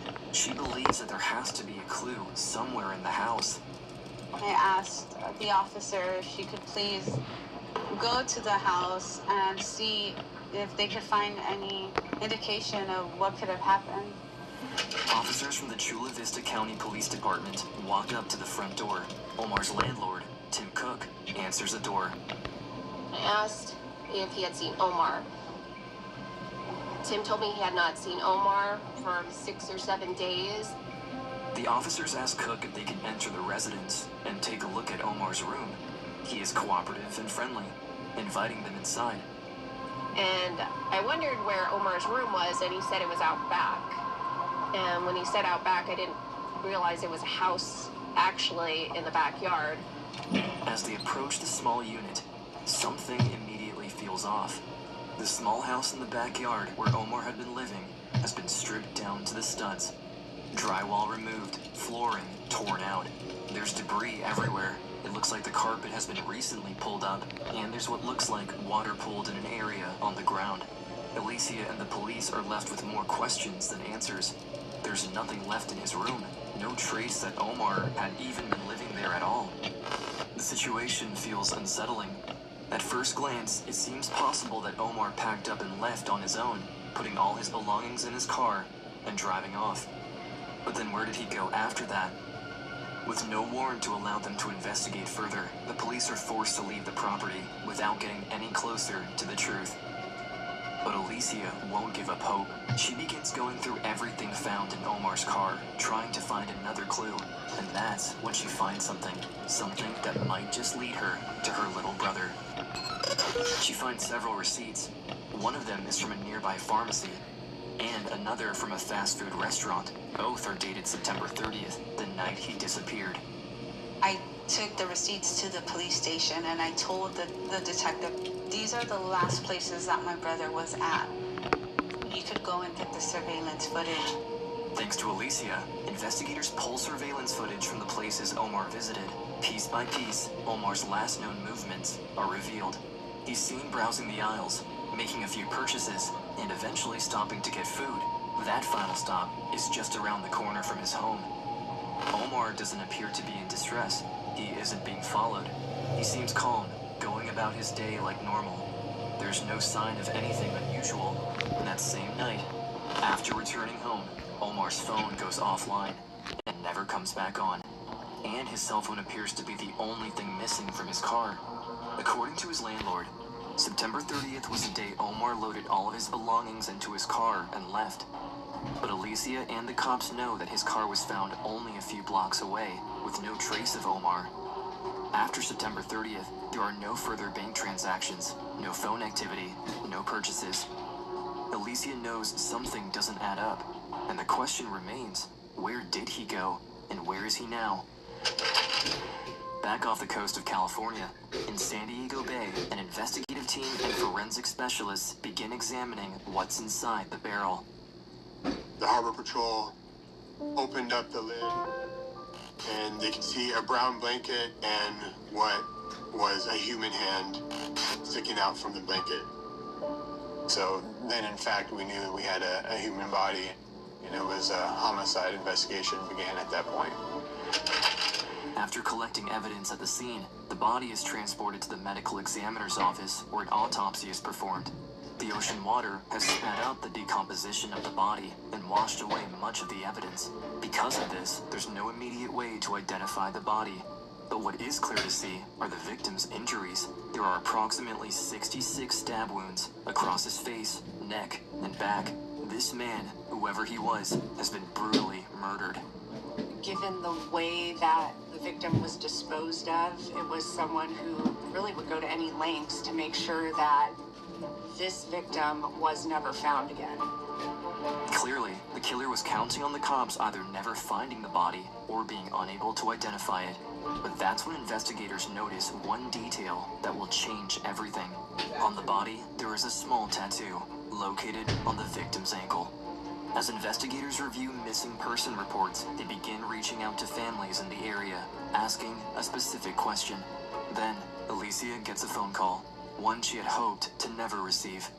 Alicia confirms with the officers that, in fact, Omar did have the exact same tattoo. Omar's case is officially ruled a homicide. Alicia's little brother has been murdered. I don't know if you've ever heard the cry of a mother when her son has been taken. It is the worst cry you will ever hear. I mean, it breaks your soul. He wanted to have a wife and he wanted to have kids, and and I would tell him, like, I can't wait, to be an aunt to your kids and love on them and have that experience. Now that has been taken away from me because I'm never gonna get to experience that or see him that way. As strong as I try to be in front of my mom, in my times alone, I would break down and just cry and just sob. Desperation that I'm never gonna see him. Like, if I think about it a little bit too hard, I'll go crazy. Omar Medina's family and friends are left grieving the loss of a young man whose life was taken far too soon. The entire community is shaken, struggling to understand how this could have happened. But whoever killed Omar is still out there, free to attack again. Alicia and her family need the police to find Omar's killer before it's too late. We really had to work backwards and figure out what happened to Omar. Investigators start with what they do know, the location of the barrel and Omar's body. First, they need to find out exactly how it ended up in the bay. A logical starting point was video surveillance from the marina. Sorry, I had the to go Bay and Area. grab my food and shit. That area, the marina, is controlled by the Port of San Diego Harbor Authority, and there's cameras that cover different parts of the bay. They scan through hours of video from the days leading up to October 12th, the day the barrel was found. On the footage, dated from November 11th, they suddenly see something strange from a camera overlooking the jetty of the Chula Vista Marina. You can see what looked like a Ford F-150 pickup truck. Attached to it was a smaller boat, sort of looked like something you would take out on a lake. Those are freshwater boats. They're designed for freshwater fishing, and here it is going out in the saltwater Pacific Ocean. That boat didn't belong in that kind of water. Security camera captures the truck backing up to the water. As the footage continues, the boat is launched and heads out past the jetty, moving into the bay. From a distance, it's hard to make out clearly, but it's seen heading out into the harbor before disappearing from view. But strangely, the boat returns in less than 1 hour, not long enough for a typical fishing trip. And as the police look at the boat more closely, they notice that it doesn't look the same as it did in the earlier footage. In fact, when comparing the before and after, it's clear that when the boat returns, it's sitting significantly higher up in the water. It became quite apparent that there had been something very heavy in the boat when it first went out that was no longer there when it returned. The footage shows two people, one on the boat and another standing by the green pickup truck. But the camera quality isn't good enough. Investigators can't make out any identifying features on either the boat, the truck, or either individual. Still, it's clear that whoever these individuals are, they have quickly become the investigation's prime suspects. With a date and time frame established, detectives then begin collecting surveillance footage from the surrounding buildings, hoping to spot the vehicle and boat as it leaves the marina. If they can track where it heads to next, they might be able to identify the owner. After reviewing hours of footage from businesses within a 5-mile radius of the marina and following every possible route that could have been taken, they finally spot the truck and boat again. The pickup had gotten on the highway, moving away from the harbor. Further along the route, a gas station security camera captures the same green truck towing the boat, and this time, the vehicle's details are more clearly visible. The driver exits the truck, walks around the front of the truck, and enters the front door of the convenience store. Driver of the truck walks in, and we can see he's wearing shorts, a maroon-colored shirt, and a green hat. And he walks up to the cash register and purchases some items. That's when investigators notice something. As they zoom in on the footage, they see a tattoo on the back of the man's leg. It stands out because they've seen it before. 2 weeks earlier, they had visited Omar's home, and the landlord, Timothy Cook, answered the door. Body cam from officers at the scene shows Cook walking through the house with his leg tattoo visible. Same placement, same design. It's clear that he is the same man as the one seen in the gas station footage. At that moment, Omar's landlord becomes the primary suspect. Whatever his involvement, he is directly linked to his disappearance. Investigators begin round-the-clock surveillance on Timothy, monitoring his home and his movements, searching for anything that can tie him to Omar's murder. They saw Tim Cook out in front of the residence, packing up a lot of stuff in trash bags, loading these trash bags into his vehicle that was parked in the driveway. As Cook leaves his residence, police tail his vehicle. Moments later, officers move in and initiate a traffic stop, beginning a thorough search of his car. Inside the bags, there was various wet rags, random clothing, and there was a distinct smell of bleach. Police seize the contents of his vehicle, collecting as much evidence as possible. Cops also locate the green pickup truck from the marina and bring it in for forensic testing. As investigators dig deeper, they search Cook's computer, discovering he had access to Omar's full banking details, social security number, and other personal information. Now, a motive begins to emerge: money. Even more disturbingly, investigators learn Cook had previously served 17 years in state prison for attempted murder and only recently got out. That's when detectives begin piecing everything together, and Alicia finally learns what really happened to her brother on the night of September 30th. Yeah, I gotta adjust my food. I'm good. That night, Omar had returned to the house. Once inside, the ex-convict confronted his tenant with a knife and attacked Omar, stabbing him over 60 times. The only way for Cook to fully cover up Omar's violent murder was to strip the place down and scrub everything with bleach. That way, there would be no evidence or DNA left behind. And this plan nearly worked if Alicia hadn't intervened, fighting to uncover the truth. Cook then enlisted the help of a friend with the boat, the other man seen in the footage. The next morning, the pair placed Omar's body inside a barrel, loaded it onto the boat, and took it out into the bay, where they dumped it into the water. Later that evening, bank records also showed Tim Cook made a suspicious deposit into his own account from a nearby ATM. The evidence is overwhelming. Cops know they have the right man. I remember getting a call that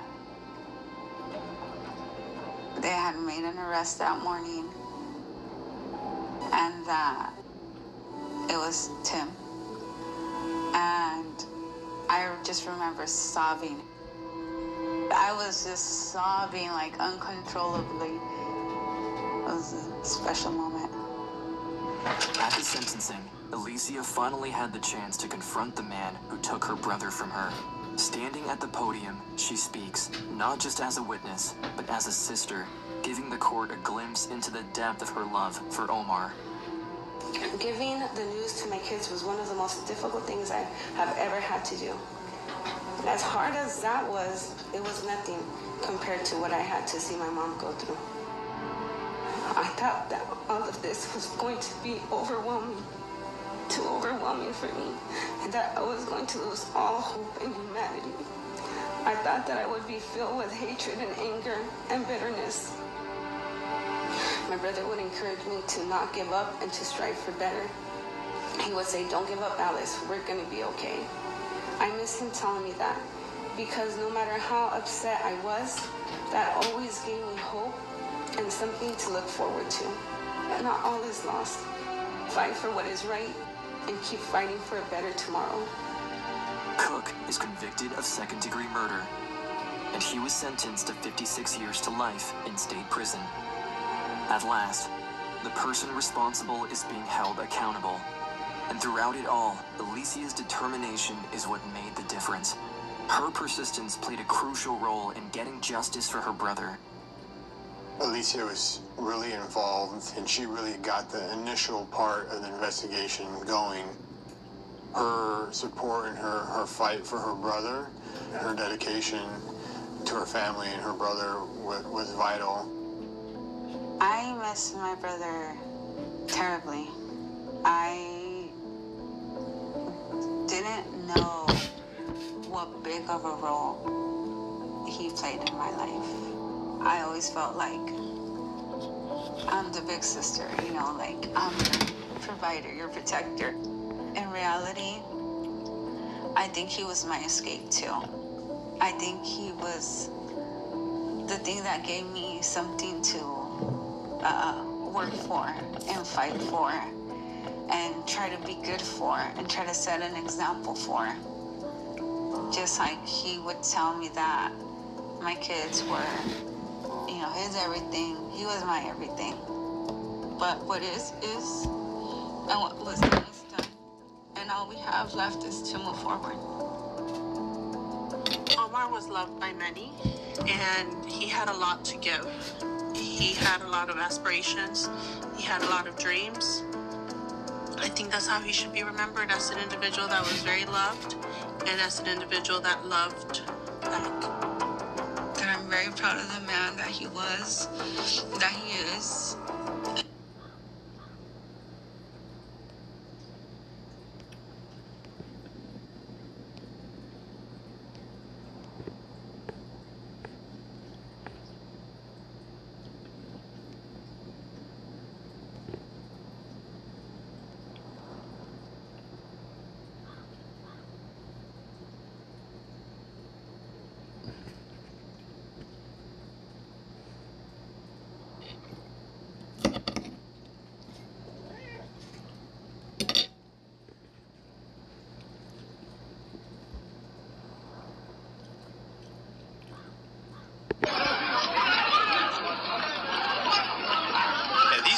Like Antifa black bloc rioters with masks and throwing Molotovs. These just look like regular Dutch citizens saying, hey, look, you know what? Maybe we're having a hard time as it is. We can't bring in 1 million newcomers. And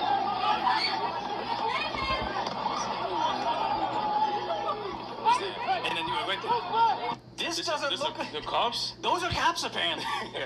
I don't know if we can play all of it because it's them getting beat down, but they literally came through. What does it say? Police on there? It can't be keeping. Funny thing that part about these guys wearing these things as they go through and they beat all these citizens. You can see on the back of their police jacket, it looks like peace or something. It's just polite. The polite police coming through to just knock you around. See, they're literally having paper-like baskets as shields as they go out there, and they're saying, yeah, who's beating up whom and why. This black guy is saying, protect the asylum seekers. So he was getting, they were running at him, but now he's telling the polite police over in the Netherlands, protect the asylum seekers, bash in the skulls of the Dutch citizens, and protect us. We're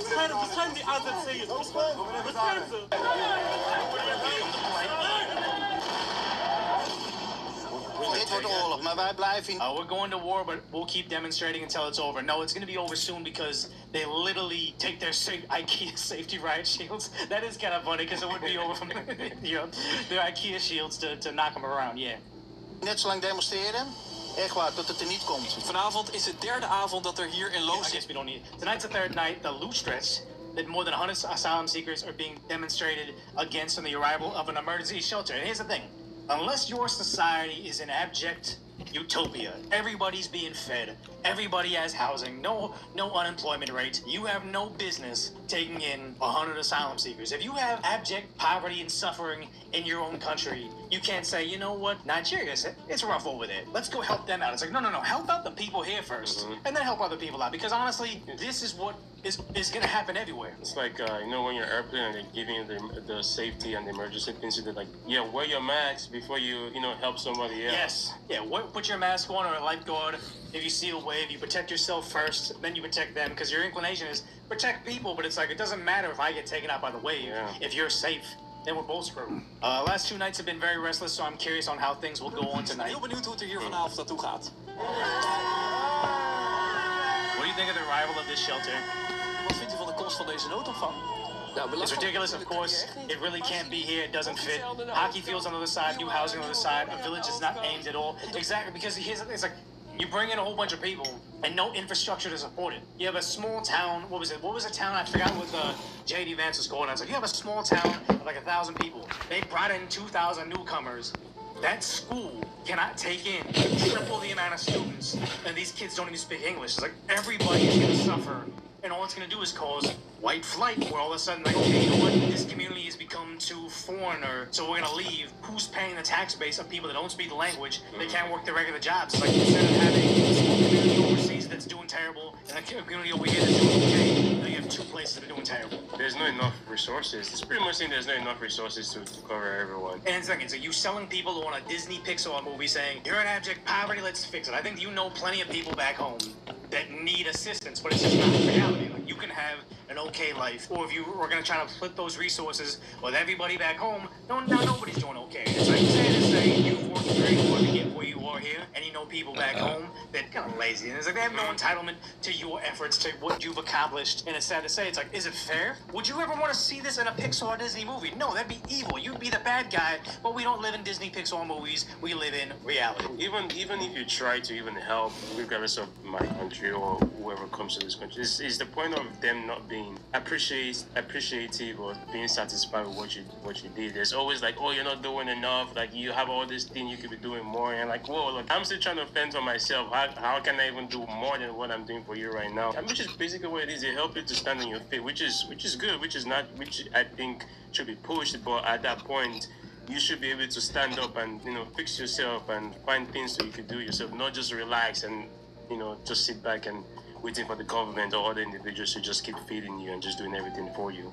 Well, it's one of those things where it's like, pay your fair share. You're doing so good, everybody needs it. It'll be one thing if it was a community, a family of 4. Pay your fair share. You got one guy that has a great 6-figure job, and everybody else works at a fast food joint. You could probably help supplement the income of those 3 people on that one person. But it's not like they think, oh, if we redistribute Elon Musk's wealth, we'll all be more like Elon Musk.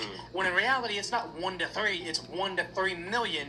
If you redistribute Elon Musk's wealth amongst the 3 million people, it doesn't change a damn thing. They always say, vote for me, we'll redistribute the wealth, but they act like they're your pimp. I'm gonna take the money first, and then I'll redistribute it. So it's like, he has $3 billion, I'll take $2 billion, I'll set $200 million aside for me, and then I'll divvy up the rest for everybody else. So actually, I'll give it to my buddy, this NGO. He'll take off the top again, he'll pay somebody else cut off the top again, and it's just this giant, like, Ponzi scheme, essentially, where it's not about actually fixing the problems. It's about getting you emotional. God, all those poor kids in Nigeria, they don't have access to medicine, they don't have access to clean water and food. Don't you want to fix that? Aren't you a bleeding heart liberal? Of course we want to fix that. I'm your pimp. Give me the money first, and then I'll fix that shit. Ooh, it's still doing bad? We're in California. We got Democrat governor, Democrat mayor, Democrat city council. Of course, it's the MAGA Republicans' fault.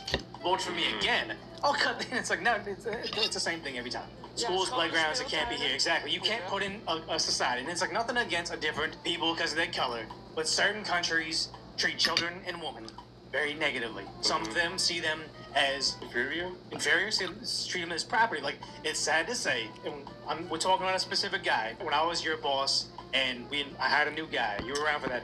A guy from Afghanistan said he was a refugee, went to Germany, actually was doing okay in Germany, and said, you know what?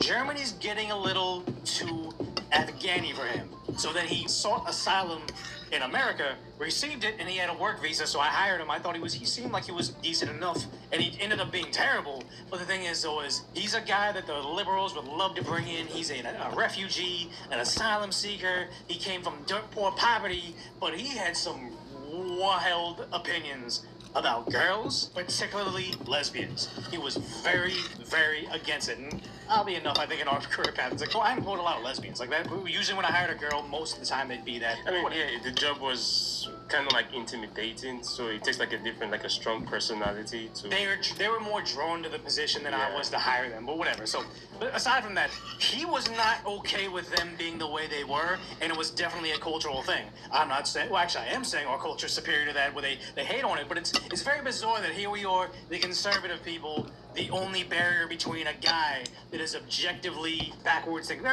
very culturally Middle Eastern, and it was crazy how it's like, the left will like, bring him in. It's like, once they gain power, they're not going to let you live your life in the traditional liberal progressive way. They're doing terrible things. They're selling coke there. They shouldn't be here. Send a message on Friday. They'll come here next week. Okay, so they were just told overnight, hey, all these people are coming here. They don't inform people because that's the same thing that's happened over in Ireland, where they're just bringing them in, not telling them, and all of a sudden the thing pops up overnight. Like, wait, the reason I left LA is because they put up one of those homeless halfway shelters. But it's sad where it's like, you own where you live, and you can't just pack up and leave. And all of a sudden they say, hey, look, we're going to bring in, I would even venture to say, because they want to make it a race thing. If they said, hey, the building next to you, they're tearing it down, and within a year, they're going to have a Nigerian refugee camp. Yeah. It's not because you hate Nigerians, but it's because there is a definite cultural barrier. I think when we first got you, I hired you when you were like a month into the country. We were pretty much like me and the other guy we have, helping you acclimate to American society. I think it was a hard thing because you were surrounded by Americans trying to, like, you know, not hold your hand through it, but it's like, hey, don't do that shit. You know, those little weird things. So it's like, it wasn't because you're a bad person, it's because you're just cultural norms are different. The people are quiet. I think we just want to, there's a lot of Dutch interviews. Yeah. You see the difference between the two groups, they're getting attacked. Holy shit. Nou, het lijkt aardig uit de hand te gaan lopen hier. Vuurwerk, eieren gooien en meegaan er... He grabbed my poop in the car. And he was messing with my hair, and I said, stop touching me. He asked me if I'd give him head or him, and I said no, and 17. Ma'am, you okay? Do you need medical attention or anything? No, but he grabbed my and I want to make sure there's no tracker in my car. Okay. I've got 2 other officers who are coming. I'm going to try to find this guy. Okay. So he's wearing a blue hoodie? Yes, and it says Paris on the back. Right? Paris. How you doing, sir? What's going on? So some guy got in my car and was asking me to give, I don't know who he is, and he's like, you need to give me a head right now. And I said, I don't know who you are, you need to get out of my car. Okay, how did you get into your car and where? Right here, I was at the red light, and my window was down, and he went inside and opened it. Okay. And can you check my car and see if you put anything in my car? I looked on the passenger side, but she's wearing maybe there's a tracker or something in there. He said she got a picture, or he got a picture of her. Excuse me, did you see a skinny guy with a blue hoodie that said Paris on the back? Okay, he's been trying to steal people's cars in this parking lot, so just keep an eye out. You were at the stoplight. Were you going out? I was going this way, turning left. Okay. And he came and bent over my car and said, From the passenger side or driver's side? Passenger side. Okay. And my window was open? Okay. Okay. And he opened my door. Okay. And he got in my car. Okay. What do you mean he got in your car? Like, how did he get in your car? He from the inside, my window was down, and he opened it. Okay. And he got in my car. Okay.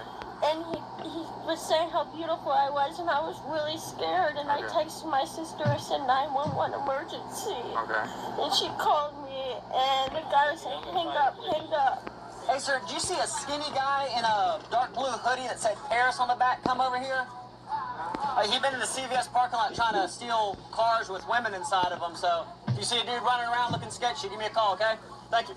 And then he asked me if I'd give him head or him, and I said no, I'm not. But I said you need to get out of my car right now. And he said no. I said I'm going to go to the police station or call the police, and he got out of my car. Okay.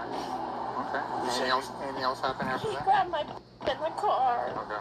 And he was messing with my hair, and I said stop touching me. Okay. He said he went through Starbucks? Yeah, he told me to go through the Starbucks line. And I told the Starbucks worker, I said, I don't know him. And he said, I don't know him. Okay, what's this about? I mean, if you were here, why'd you go to the Starbucks? Because he told me to pull around. Okay. And so I went this way. So he stayed in your car long enough for you to drive around? Yeah. Okay, you didn't just, like, hit the gas and, like, get away from him? No, he's in my car. Man, where are you at? So I know you talked to the other officer, but describe him to me. Black male, he was skinny, he had jeans on, he had a sweatshirt, and on the back it said Paris, navy blue, and it had white on it, and he had a little bit of facial hair, and he was shortish. How short, like compared to you? A little bit taller than me. Okay. As tall as your brother? Shorter. Okay. The suspect had vanished from the area without a trace, and any attempts to locate him were in vain. Officers then focused on gathering all necessary evidence and soon found a witness at Starbucks. You know, did he touch anything inside the car, any items? Yeah, he touched the car handle. She said the window was down, he reached in and opened the door through the inside. Okay, so he reached inside? Yeah. Okay. But how long was he inside the vehicle for, do you know? Like 15 minutes, probably. Okay. All right. I'm going to open that up and try to get some prints if we can. Do y'all's cameras work through the drive-thru? No, the one right here from the water taking doesn't. The rest should. Right now we have a female who, a male got into her car, made her come through the drive-thru. Yeah, and you can come in. We're closing the car. I'm just hoping that you might be able to have video footage of it. He told me he was an FBI agent. He did? Yeah. Did he look like he was unkempt? Did he smell like he hadn't showered in a while, or? No, he had a bottle of whiskey. Mm-hmm. It was white, clear substance, and he had a big cigar or something, and it was like this big. Cigar City. Okay. And if you had to age him, would you say 20s, 30s? 30s. So this was when me and him were switching. So I saw a lady, she had on like the dude had on like a gray, I'm not sure, like it was like a glimpse, but she didn't look okay. Like she's a normal, she come here, but she doesn't really be with nobody, and I just knew something wasn't okay, but then I didn't want to jump to conclusions, like she may know him. He was like an African-American dude, and I could just tell she wasn't okay, but she was trying to ask one of us for help, but she couldn't. So that's what I remember seeing her coming through the drive-thru. Okay. Can you remember what he was wearing? He was wearing like a gray, like navy. That's what I can remember. So gray, navy. He didn't have on a hoodie, but she was like kind of like in static at the drive-thru, like in the driver's seat. He wasn't wearing a sweatshirt? No. But he was wearing a jacket. I'm not sure what color, but she was like in static, like scared. It was a jacket though? Yeah, it was a jacket. Ma'am, do you remember what you ordered when you went through the drive-thru? I still have it. I don't even. It should have it on Did he tell you what to order, or did No, he just? I Okay. just ordered the first thing I saw. I already had Starbucks today. I had a drink in the car. He threw my drink out the window at Starbucks. Okay. And I have the drink in my car. I haven't touched You know, was he using it to mix up his alcohol in? No, he just wanted me to have a drink. He did touch the cup though? Yeah. Try to describe the jacket as best you can. So what I saw, it was a gray jacket, like with navy blue at the hoodie. It was So it was a gray, like everything was gray except for the hoodie, and the hoodie was blue? Yeah, like navy dark blue. And she had on like a white, from what I seen, because it was like a glimpse, like real fast. She had on like a white, like shirt. I don't know if it was shirt or a jacket. But I just knew something wasn't right, because I saw her, but I, like you said, I didn't want to jump into conclusions. You know what kind of car she was driving? It was a white, I think. It sounded like he tried to do it to a bunch of other people, and someone else just drove off. It sounds like he's probably intoxicated, so he was drinking whiskey and had a big cigar in his hand. I've canvassed the whole property all over there down to Atlanta. There's no one running around. I checked, there's no movement at the homeless camp. It sounded like it could be a guy that I hooked up on the north end. I mean, similar MO, but he's homeless, so he would look and smell it as such. So, But he approached that other car, and they just drove off. They just kept driving. That's the thing to do if you can. Yeah, but I'm at the red light. Run it. Hit the person in front of me. I actually gave her some suggestions. Number one, if you're going to drive with the windows down, make sure the doors are locked. And number two, if somebody reaches in, just start rolling the window up. Don't care about breaking the window or anything like that. That will stop them from reaching in. Don't worry about the car. You can wreck the car. Because that guy could have hurt you bad. Yeah, I Once know. he's in the car, he's in control. I know. So I'm telling you, so many times you get in the car, you gun it, and you get the out of there, and don't worry about who you hit. I know. Because we can fix stuff, but we can't fix you. The traffic cameras at the intersection had captured the moment when the male first forced entry into the victim's car, but they couldn't make out his face due to the glare from the sun. Thankfully, the male had entered CVS to withdraw money from an ATM, and even stopped to chat with a security person before forcing his way into the car again. oh, beautiful. Beautiful, baby. Yes. Knife, please. Oh, thank you. It's a very scientific process when it comes to cutting tape. Yes. You would just hold that just like that. Ooh. Not the finest work, but pretty dang good. I just hate when shit like that happens to legit victim, It just pisses me off. The officers were on a constant lookout for the suspect, and though they couldn't locate him that day, he was spotted wandering in the same area looking for another victim within 24 hours. Let me call you right back. That's right, Muhammad. Isn't it? Yeah. Yeah, good to see you. Good to see you. Hey, what's old boy, the black guy who always driving the car sometime here? No, Ronald. Ronald? Yeah. Oh, this name is Ronald? Yeah. So, okay. So, I couldn't remember your name. It's Mohammed, right? Yeah, that's what I thought. Yeah. Go ahead and turn around real quick. Put your hands behind your back. Drop it. Drop it. Drop it. You know me. I do know you. Got that. Oh, your name is Mohammed. That's right. Yeah, we literally just pulled right. Oh, you good? Yeah, I'm good. Yeah, we literally pulled right over there. And then I saw him. And I made a U-turn real quick. And then I said, hey. Johnny popped up there and he came running back. And we were like, oh shit. Because I was trying to hit my light thinking around.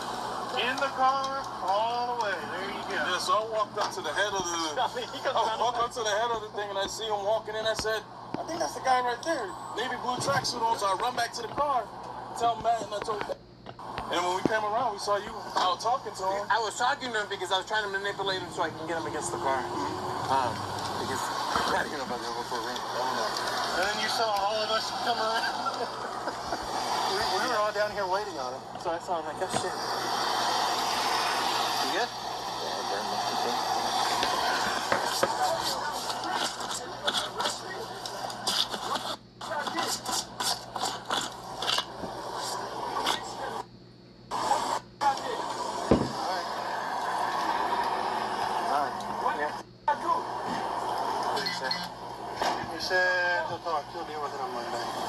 I'll deal with it on Monday. The 47-year-old male was charged with kidnapping, sexual battery, and criminal trespass. He had emigrated to America from Cameroon a few years prior to this incident and was also arrested in October 2019 for misusing 911 and released on a signature bond. There were no further publicly available updates for his sexual battery and kidnapping charges. YouTube thinks you'll love the video on screen. Click to watch now.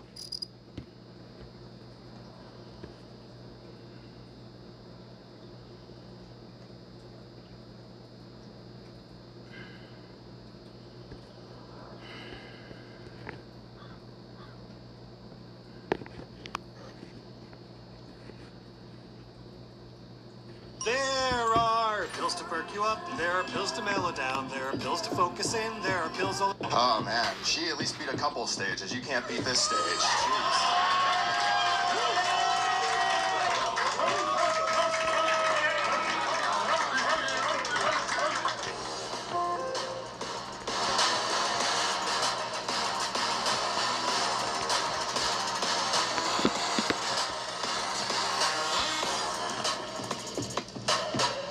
Guys, this is Rose Bell. Are we ready?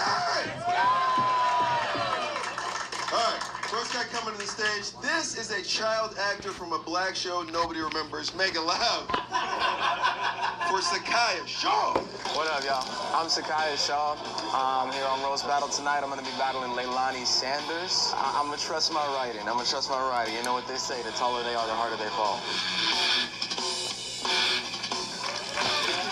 Leilani Sanders. Yeah. What's up? I'm Leilani. I'm roasting today. I'm roasting against Sakaya. And Sakaya, you better come with it because I'm coming for you. I'm about to cook you. Cook you. Holy You are fuck. big as shit, man. I am, yeah. Jeez, our pussy's eye level with me right now. Man, he's over here. That's That's crazy you thought they were doing, Which one was that? Well, it's usually me, but I'm in my car by myself. Whoa. A Nick Triloquist dummy? That's crazy. That's new. I'll never say that again on TV. Crazy. She thought that Adam is that talented he could just do fucking a Nick from Atlanta's voice. That's how good you are. You've done Trump, you've done Biden, you've done emo white guys, but oh no, she's like, no, that's a trap ass Nick from Atlanta right there. I know Adam, he's got the voices, boy. Shit. All right, who wants to go first? I think we agreed I'm going first. You got this, Sakai? Yeah. Got it. Hey, family business. Come on. Family tree. Are we ready? Let's roll. Leilani, when you walk into parties, all the bitches say, who brought the muscle?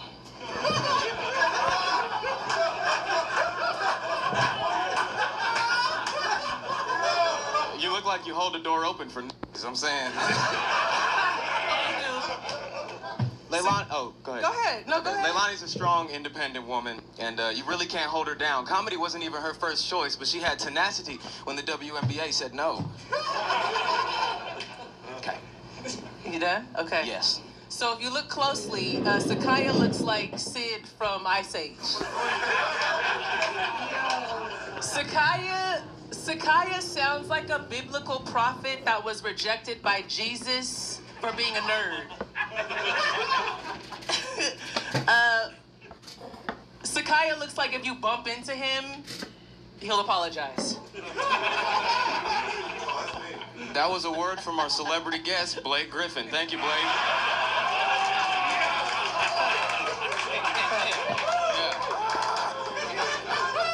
Look, I know this is roast battle, but we gotta stop playing like we can't see how fine this woman is. She's like Cinderella if the glass slipper was a size 15.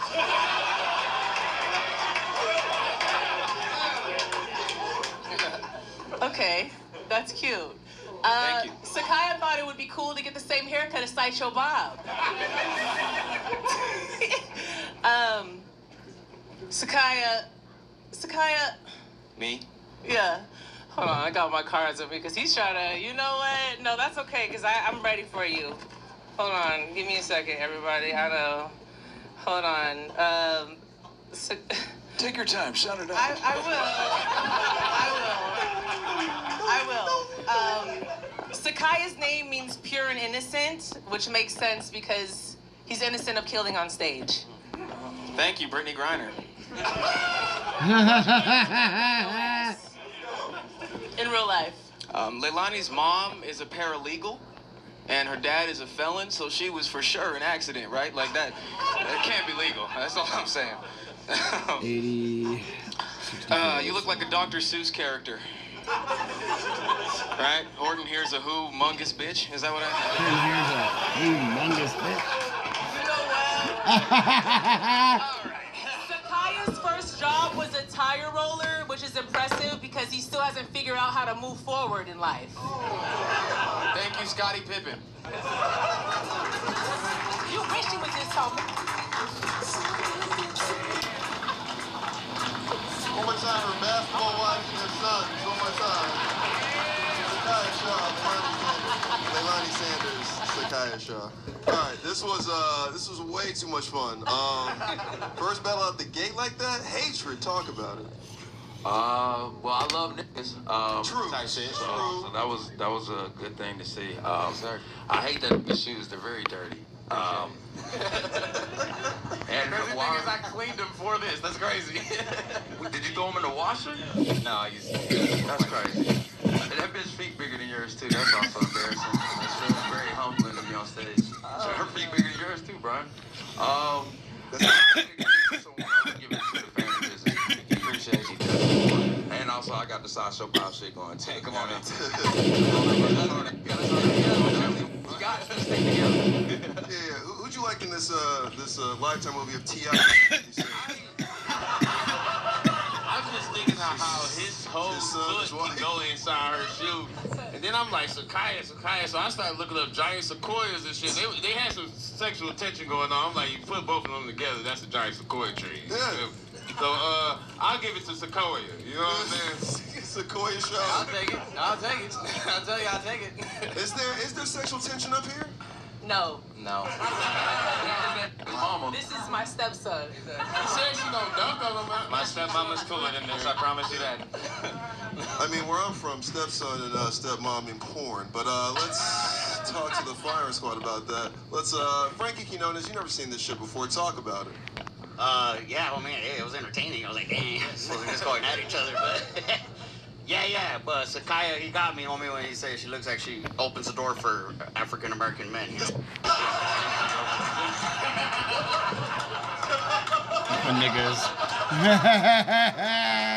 You couldn't say it. This was a great battle between Destiny and her child.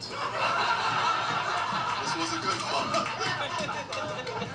But yeah, I mean, when you bring the muscle to the party was great. Also enjoyed the door for African Americans one. Blake Griffin, he just called you that. That was cool. Red Robin's new big dumb deals include your favorites plus a bottomless side and beverage starting at... The door for African Americans one. Blake Griffin, he just called you that. That was cool. Oh, Horton, here's a humongous bitch. Wow. That was my favorite one. All right. Who'd you like, Nate? Triple X Tentacion or his mom? I thought this lesbian couple was great. Keep it going for them one more time. It's Monica versus Debrat. It's Tylenol, the creator, and fucking,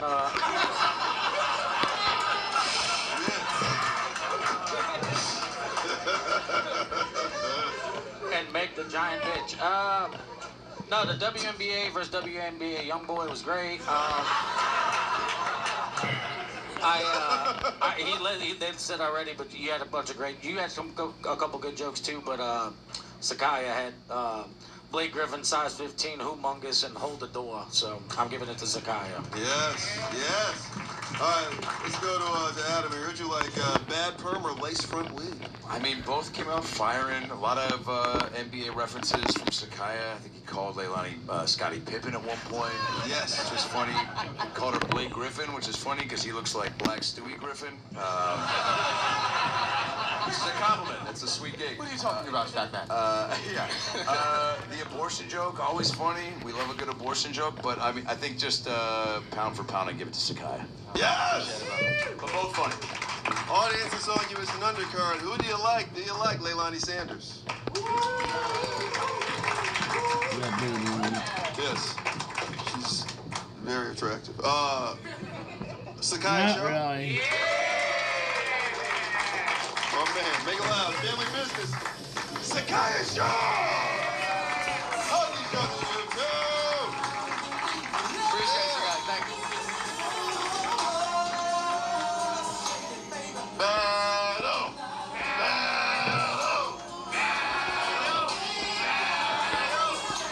We are live in Los Angeles. It is Boy Band Night. That's right, that I finally found you. Keep it going for Boy Band Night, everybody. That's right. We're a sport. We do sports themed, right? There's bobbleheads and bat night. We can't afford that. So we play Casey and JoJo. All right. This next one's fun because these guys are from Vegas and one guy drives the other. So let's meet these two carpoolers. This guy's got blonde hair, looks like a serial killer. He might be. Make it loud. Tanner Tuttle. Hi, everybody. My name is Tanner Tuttle. I'm a comic from Las Vegas, Nevada. I'm out here to kick my friend's ass in roast battle. Who talk shit? Did you guys drive here together? We did. Oh, shit. All right. Yeah, I drove. You drove? I drove. Did he give you gas money? Not yet. Oh. I think we're going to put gas money on the line. Let's do it. Let's meet this motherfucker who hasn't given him gas money yet. All the way from Vegas, Spiro Ciavelis. What's up, everybody? My name's Spiro. I drove all the way in from Vegas with my boy Tanner. I'm roasting. Love the guy, but I'm not going to hold anything back today.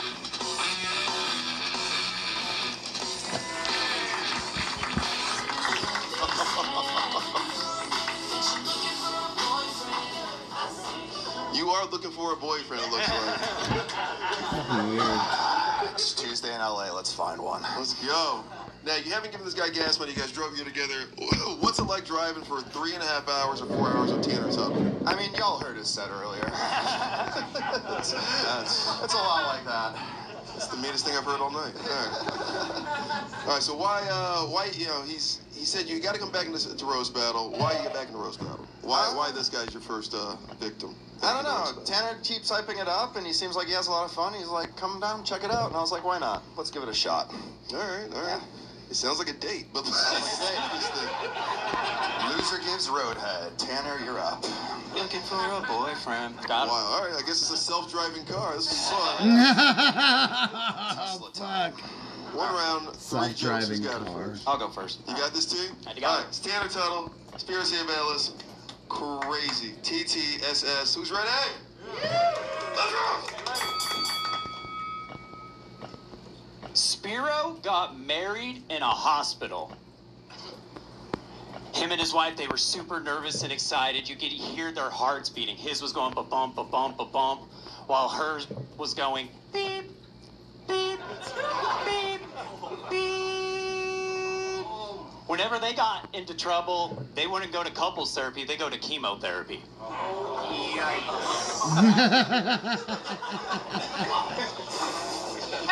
Thank you for the moment of silence. You appreciate that.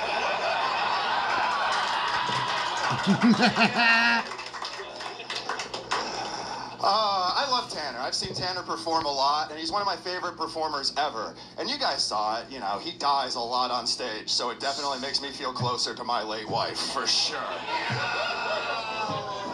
Condolences to those who bought this 4K mini projector before, because it's now on a massive discount. I've tested basically every... So it definitely makes me feel closer to my late wife, for sure.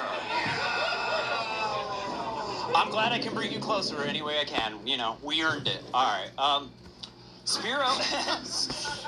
Spiro used to work at a major casino hotel on the Strip as a VIP host for the big guests. Too bad you didn't work for Mandalay Bay. You could have gone and sold Steven a joke, and he would have stopped the shooting and killed himself at Route 91.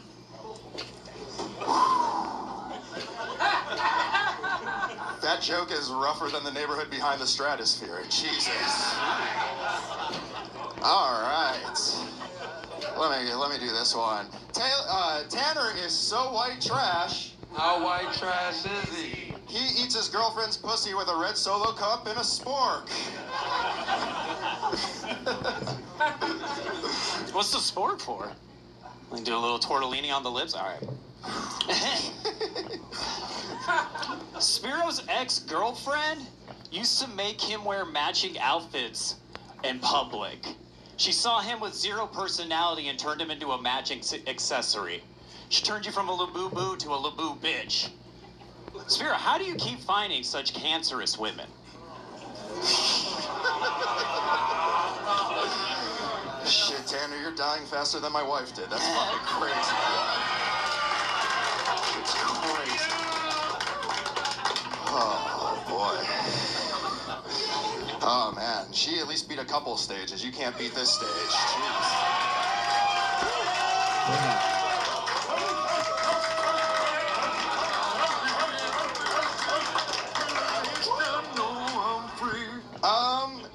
As you can tell, Tanner's favorite thing on the planet are puns.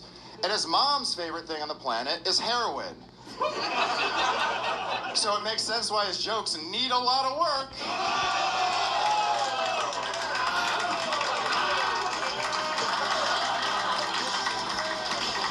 I was worried. But they saved it. Make a lot with Spiro and Tanner, everybody.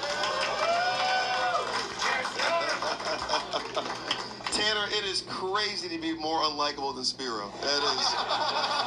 He looks like this. I mean, that's crazy. And then, yeah. Anyway, all right. Haters, we're hating tonight. Hate on something. Bro, the wife shit was just crazy. Like I thought you was joking at first, and then you doubled down with another dead wife joke. And then he made fun of her better than you. Hey, you lost. You're not getting the gas money. You're not getting the gas money. That nigga gonna have to drive, get gas money, and head at the same time. You got some work to do tonight. You wasn't trying to be mean. You wasn't trying to be funny. You suck, man.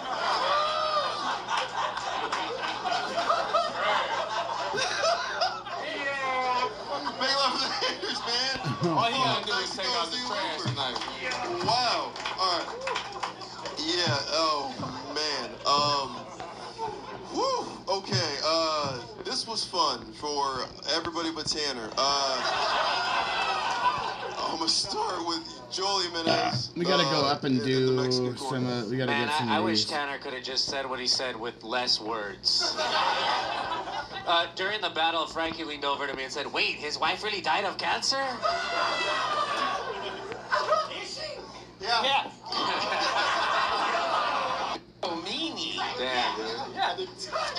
Fuck, dude. Yeah, Tanner, you look like a fucking Tony Hawk creator character. And I think Spiro won, but Spiro, you look like an earthworm was on the Jersey Shore. But I'm gonna give it to Spiro. Yeah. Spiro, homie. Till death do us part, man. Now I'm excited. I feel like y'all drove over here and Spiro just like, Tanner, just suck tonight, homie. Like, the worst you can. But that's going to be a long ride back, though. But for me, homie, it was the moment of silence. Like, thanks for giving us that moment of silence, because you did, homie. The setups were too long, Tanner. But, you know, you get better, homie. Maybe your homie could coach you up on that long-ass ride back to Vegas when you're giving him head and shit. All right. Bro, imagine you're a homeboy coaching you while you're... Oh, my God. Hey, bro, you just gotta have better setups. Oh, shit. I do need a mentor, shit. You need a Mentos. All right. Mentos. Hey, it feels better when you get your dick sucked. Let's talk to Adam. What you like about this one? Oh, man. First of all, I mean, to do comedy after your wife passes, give it up for that. I mean, that's wild. That's super sad, and you're fucking keeping on with everything. You do look like both the pedophile and the undercover cop that's going to arrest him. What? Damn, that's accurate. You crushed it. Tanner, you're giving... I wrote down, you look like Shaggy before he convinced Scooby to shoot up the Beverly Center. I don't know. It sounded funny in my head. I don't know if it's funny now, but yeah. But you're fucking... I like your sweater. All right. But you both fucking... I don't know. It's always so tough and challenging, but you both brought it. Obviously, nerves, I think, got the best of you. But you can tell you're funny. But gotta give it to Spiro, dude. Right, Scoob. Let's get the libtards. All right, chemotherapy. I can't carry the AK up, Scoob. Okay. Buddy, where was that? I gotta learn to use my mouth better. I know, I got it. Oh, man. What'd you say? You gotta learn to use your mouth better. Oh, your mouth better? Yeah. Oh, my drive, God. man. Freaky, yeah. On that. You're ready to drive back to Vegas. He said, we leaving after this round, brother. Yeah, Tanner, did you just take a dive just to suck his dick on purpose? That's crazy. Oh, cool. Rock, paper, scissors. I'm just gonna suck this guy's dick. Nasty Nate. Yeah, it drove 4 hours for that head, because he damn sure didn't drive 4 hours for those jokes. Best known for the biggest moments on the court, he concluded a visit to Israel this week with Athletes for Israel, where once again... 4 hours for that head, because he damn sure didn't drive 4 hours for those jokes. What the fuck is that? But one more time for him, dude, especially Spiro fucking... Your jokes were better, your comebacks were better.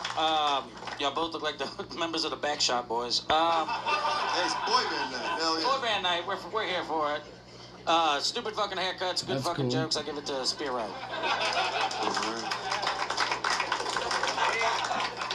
Wait, Adam, what were you Not gonna the say? brain I damage just said to part, critique the haircut is so funny. Because it just doesn't matter at all. But it's like a personal, like Nate's just jealous. Like, fuck you with your hair, you piece of shit. Oh, you're gay and you got hair? It happens to the best of us, Adam! Who do you like here? Do you like Tanner Tuttle? All right. That's a no. Do we like Spiro Ciavelli? He came back just to get his dick sucked by his driver. Make it loud for Spiro! They're bros. Well, you can. If you're playing the game, you don't need to be drunk playing a game. Low-budget Zoolander. That's just, Now, how bad that fucks up your head. We got more Vegas Like coming. your I'm sorry, mind and everybody. shit. But this is different. This Like is a white trying woman to versus a game black while man. being A shit-faced battle and as old having as your time. having your eyes shake constantly from the fucking. It's women first, so let's bring her up. Make it loud for Vegas' own Miss Brittany Das. What do you call it? It's from the Brittany Doss. And I came in from Las Vegas. I'm going to roast my vibration. opponent, Fat Man, from Las Vegas. And I hope he just doesn't make me cry. Thanks for the drink. Can I say hi to Brittany? Hi. All right. Brittany, you are an ex-stripper who is over 40. Correct. All right. I didn't have to say that. I just wanted to. He is one of the funniest comics in town. He said he could beat me, and we're going to see if that's true. So, Okay. Yeah. Okay. When he said beat you, did you guys meet a roast battle or just? Yeah. Okay. Yeah. All right. This guy is a specimen. Make it loud for Vegas' own Fat Man. It's your boy, Fat Man, all the way from Vegas. I ain't never lost a roast battle, and I'm here to talk my smack. Brittany challenged me. As a black man, I'll never run from a white woman. I hate you. Hey, Dad.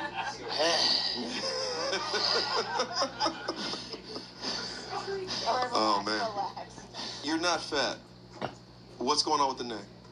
I mean, I was fat, but on the way here, she actually sucked all the fat out of my dick, so I lost weight. Not true. This must be a Vegas thing. There's zero dick sucking, I swear. Folks, battle! Battle! It's Vegas! As mentioned, Fat Man. Interesting name. He is not fat, obviously. He's been working out, looking real big, buff, and tough. Cool. But I promise you, the only thing he's able to fight is high cholesterol and gay thoughts. Actually, I'm trying to change my life, and I work out, and I don't have gay thoughts, but I see you at the gym all the time. But you have to work out more than your jaw muscle.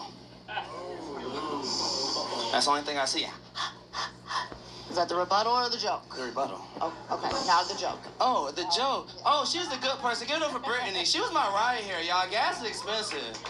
I almost had a malfunction when I came here because I had my shit was all wrinkled and I didn't have no iron board. But Lonely, she lent me her ass for the ironing board. So give it up for the ironing board, booty, Brittany. Thank you. Very funny guy. Make it loud for Ozempic the Entertainer, everybody.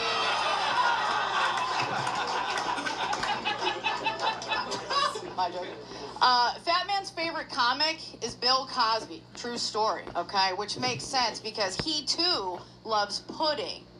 Roofies in the girls' drinks, okay? You gotta trust Brittany when she talk about roofie. She looks like she know about a roofie or two, you know? She look like she chooses her roofie. I'll take the blue pill. This ain't the Matrix, bitch. Brittany is a hard worker. She actually was an intern on Espy Island. Where she actually works very hard to become this beautiful woman, and she has a great job. She's now a mobile glory hole. Oh my God. And I love that for her. Fat Man looks like he would be the lead singer of a funk band called Cool and the Gang Bang. Once again, she knows about a gangbang. You know what I'm saying? Roofie gangbangs. The best thing about... I used to struggle with dandruff, but now I use Head and Shoulders every wash. Because the active ingredient in Head and Shoulders fight... The best thing about... This is something I didn't want to tell anybody. When I first met Brittany, the first thing she said, it's a nice thing. She said, would you like to meet P. Diddy? And I said, you know... I said, no, I'm in Vegas. I want to experience myself. And I'll tell you one thing about Brittany. She do not sell pussy because I thought she was a prostitute. And I don't want anybody to think she sells pussy. I don't. She don't. But the head is $10.99. Go get it. Go get it. You got $10.99. So dumb. Fat Man looks like he was the fourth member of the Migos called Rip Off.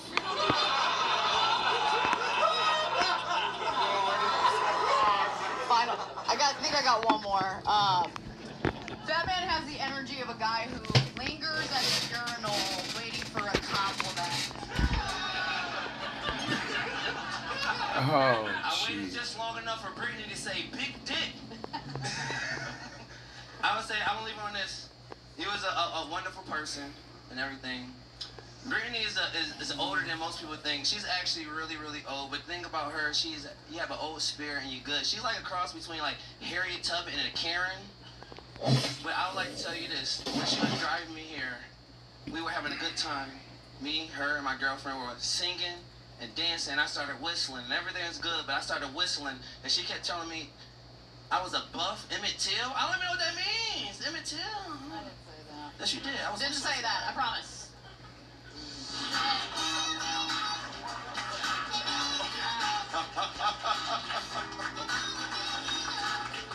You can make some noise. This isn't easy. Make some noise for these two. Come on. I didn't think he'd get worse than the Karen and Harriet Tubman. I was like, okay, all right, this is already crazy. kind of funny. I'm not gonna lie.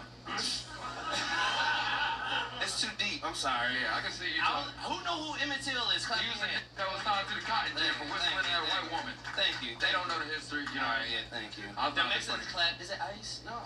I found it funny. I like that she was like, I didn't say that. On the record, I did not call him that. But yeah, like I said, when she came up, I already knew she won. You know. Thank you. How'd you know that? Just the way she looked. and then you fucking said she's a 40-year-old stripper. Like what? Perfect. You know. What? Perfect. Perfect.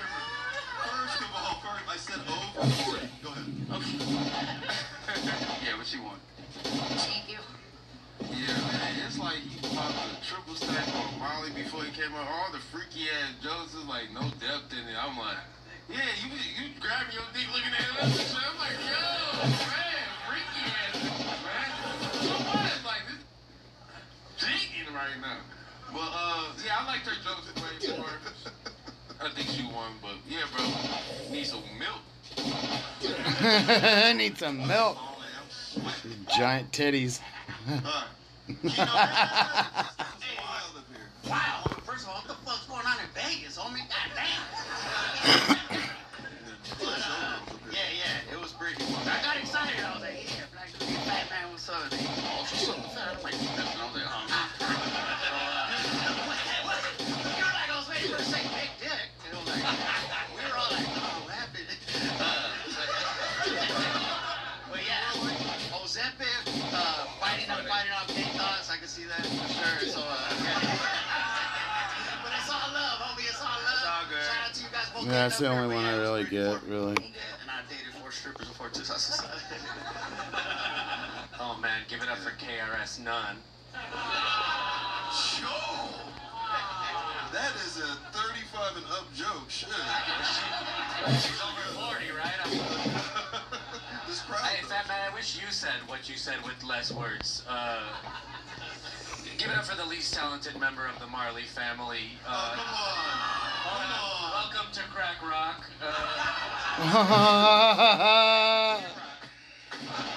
Cool, man.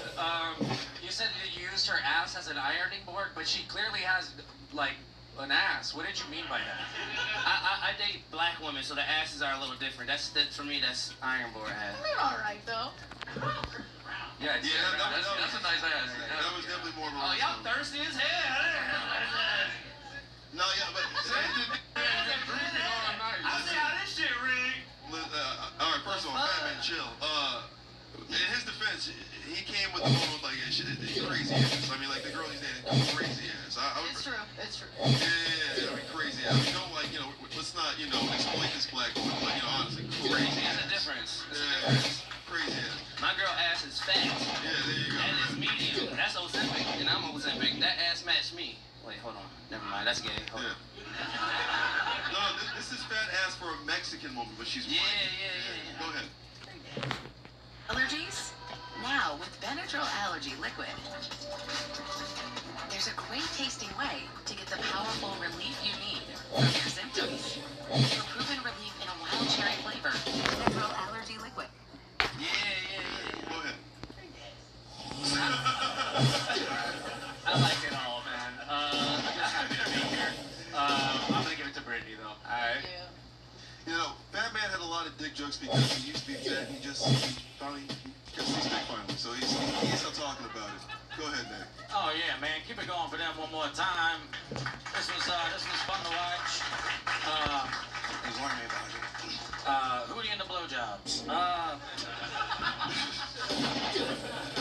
That was the best I came up with. I don't know. There's a bunch of shit going on. She was kicking his ass, which was completely unexpected. But like he said, when he came up here, just talking shit right away, it was like, man, right, Bella. You're trying hard. Try harder with the writing of the joke, not the slam poetry.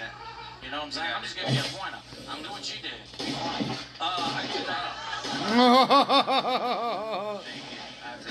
Who'd you like, Merce or the dark-skinned white girl? Shout out 9-1. Great band name. Yeah, I mean, Fat Man came up. I mean, there's definitely a clear, definitive, you know, preparation versus not preparation, right? Like, you come all this way, you want to at least, like, you know, you're doing the Comedy Store roast battle, you want to fucking, you know, be as prepared as you can. It feels like you want to just come do it, and it was fun. I wrote down Fat Man, I said, you look like Whoopi Goldberg's dad. Looks like you wash your hair with syrup. The syrup. Down, you look like the guy who let the dogs out. Which it's Boy Band Night, but Baha Man is kind of.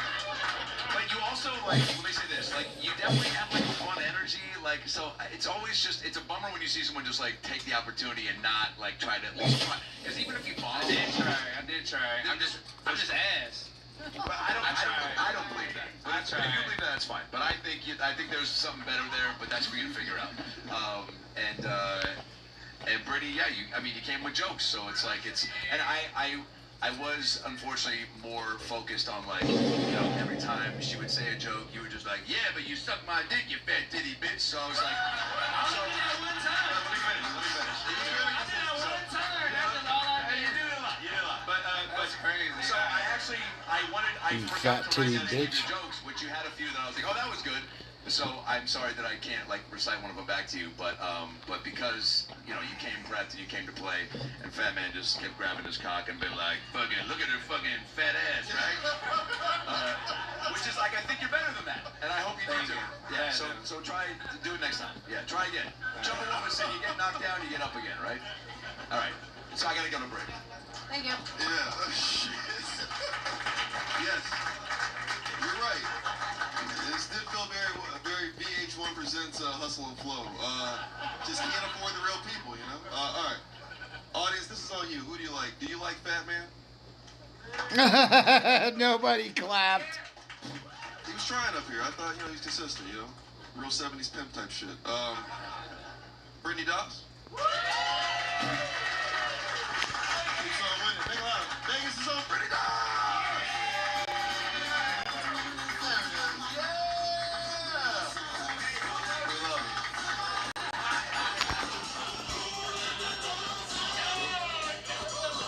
He looks like he let the dogs out. Let's make love for the last battle of the night. It's ladies first. Make love for Miss Unipop. What's up? My name is Unipop. I am doing roast battle tonight with Joaquin, and I'm gonna commit a hate crime tonight. These guys are friends. This is a man with a Spanish last name. Make it loud. Joaquin Martinez.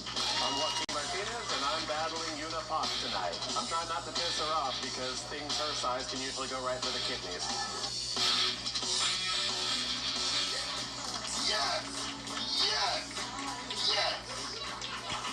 Yes! God damn it, I'm so happy this is the last battle. Fuck! Oh my god, there's no way this can be bad. No way! You look like this, and I got Frankie and Joel here? This is crazy. This is perfect. Holy shit. This shit, lady, his hair slick better than hers, you know what I mean? Yeah, Jason fucking Endless Mimosas. This is Endless mimosa. Endless Mimosas, my bad. Anyway, Roman, when it rains, it pours. That's my guy. I did that for my wrestling guys. All right, Adam, talk about this up here, please. I mean, dude, your mimosas joke was great, but you're right. You saved the best for last, and these guys came up with swagger, like they're prepared, like they won. They both want to win. They both go to the same wig shop. I don't know. You guys, I don't know. You can just tell, like the way you said it. Your enthusiasm spoke volumes, Pete. So Yeah. this is gonna be great. This hair is incredible, Joaquin. Thank you. It's not mine. It's not yours? Did you go to Turkey and get this? What is this? Did you go to Turkey and get this? Mine. It's not yours? Did you go to Turkey and get this? What is this? I don't want to incriminate myself, but let's just say the horse handlers at the Santa Anita racetracks are still looking for this little lady. What the fuck does that mean, dude? Hey, what the fuck does that mean? Yep. That's how you start a fucking conversation, by the way. Imagine meeting this guy at a barbecue. Hey, the horse isn't straight far from the pony. Give me a Diet Dr. Pepper. Who the fuck is this guy? His name's Gabe. No, it's Carlos. I mean, dude, everything About You rules. I think I met you in a Hot Topic in 1998. Yes. I'm so excited. You both seem great. Best of luck. I love it. You are like Don Quixote and the donkey. I love all of the things that are happening right now. You gotta know literature if you know another joke. All right. Joaquin, this is crazy you don't speak Spanish. Do you speak Spanish? Claro que sí. Oh my God. I love Fat Bunny. This is my shit. I'm so into everything you are. You're my favorite. I hope you win. I'm sorry. I mean, you're the haters' favorite, but man, this is you don't get fucking Flavio. You know what I mean? This is Flavio. This is good for me. All right. Why'd you say yes to this battle? Well, it's partly because I wanted to give Yuna a challenge, see if she can come up with something that hasn't already been hurled at me from a passing car. This is good. But mostly it's because I needed something to do besides her dad.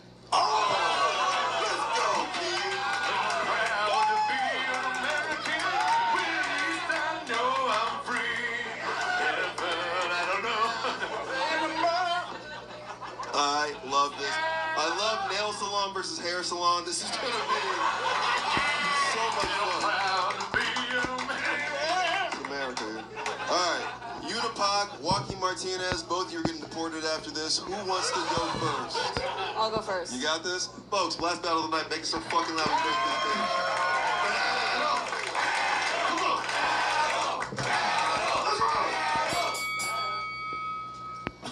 Joaquin is like a fat Jeffrey Dahmer, where he can't decide whether to eat him or fuck him first.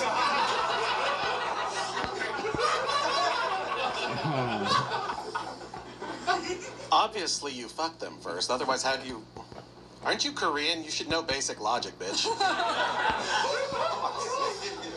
Now, so Yuna's dressed like a schoolgirl right now because she's frequently accused of being a lesbian, but I know for a fact she's only eaten pussy once. His name was Mittens, and her neighbors are starting to ask questions.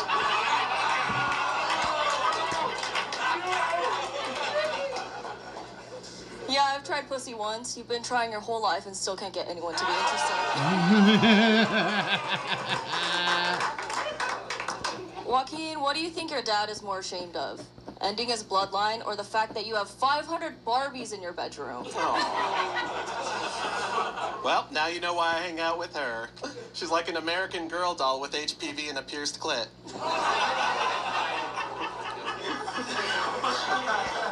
Now, prove it. I'm gonna have to see that. Yuna gives me a lot of shit for being single and celibate, but the fact is, I just have standards. Whereas at this point, she might as well be a Turkish hair clinic with all the broken down, busted up, bald dudes running in and out of her. It's true, I have a history of dating older men, and you have a history of dating no one.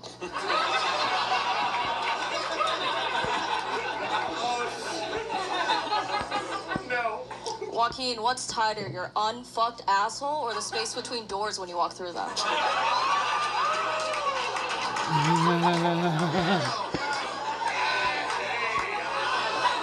Dun dun dun. Oh my God. Well, we can't all fart on command, Lucy Loose. Ozzy Osbottom? No, but for real, I'm very proud of Yuna. She is actively defying Korean stereotypes by being both stupid and lazy. Fact is, she would be just as fat as me if she didn't burn all her calories trying to form thoughts.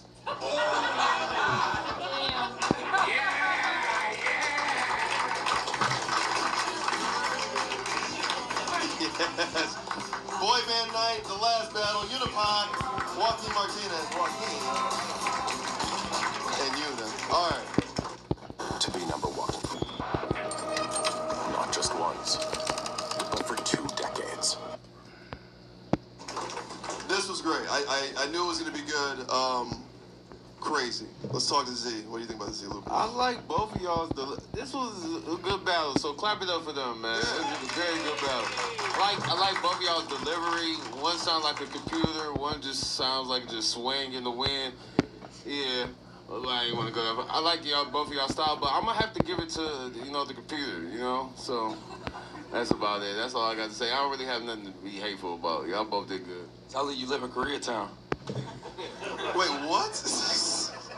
He do live in Koreatown. But anyways, do you think that was gonna work? What if that's crazy, by the way. That's the logic you had. Tell you live in Koreatown, and she's like, oh, yeah, oh,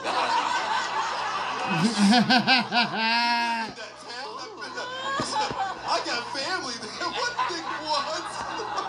We be at the Chateau Lanes. We do be there.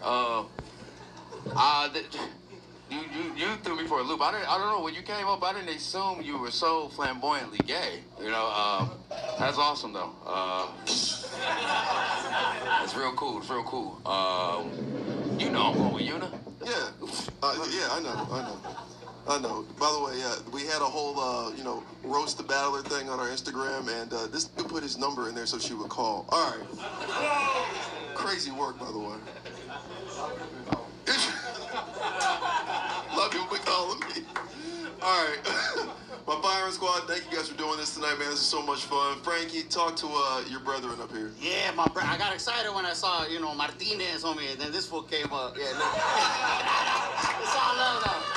But it kind of looks like the Undertaker got a torta pregnant on me. Like, I guess I'll be like, hey,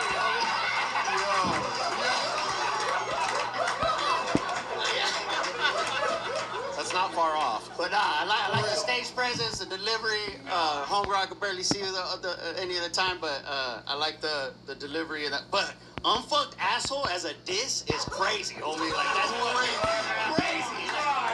Unfucked asshole. And he's like, oh, man, like. He's like, oh, fuck, she's right. Yeah, so I have to give it to you. I think you're just more prepared. You were locked in, and your boy was kind of helping you out. I feel he was throwing you some alley-oops, but yeah, I'll give it to you. That was great. My favorite part is Frankie playing with this fucking hair. He's like, yo, finally, but yeah, honestly, Yuna, that is what your ancestors wanted you to come over here and learn English for, to say. Damn, she bowed right now. That was amazing. It's just a muscle reflex. And she can say reflex. That's fucked up. You ever met an Asian person that could say reflex? Okay. Hey, tell you're from Koreatown. No, I don't live there, too. No, I thought this was a great battle between the girl from the ring and Guillermo del Taco.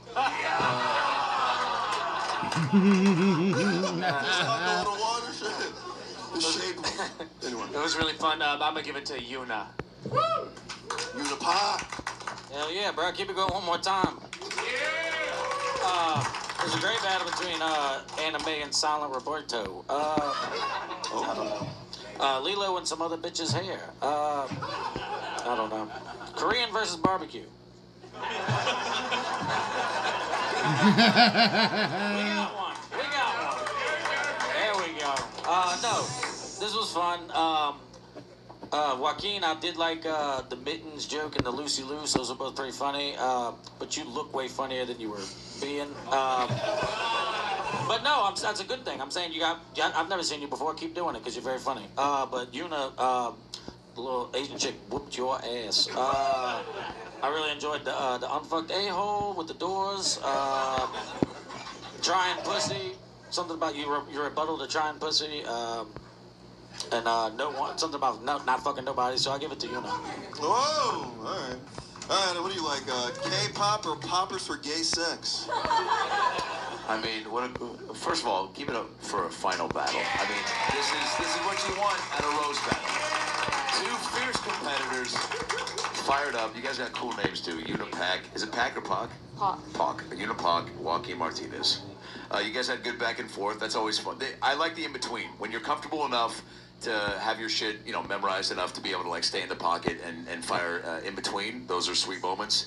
Joaquin, when you said fart on command, I don't know. The 10-year-old kid in me laughed.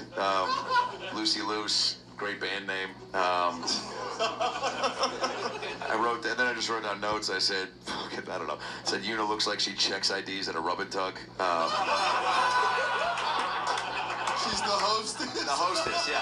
Yeah, exactly. The hostess. That actually sounds worse, Brian, but thank you. It's your show.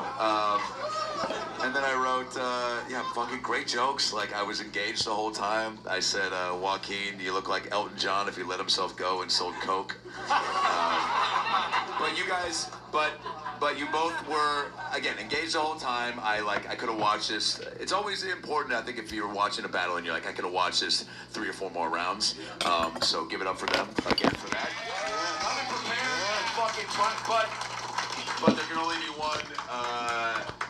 And the slow, dry, like fucking sniper delivery of Una just got me. So I gotta go Una on this one. Yes. Audience, it is on you. By the way, Joaquin, you are Mexican and you look like you're in the Carvel Ice Cream Cartel. All right, let's. Had to get one more in. This is on you, audience. What do we like? Do we like Joaquin Martinez? Or Koreatown Zone, Unipod.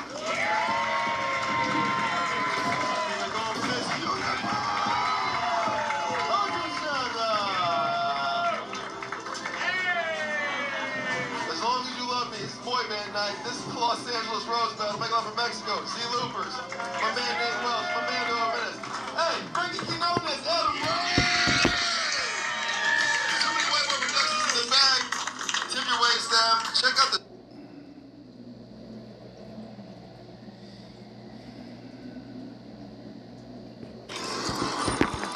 Because there are 5 a.m. flights in your area, there are drivers in your area.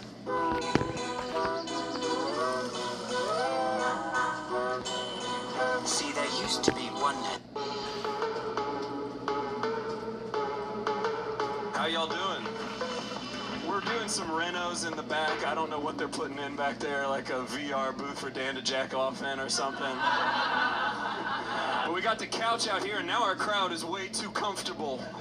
Sitting silently looking at me. I don't like that. If you're gonna sit in silence, I want you to do it in a hard plastic chair, so that I know it took effort for you to not laugh. But I hope you guys are having a great time. You look like you're about to film the worst podcast of all time back there. And I know that because Dan and Scott filmed the worst podcast of all time on that couch. So there you go. Y'all check out the New York Roasted podcast. I don't know what it's called, but I think it's something along those lines. Guys, we have an incredible panel of judges tonight. We truly have some of the city's best roasters on this lineup. So you guys are lucky that you chose tonight to venture out and enjoy Roast Battle here at Grove 34. Thank you for that earnest applause. That's very nice of you. I feel like maybe we're starting to get somewhere. I feel like maybe some of y'all are warming up to me. Maybe 1 or 2 of y'all slick right now. Everybody gets upset with the That was game. inappropriate. I shouldn't have said that. I'm sorry, Dan. Guys, are you ready to meet your judges? How about we just get into the show? What about that?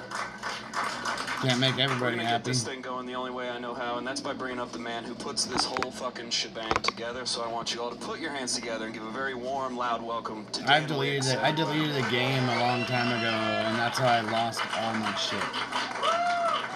So. Dan, what's up? Yeah, ladies, get ready. You're illuminated now. How are you doing, Dan? How are you feeling? You look good. I like that shirt. Thank you. I'm feeling. Yeah, feeling I'm good. not Yeah, yelling, this I'm not is a good screaming, time I'm to point out not to being everybody no that the last episode of Roast New crybaby. York podcast got If I almost die, 700 I views. die, and I come back and I kill shit. All good. 700. So if each of you go. How many views exactly I does your forgot to bring my podcast get, fucking Josh? dog. We clock in at about 5. That's crazy because you have 4 hosts. I know. Well, my mom listens twice, so that's how it goes. I also want to take this moment to say that I do not jerk off in the green room, Grove. Grove 34 is a safe space. You're right. If you're gonna jerk off, take it to the front porch patio area. Dayton, all right? Dan, do you have any advice for our wonderful battlers tonight as we get ready for this show? Be funny, be normal. See all the people here who are here hanging out, sitting in normal places. Be like them. Don't be a The bunch of dog creeps who are with- standing around in a mob. I don't have my pup with me. All illuminated. They are This sucks kinda, because sometimes there's a holes and shit in this map, but I don't even need to find that now. They're like, we don't know where else I to was go. just gonna Sit try on to the get the floor, thermite comics. here. We don't have enough Give a hand to all the comics you can now clearly see tonight. They're going to be performing for you. Give a hand to Dan. He's our first judge of the night, guys. I'm going to bring up our second judge of the night. She's one of the best up-and-coming roasters in the entire scene. She's fucking hilarious. She's here from Connecticut. Please clap it up and make some noise for Charity Gregory, everybody. Charity. Hi, Coach. How are you? I am so good. I did not know Dan would sit me next to him. Yeah. Well, that's your first time judging punishment. You have to sit next to Dan for your first time judge. This may not even be your first time judging. You've done it in Connecticut, but we're very excited to have you here. You have your pomegranate juice, which I love. A lot of odd snacks and drinks tonight. I'm just kind of commenting on things in the room till you guys start to like me. Charity, you're a very experienced roaster. What are you looking for from tonight's battle? And finally, this Asian guy over here. Guys, enough of my bullshit. I think we need to get this show started and get your first roast there's the of dog the night one up right here. What do you there. guys say? Do you have some energy for that? Are you guys ready to get this thing started? We got 7 battles, so we're going to keep them moving. The way this thing's going to work, it's going to be 5 jokes tit for tat. You're going to laugh at everything you love. We're going to go to the judges. They're going to vote. If they tie, I'm going to take it to you. Does that make sense? We got that? All right, cool. Let's get it going. This first one's going to be a great battle. I want you guys to please give a warm welcome to the very funny Corinne Tryon, everybody. And Corinne's opponent, very funny lady. Clap it up, make it loud for Jackie Blumsack, everybody. Jackie, who's gonna go first? I'm going first. All right, Corinne's going first. 5 jokes, tit for tat. Clap it up, everybody. Let's go. Jackie is autistic, likes history, theater, and is Jewish. So if you mention Schindler's List, she's gonna lose her fucking mind. Corinne's fucked more black dudes than our criminal justice system. Anyone here want to guess the difference between Corinne and a Chevy Suburban? You can comfortably fit 8 men inside of Corinne. I wish. That sounds like a dream. Doesn't this look like a battle between the 2 librarians everyone hates for warming up fish in the break room? Roasting Jackie feels like I'm roasting myself if I never lost my virginity. Corinne might be a New York 3, but she's an Alaska 6. You know what I mean? She's got that king salmon build. I'm gonna fix this one. I've been meaning to ask, how have you been feeling since your release from captivity at SeaWorld? I'm free. It's amazing. You probably know Jackie from avoiding her at any craft fair you've ever been to. Jackie, if you're here, then who's at Disney World pushing all the kids away from fucking Gaston? Fucking dab pen Rachel Ray with seaweed hair. Your glasses make you look like a lady rapist.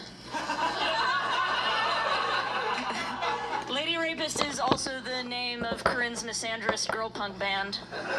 Sounds fucking sick. I'm really glad I got to do this battle of probably has bagpipes and definitely has a bag of pipes. Jackie likes bluegrass and folk music because she too identifies with being loud and annoying. Corinne's got a fupa. She's got that front butt. She got that bush tush. If these walls could talk, they would say, Corinne, pick your fucking camel toe.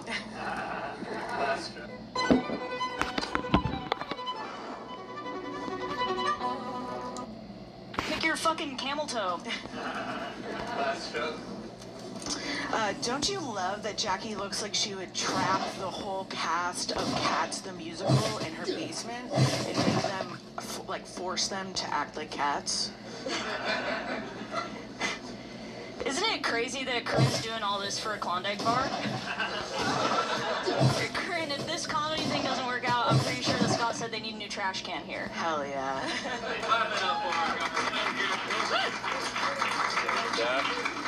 All right, there we go. We're off and running. Judges, I'm going straight to you. Scott Hall. Oh, I got to go first. This is like a battle. This is like you guys are both going out to be cast as young Roseanne. Hold on a second, dude. Kind of fumbled the start of that, but it still worked. Yeah, I don't know. It was really, really close. I think you both had some good jokes. I think the lady rapist and honestly the Klondike bar joke kind of took it for me. So I'm gonna give it to Jackie. All right, that's one for Jackie.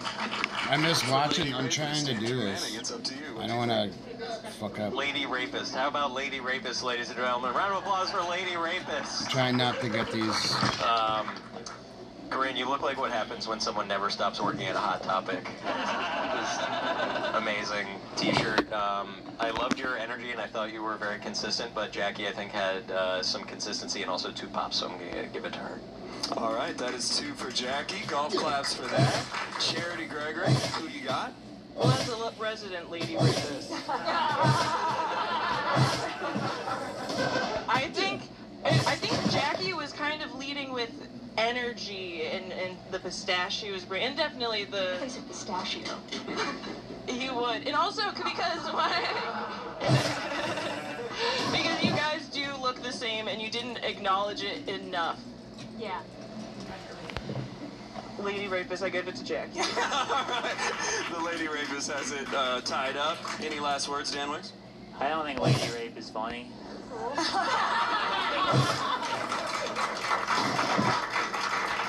Dan takes that very serious. A hero. I think Grove 34 is a safe space. And people need to remember that. But anyway, doesn't Jackie look like the movie stars? Corinne comes out the movie stars and they give her a makeover, and then Jackie comes out and they're like, oh shit, this isn't really an inspiring plot line.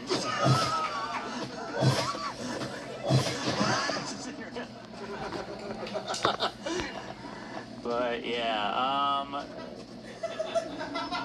do we got, alright, yeah, I think Jackie won. I think Jackie hit harder. My vote goes to Jackie. There you go. Jackie got it. Give them both a hand. That's our first battle tonight. I love it, guys. This show is off to a very lackadaisical, clumsy start, but I promise you, the pace will pick up with this next battle. Are you ready for your second battle tonight, crowd? Let's get it going. It's all uphill from here. Thank God the light is off. We can see again. Coming up next, very funny. Please clap it up and make some noise for Raj Suresh, everybody. And his opponent, please put your hands together for the very funny Sean Riley, everybody. Raj, Sean, who's going to go first? I'll kick it off. All right, Sean's going first. Go ahead, just tip attack. Clap it up, everybody. All right. Guys, Raj, give it up for Raj. Raj looks like he would go from a free Palestine protest to an obliterate Pakistan rally. I have done that. It's funny because Sean also looks. Sean's a bit of an enigma when you look at him. Because have you ever seen a guy who looks like a doctor that treats hepatitis and also the patient that has hepatitis at the same fucking time? One more time for Aziz. I'm sorry, this literally never happens. Apparently, Raj's favorite food is a classic American grilled cheese. Hey, Raj, you're a terrible liar, and we're still gonna fucking deport your ass. Sean dated a drag king, and then that person transitioned male, which is great because finally someone can be the man of the house. So Raj actually worked for Diddy. But he wanted to emphasize to me that Diddy did not touch him. And Raj, I think I speak for everyone when I say that no one has ever wanted to touch you. You know, it's interesting when we talk about Diddy and TV and shit like that. Sean's actually been on a TV show. It was called To Catch a Predator, and he's here because he's very, very quick. I am a track star. Guys, for Raj, he looks like a race trader. Trader Joe's race. Just give me that vibe. Raj, I feel like if I was on the phone with Raj, it's like the opposite of an Indian scammer. Because I'd be on the phone with him and I'd hear his voice and I'd be like, yeah, okay, Raj.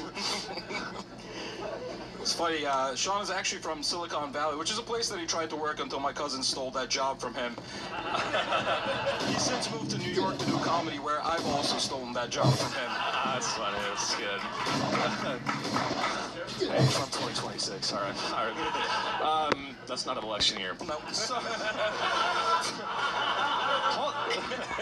That wasn't my roast. Okay, Raj looks like he auditioned for the No Kings Dancing... I'm sorry. Raj looks like he auditioned for the No Kings Dancing Frog team and didn't get the call back because he kept trying to fuck the frog suits. Wow. Sean actually moved to Austin to do comedy for a little bit, where he tried to get on Kill Tony. He had to pull his name out the bucket because they required you to do a full minute of comedy to qualify.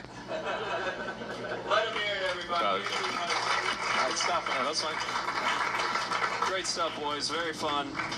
Judges, Andrew, I'm going to start with you. What did you think about this battle between the two types of Brooklyn Nets fans? I loved this battle between Kurt Metzger and the mean lady from Chicken Run.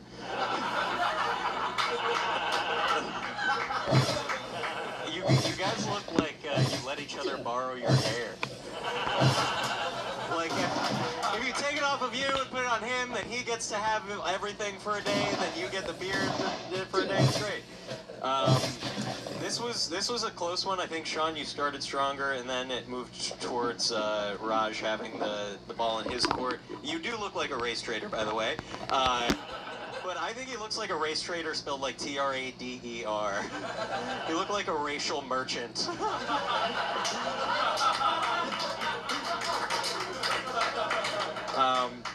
Sean, you had a very crazy last joke, but yeah, it was too much of a tongue twister, and I think Raj's just came out cleaner. I had it tied up before that, but I'm going to give it to Raj.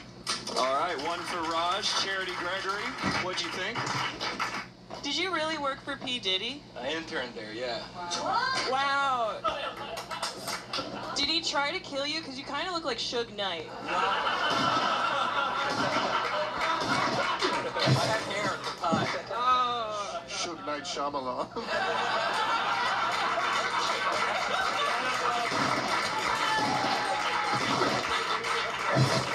Scott wins the battle. I really liked it. I think the energy got super hyped up. I think you're so good with saying words that are going to be funny, but like you're good at writing jokes, is how I felt about it. Yes, absolutely. But I really like both of you, but I'm going to go with Raj, I think. All right, two for Raj. Dan Wicks. Yeah, uninspiring performance. I will not be investing in either of your startups. I cannot wait for you guys to lose your jobs to AI. Sean, I thought it was interesting how you tried to go highbrow with your first joke, saying how he loves Palestine but hates Pakistan. And the people who hate Pakistan also hate Palestine. So your attempt to sound smart made you sound stupid. Yes. The entire online anti-Palestine presence is Indian dudes. Every account with a Star of David is an Indian guy. Not mine. But now that we've had our history lesson, I do want to say, John, thank you so much for letting us borrow your camera to film the show. Give it up for John. John. And thank you so much for letting us use your camera so we could see you lose in 4K. Hi, Bogos. That's three for Raj. Scott Hall, any last words? Great Indian remake of Fast 5. Yeah, I fucked that one up. Remember the M. Night Shyamalan joke? Remember when I said that? Yeah, you started off strong. Normally, Race Trader would get my joke, but or get my vote, but I think Raj pulled it out in the end for sure. What the fuck, man? Oh, the Fast and the Furious. Don't try to save my joke. It was too far gone. I appreciate the help, though, buddy. I think that was just his ringtone. Is your ringtone a car drag racing? That would explain your hoodie. There's barbed wires on his elbows. All right. Babe Ruth led the league in strikeouts, too. Okay. Raj. Raj takes it. Everyone give Raj, give Sean a hand. Good job, guys. All right, guys, I can feel it. Our momentum is building. We're about to split you guys open here any second. I can feel it. I can feel it. Hey, whatever it takes to get a rise out of you. Grove 34 is a safe space for women. I'm about to bust it wide open with you guys in this. We got battle number 3 right now. Are you guys ready for battle number 3? Make some noise. All right, here we go. Coming up first, clap it up, put your hands together for the very funny Andy BB, everybody. And his opponent, fucking hilarious. Make a lot of noise for the very funny Devin Bramble, everybody. Devin, Andy, who's gonna go first? I'll go first. All right, Devin's going first. Live jokes, tip and tag. Clap it up, everybody. Guys, I'm so excited to be here. I did not know that Jared from Subway had gotten out of prison. This is incredible. Andy looks like an old school prospector. Except for him, a jackpot is finding a preschool with an unlocked gate. That's fair. We're more than 500 feet away, right? Right. Devin's grandparents were both pastors. Devin says he's an atheist, which is funny because when reached for comment, God said he doesn't believe in Devin either. Thank you, Bill Nye the homeless guy. Andy is half white and half Turkish, which means I'm 100% not allowed in his house. Give it up for the conductor of the Bipolar Express here. He's a huge anime nerd, which is funny because he's built like Mr. Popo from Dragon Ball Z, and his daily calorie count is over 9,000. Alright, nobody got that, it's okay. Andy told me that 9/11 was really hard on him because of the racism. He had to beat up so many Muslim kids for them to consider him white. It's funny because his mom is actually a pilot, so I got to talk to her about 9/11 conspiracies. She said the actual cause of the second tower falling was when Devin jumped on a trampoline.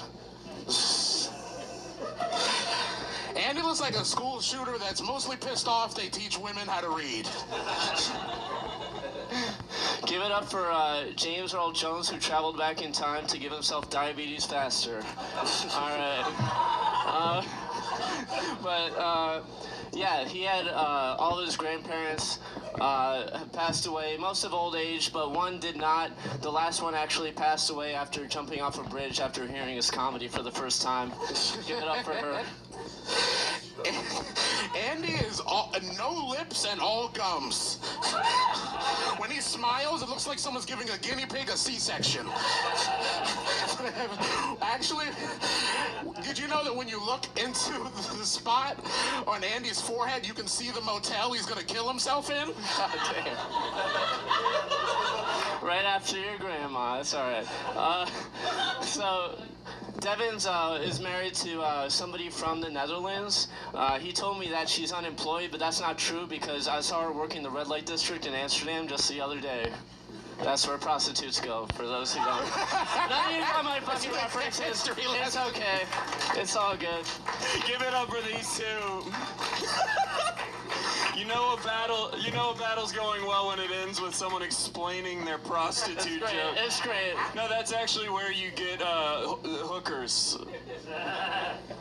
Judges, let's get serious. Charity Gregory. Sorry, Dan. Charity Gregory, who you got in this battle? Okay, so I really liked it. First of all, you did great over 9,000 joke. Thank you. You appreciated it. I didn't, but I was. I think it was like super weird because it was. Nobody expects him to like anime more than you. I thought though you did have some really great jokes, but Devin was so in the pocket with like the Bill Nye the homeless guy right at the top. I'm going with Devin very much, but I like you. I'm sorry. All right, one for Devin. Dan Wicks, what'd you think? I really like this display of black autism versus white autism. You guys look like rival astronomers competing for a grant.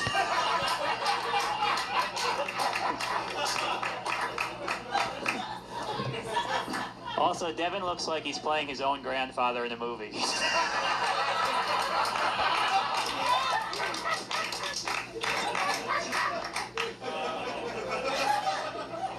First of all, real quick, get up for Devin for keeping the same outfit he wore 6 months ago in the middle of December. Game never stops. Devin, just for my own curiosity, how often do you wash the outer layers? So often, man. So often? My wife is inundated. Inundated, okay. Yeah, she's struggling. That poor woman. I think all the layers are inner layers.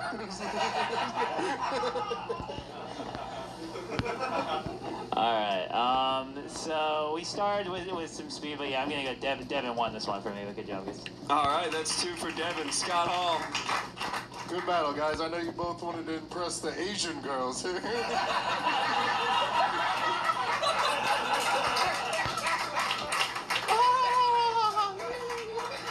I can't look at them. I think it's real if I look at them. Yeah, you guys vote for me. Who did you like more? Break one of their hearts. Devin's married to a white woman, if that helps or hurts. I know. Ooh, Guaylo, yeah, okay. Round eye. We all know you love raps, Devin. Who won? Devin, my vote goes to Devin. Devin gets a vote from our honorary judges. Andrew Manning, I think I'm done with thoughts? this game for now. My thoughts are, Devin, your fly is not down, and that astounded me. I don't know why, but you have a fly down kind of vibe.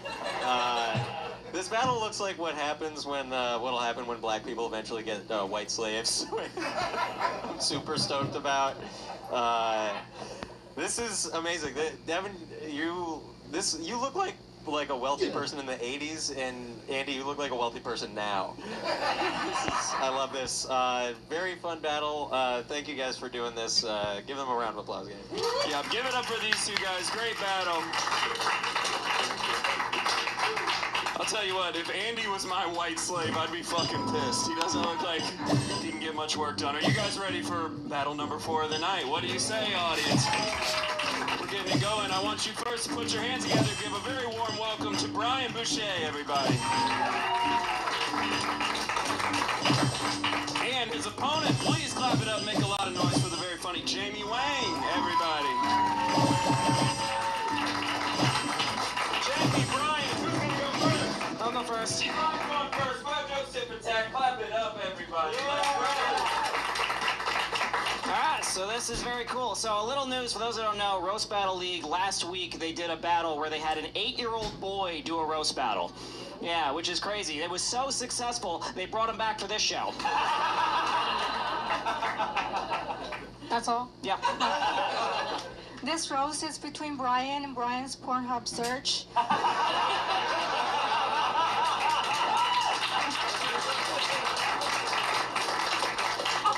Yeah, he usually just put a tiny Asian lady boy.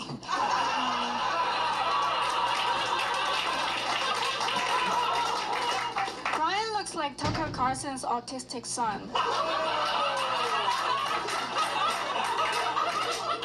Brian says he likes to work out. Based on his physique, I don't think he likes it that much. If he likes working out, then I love reaching the top shelf. That was like 6 jokes. Okay. I thought you guys were good at math. Anyway, so Jamie, she's from China. She just moved here from New York to pursue, or she moved to New York to pursue a career performing in Shenyang, China before communism. We actually have more in common than you think. She lived in Taiwan for a couple years. I'm from Long Island, 2 places that a lot of people like to pretend doesn't exist. And listen, I don't understand the nuances of China-Taiwanese relations, but that's fine, because none of us can understand a word Jamie says anyway. Brian has a lot of cops in his family. That's why he's paired with me tonight, because he wants to continue the family legacy of bullying minorities. But they don't seem like the type that kill minorities. They seem like the type to go get happy ending massage from minorities.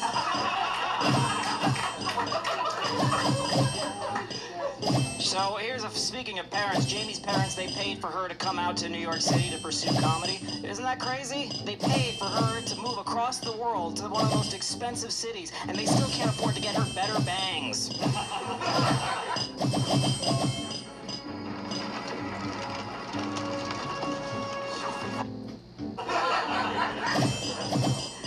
Brian is bisexual? That's crazy. He looks homophobic. That's the bi part. For Brian, it's easier to suck dicks than develop a personality. Although Brian has never had a boyfriend, obviously because gay men have options, he looks like he would say he has a gay best friend and it's just himself. Okay, Jamie, you wannabe K-pop demon hunter. If you're here, who's silently judging white women at the local nail salon? Okay. Speaking of, Jamie's single. It bothers her. She's been single for a couple years, but don't worry, Jamie. Any day now, the man of your dreams is gonna divorce his first wife.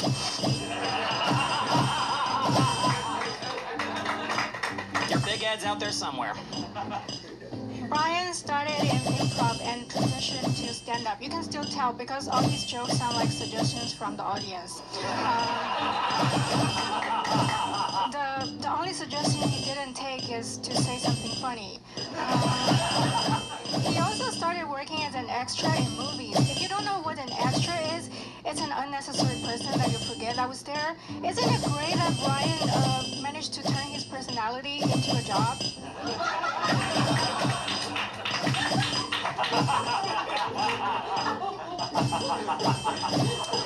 Is that the last joke? One last joke? Okay, cool. If this goes on any longer, I feel like Jamie and I are going to open up a fusion restaurant. You know, doesn't Jamie look like she could be like Alyssa Liu's older sister that was also a figure skater but sucked at it? You know what I mean? And during the Olympics, she had all this weird pent-up frustration because she wanted to support her sister, but at the same time she was like, that fucking bitch, you know? And then during the Olympics, she was just very stressed out and weird, and she was eating even less than usual because she's clearly anorexic already. And and then she just decides to try to get imposter syndrome a little bit, and then she's like, see, I can have weird hair too. No? Okay, well, you know what else she looks like? She looks like a Vietnamese prostitute. That's who. So, that works.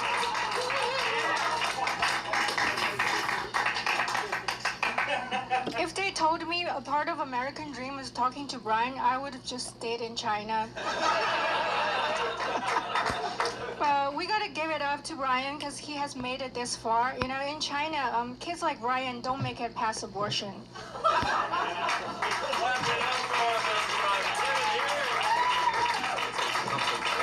Great work, great work.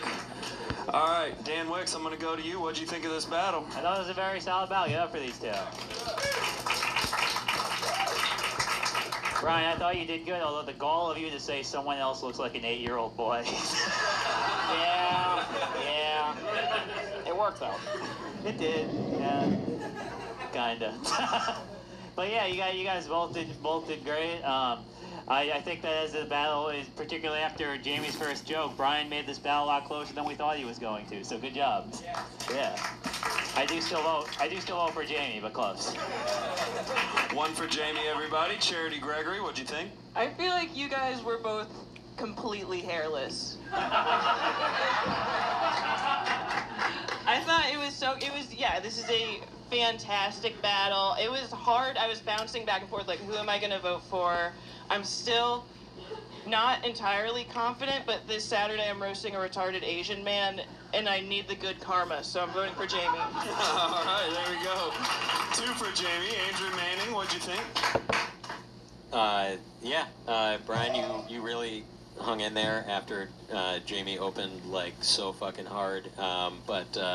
Yeah, you do look too much like an 8-year-old boy to have been saying that. You guys look like the start and end of a TikTok video that's get ready with me to go out on Pride Day.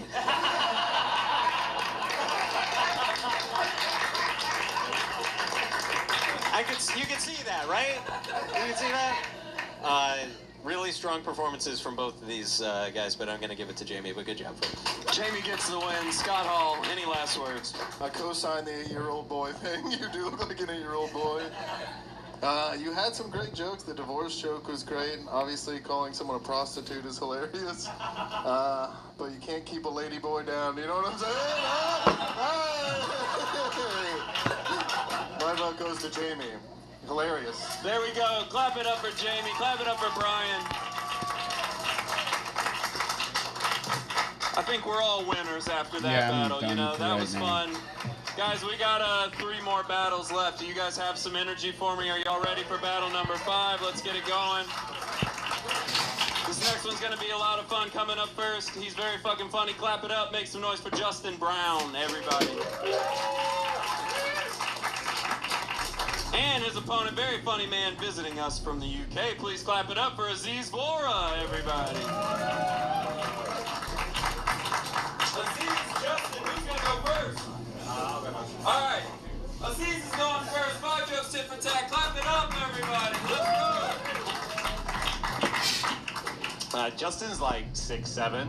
That's not his height. He's just auto banned from every school in America.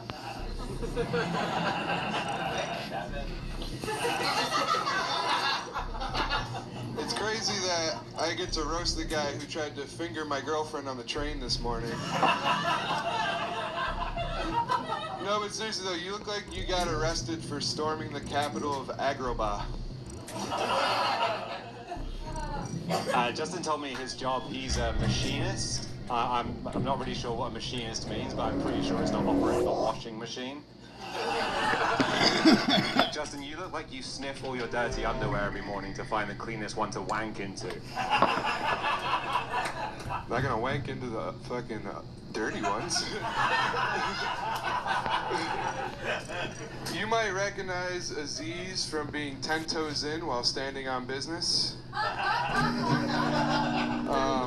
You look like you want to make the trains that get run on your wife free for all New Yorkers.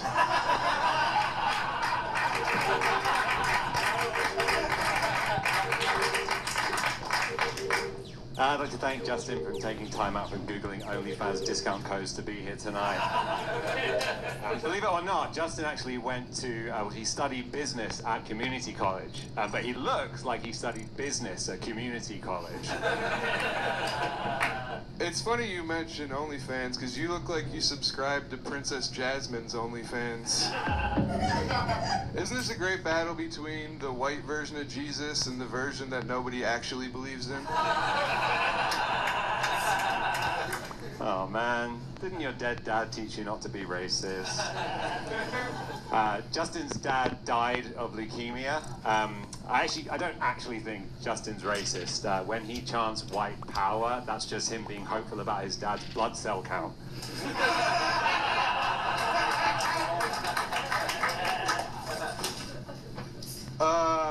Fuck you, dude.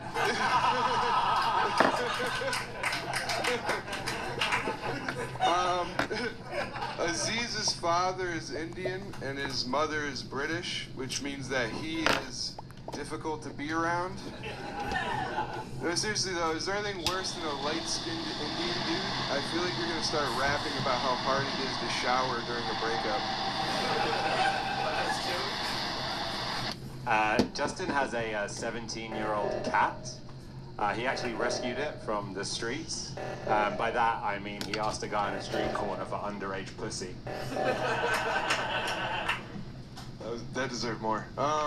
Thank you. Thank you both Harold and Kumar.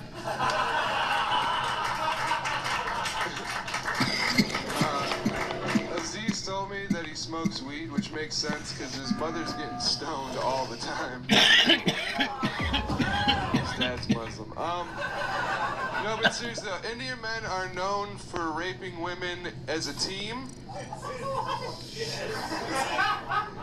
Which makes sense because when I asked him if he was ever convicted of a sexual crime, he said that he just loved playing sports growing up. All right. Should have left it at the last one. All right, guys, give him a hand. I love that for the good of the show, Justin did that last joke just to make it closer. That was awesome. Scott Hall, I'm going to start with you. Who do you think took this battle? Good battle. John, the stage looks like you're trying to pick the last two people in a pickup basketball game.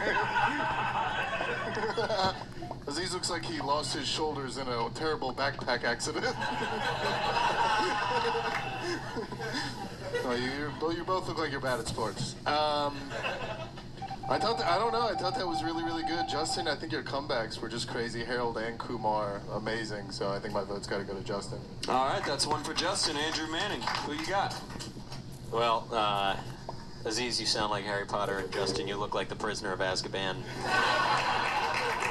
This is amazing. Aziz, by the way, welcome. Fucking cool as fuck, performing in another country. That's awesome. And Justin, congrats on not performing in a jail or wherever you normally get up at. I think this was super close. You both look like very close. Like, you know when you're starting a video game and create a character? You guys are like only a few buttons away. But it was also a close battle. I think that Justin edged it out, but your jokes were very good. I think Justin's delivery was a little bit more confident throughout, and it helped his jokes a lot. All right, two for Justin. Charity, who you got? I like Justin's delivery for a different reason. Is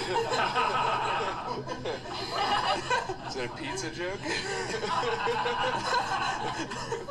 No, it's like, Justin, you did have the home field advantage. Aziz, you seem like you did have a home, though.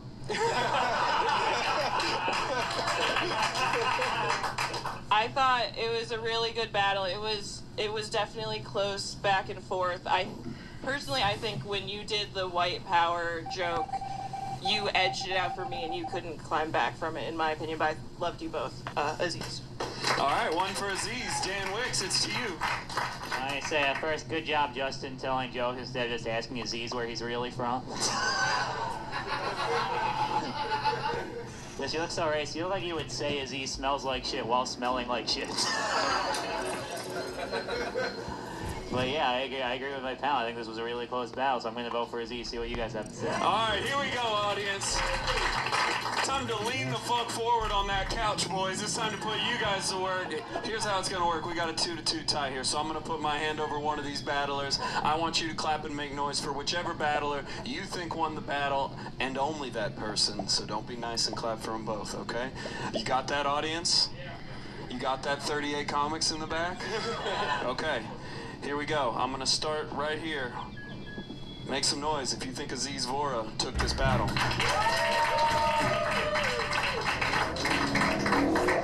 That was most of our audience. But let's see if the comics can get it back. For Justin Brown. Love that guy. Pretty close. All right, we're going to do it one more time, and this time have the same excitement that this guy just had for the first time all show.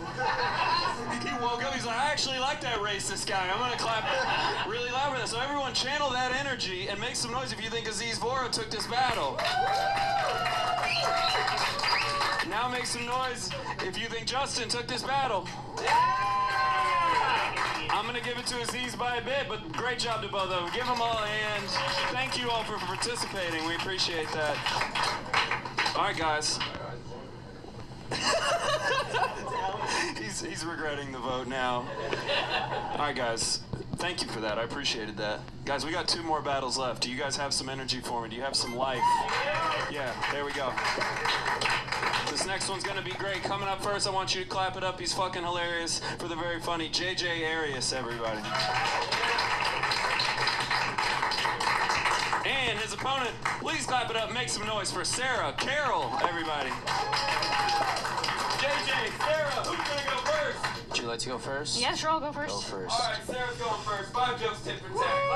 All right. He's built like a blunt, and I'm gonna smoke him.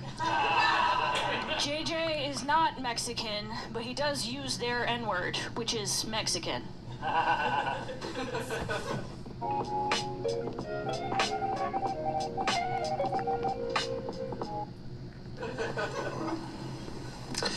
Emo battle. What's up, guys? What's up, yo? Sarah looks like she witnesses a hate crime, then goes home and writes a song on ukulele about it, you know? It's more like sad piano. Good one, commits suicide in silence. The boys never invited him to sleepovers growing up, but the girls did, until they found out that he was a lesbian. I'm a lesbian, guys. Isn't Sarah so dark and twisted, guys? God.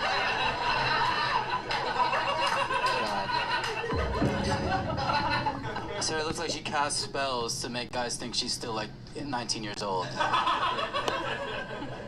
Not the kind of guy I want to attract. Thanks, Wiley Peyote. You look like you play music on a box in the woods somewhere. Man, fuck that, dude. Yo, man, fuck that. Sarah looks like the edgiest mom on like Teen Mom, you know? She looks like her baby daddy traded her for like a bag of Doritos, you know what I'm saying? That baby's not making it past the Planned Parenthood. I don't know what you're talking about. Thank you, Uno Mars. That's good. That was good. JJ works on a farm, and I play in a punk band. No, I actually got that backwards. I work my ass off all day. He has soft hands playing shitty music. It means a lot to me, but it's fine. Sarah's like, she's like 90s grunge, you know, and a female comedian. Give it up for Alanis Boring Set, everybody. Am I right?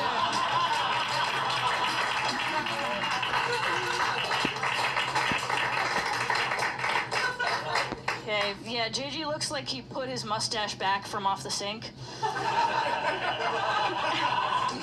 Shouldn't he be in some old lady shopping cart somewhere wearing a little sweater? Oh shit, I ran out of jokes. Fuck. Can't count, idiot. Alright, relax. Relax, Wicked Witch of Wisconsin, you know, it's fine. Sarah looks like she turned emo because like they raised the price of fucking hamburger helper, you know. And alright. I'm a vegetarian, I don't know. I don't know.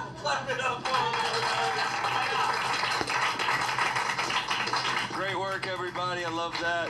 JJ was like, I'll just vibe out for this fifth joke. They like me enough, it'll work. Judges, I'm going to go to you. Andrew Manning, I think I'm going to start with you. Who do you think won this battle between Hot Topic and Topic Caliente?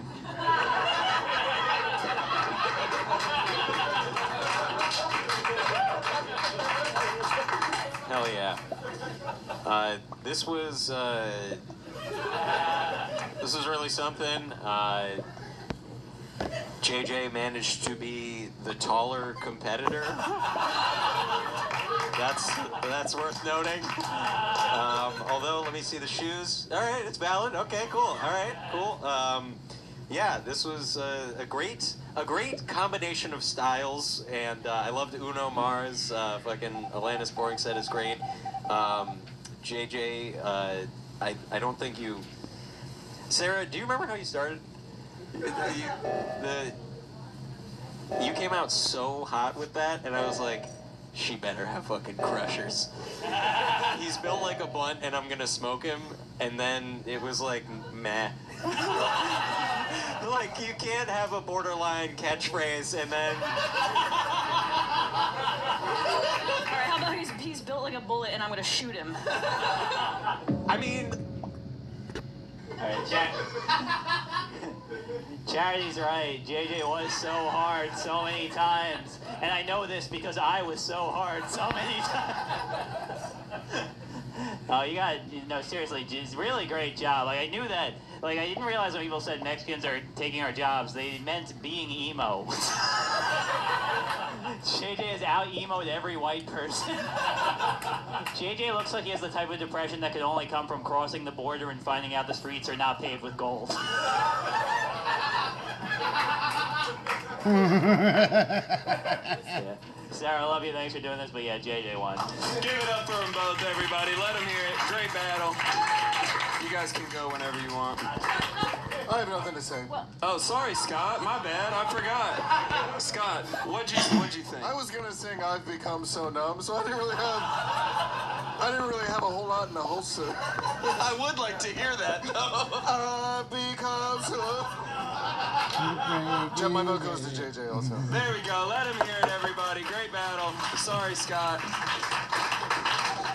I frankly just didn't want to hear what Scott has to say. Also fair. But it was worth it. Guys, we've made it to our final battle tonight. Thank you all so much for strapping in. I need you guys to muster whatever little laps you got left and give them to these two, because these are two of the best, okay? Coming up first, this is one of the nation's best roasters, one of the funniest guys in the city. I want you guys to please clap it up and make some noise for John Ajoda, everybody. And his opponent, one of the other best roasters in the nation. He's here all the way from Austin, Texas. Please clap it up for the very funny Mike Eaton, everybody. John, Mike, who's gonna go first? I can go first. John is. John's going first, 5 jumps, 10 for 10. Clap it up, headline. Wow. God, thank you guys for being. There's been like just an odd feng shui in this room, just all night. I hope I'm pronouncing that correctly. But just like a weird aura in here. But anyway, he's built like a blunt, and I'm gonna smoke him. Mike Eaton has the face of the moon and the complexion of the sun. Okay, he looks like he's actively experiencing a karmic punishment by Willy Wonka. Oh man, it's like Rolf from Ed, Edd and Eddy grew up to have the charisma of Plank. Yeah. Look at him, yeah, all right. John's dad is an Indian scammer, so when he saw the positive pregnancy test, he said, "Do not redeem! Do not redeem! Do not redeem!"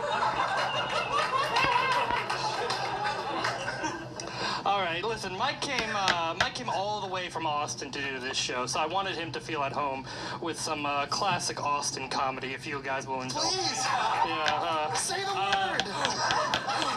Woke bad, liberal bad, gay, trans, gay, retard, gay, retard, gay, Tony Kinchcliffe, please notice me, rape, gay, retard, Sorry, I didn't mean to steal your act. I now pronounce you Joe Rogan. Yeah. Unbelievable. This has got to be hard for him to roast me, being that I'm sacred in both of his cultures. I look like Tony Soprano and a cow. John's mom is a huge conspiracy theorist. She doesn't think he's balding. She thinks the Jews are taking his hair. Yeah, let me... Yeah. Which is ironic. A yarmulke would fix it, you know? No, I'm trying to make it in show business. But Mike buys Ozempic illegally from a drug dealer under the table. Where's the table? A Chinese buffet? Bro, look at you. A doctor will give you a prescription. Oh, man.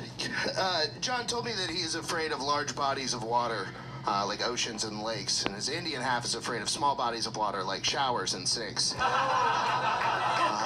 His Italian half's kind of left out because he only does the tan part of Gym Tan Laundry. All right, Drewski, the sketch was funny. You can take the Erica... the Erica Kirk makeup off, but, Rest in peace, Charlie, by the way. It's true American. You know he's gonna be on Kill Tony in a year just doing Chris Farley shit. They'd be like, so original. No, but Mike is divorced and he's been single for years ever since. It's the first time he hasn't gone back for seconds. Oh man, that rules. John is actually Italian and Indian, so when he makes Sunday gravy, he really puts his foot in it.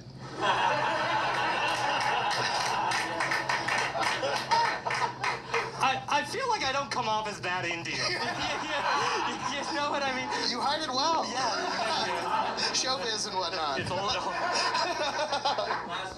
But Mike might be a fat, divorced cokehead. But who are we to judge? You know, I just see, like... I'm sorry. I forgot my joke. Yes. Esteemed panel. Yeah. I'm well aware he's a fat guy with the last name Ian, okay? But you had to move over so you could see him? Yeah. Yeah, Mike, will you stand behind them to block the light? Flashbanging the audience every 10 minutes.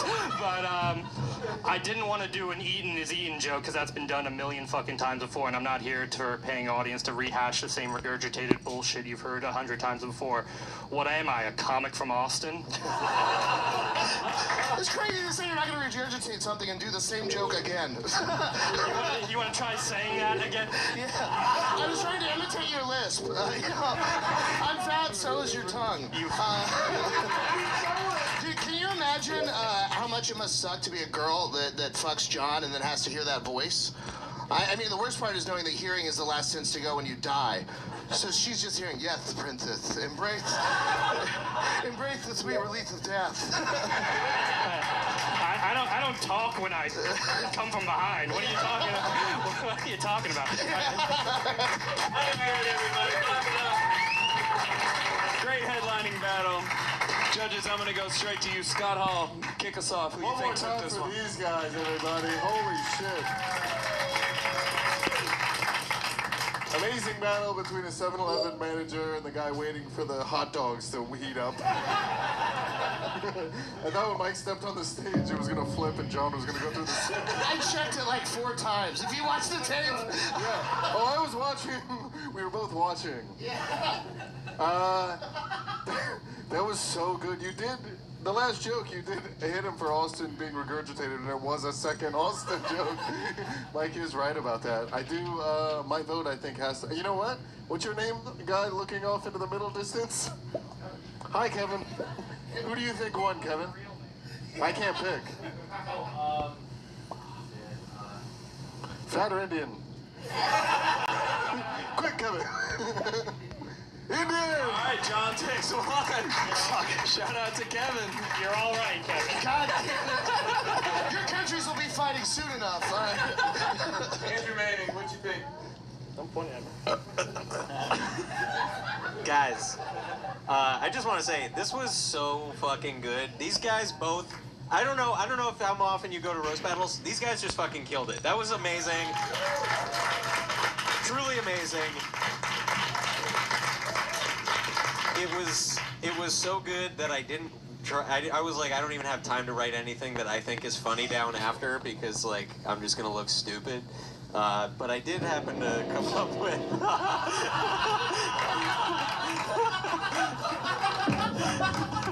It's my favorite genre of joke. This is gonna suck, but. Mike, you're so voluptuous and white. I'm sure John's sliding in your DMs any second now. No bobs or vagine for you. Give him the vagine. Come on. This was so close. I really. John takes it. That's our headlining battle. Let them both hear it. I used to struggle with dandruff, but now I use Head and Shoulders every wash because the active ingredient in Head. Dealing coke to strip that night because they needed someone like a dopey Jewish guy. Are you guys ready to get this fucking show started? All right, start clapping right now. By the way, it's gonna be 5 jokes tit for tat. The judges are gonna make a vote. If they tie, we're gonna come to you guys. So make sure you got your listening ears on. All right. Clap once if you can hear me. Clap twice if you're paying attention. Okay, so start clapping right now. For your first battlers, it's Ruben Egan.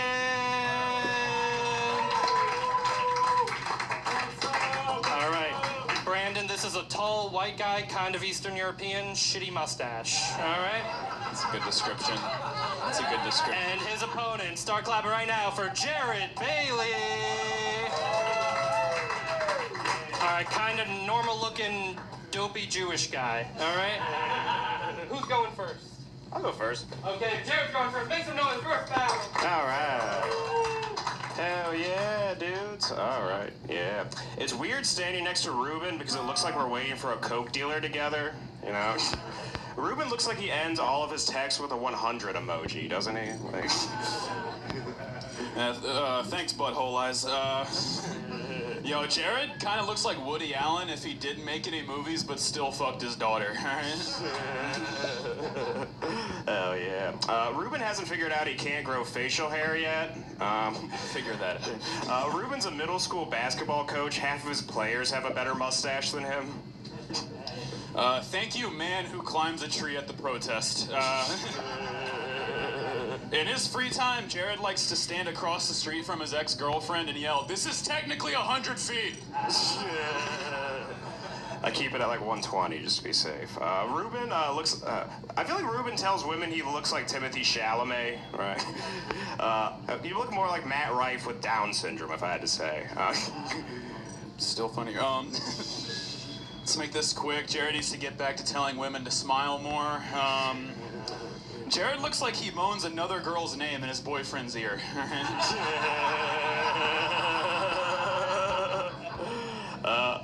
Ruben played basketball in college. That's his explanation for why he thinks he can say the N-word. He's also the last thing women see before mysteriously blacking out. By the way, if anyone knows, actually, Jared is still wondering where his hug is at. But Jared was very unathletic growing up because his only source of protein was his youth pastor's semen. All right, it was revitalizing. Ruben is a pedophile from Louisiana, and he loves ice. Yeah, he really loves Cajun kids. Jared told me he likes anime and pro wrestling by sending me his photo.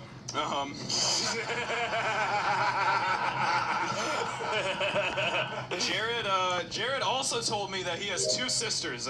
One is an investigative journalist at CBS. The other is currently in rehab for the third time. Jared, what's it like being the least successful sibling? It's good. One more time for your and give it up for Ruben trying to sound out investigative. All right.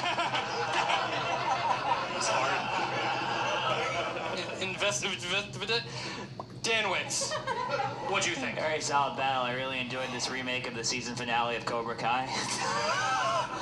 Yeah, you guys are both solid. I think that Ruben hit quite a bit hard, so I'm gonna give it for Ruben. All right, that's one vote for Ruben Egan. Micah Fox, what'd you think? Yeah, this was like really fun. Jared, you look like Ruben took off his filter. Like just a couple more smashes with the hammer. But yeah, your Ruben, yeah, I think it's got a little more personal. The jokes hit harder. I like that. All right, two for Ruben. Micah Fox, what'd you think? Yeah, this was easy.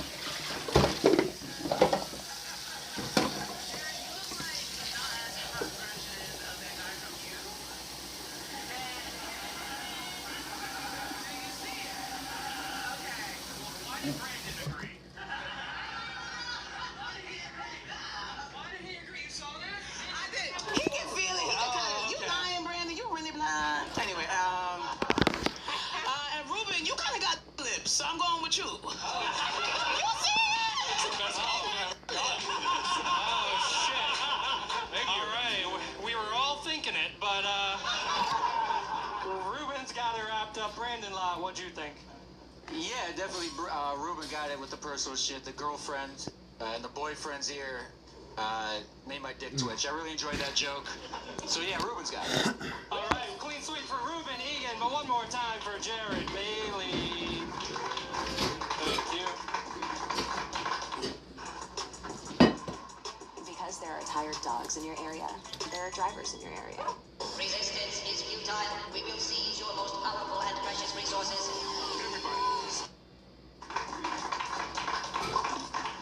All right, gang, you guys starting to get the gist of this? It makes sense. You guys have been here before. You know how to play ball. We're gonna keep this moving right along. Oh shit! The true son of Israel, start climbing right now for Joe Levy.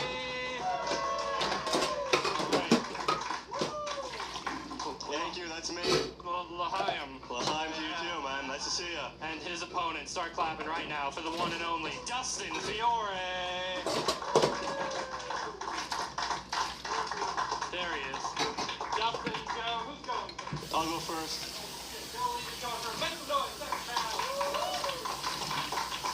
Alright, how you guys doing? Nice to see you guys. Great crowd, pleasure to be here.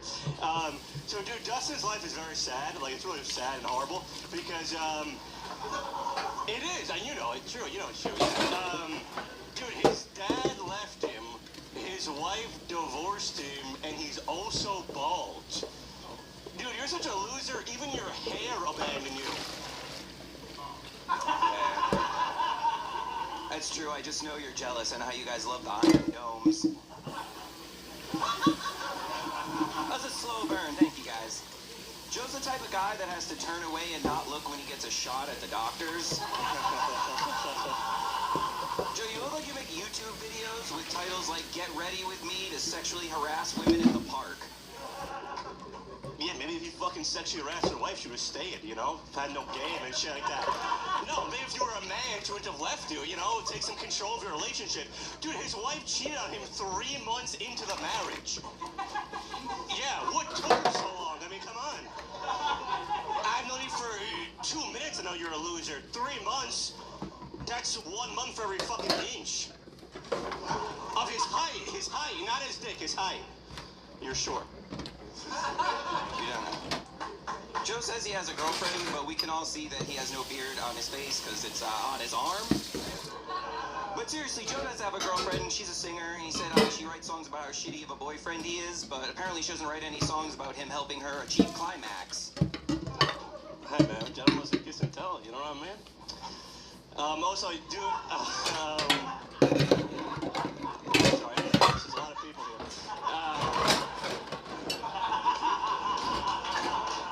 This is a big deal for me, I'll be honest. I'm staying next to Travis Kelce, who still dated black women. Thank you. That was good. Make you like that one? I do date a black woman. So, no, I know, like, same haircut.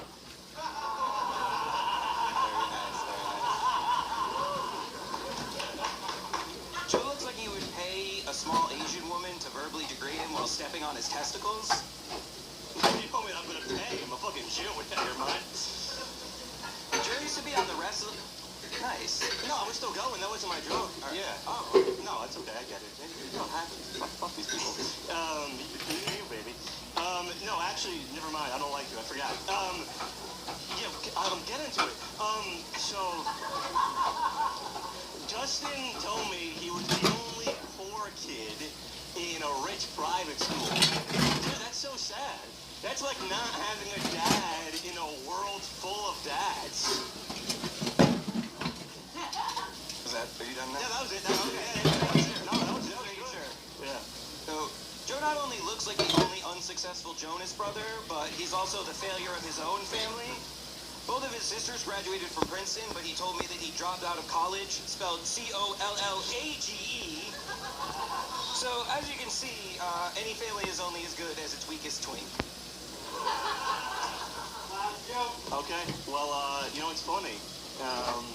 Is that Dustin's wife actually cheated on him with a more attractive guy. Yeah.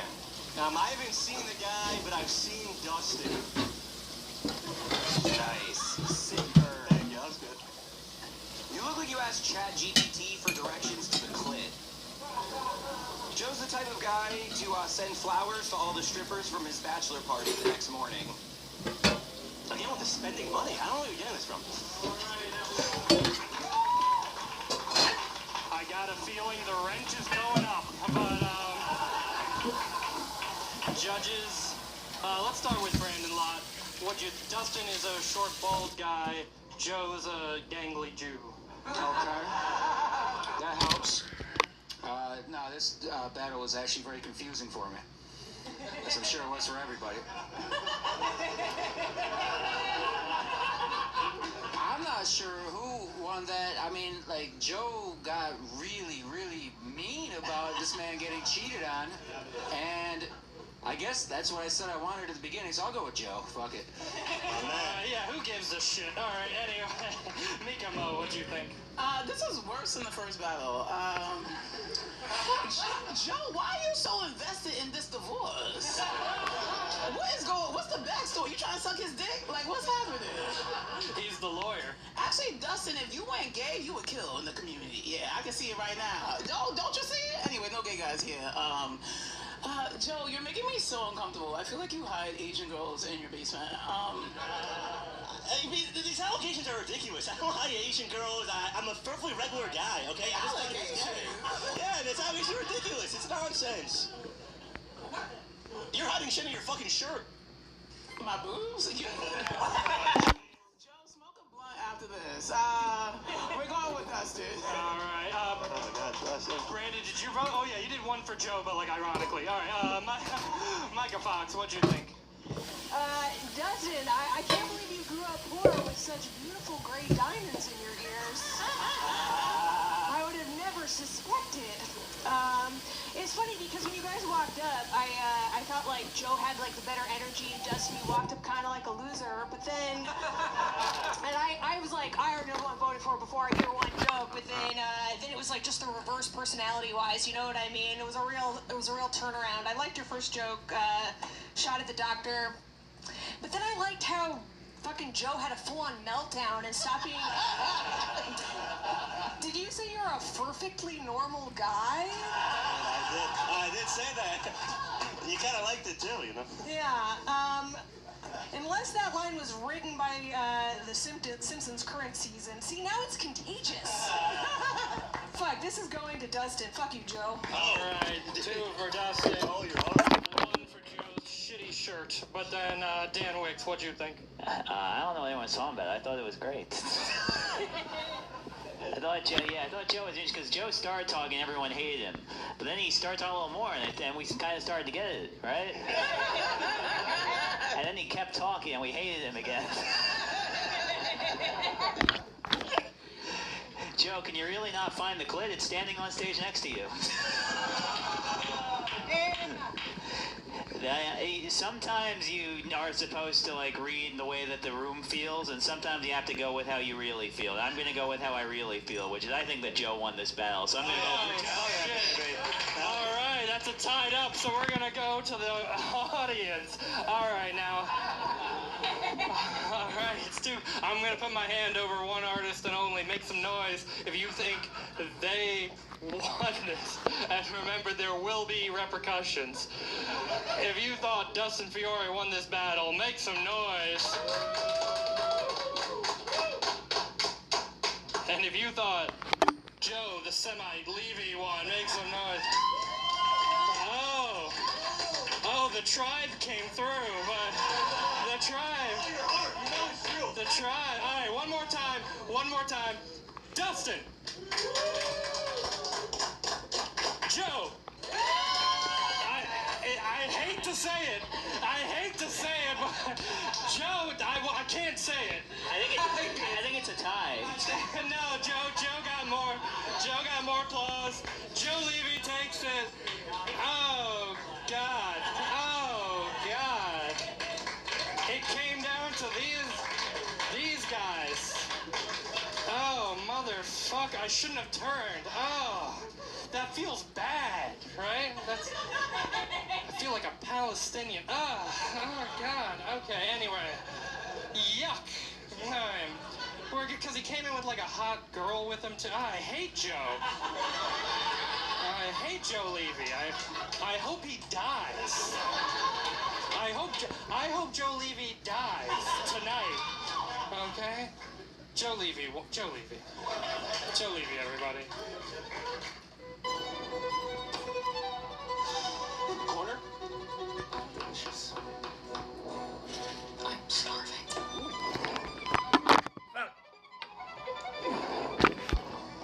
Unreal. Actually, that's the real stuff. Archer meat snacks are made with 100% grass-fed beef. That hits a spot. Bringing out the blowtorch, huh? Life can get out of hand. When it does, keep it real. Archer, stick to real.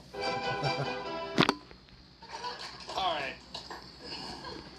We're gonna keep. We have have to keep the show moving. Why bother? But start clapping right now for my friend and yours. She's brilliant. It's Rania Hanan. Rania, welcome. Oh, and truly the greatest mind in comedy. It's Big T.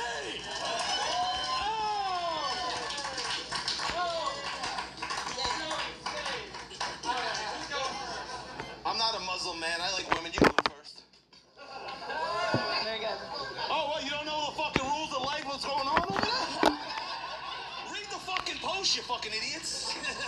Don't get me started already, all right? Women first, all right, you fucking cavemen motherfuckers? Women first. Hi, I'm Rania. Can I go now? Is that cool? Hi. Is that fine? I'm Rania. For those of you who don't know me, usually when I introduce myself to someone new, I say Rania like lasagna, but I didn't do that when I met Big T out of fear for my own safety. Yeah. But yeah, this is Tommy. You know, he goes by Big T because that's as far as he got into learning his own name. Thank you. Thank you for taking time eating a raw vegan diet to be here tonight, Osama bin Laden. It's very regular. But, Ranya's a Muslim that looks like a Jew. So I don't know if she's into the Prophet Muhammad or Mo Prophets.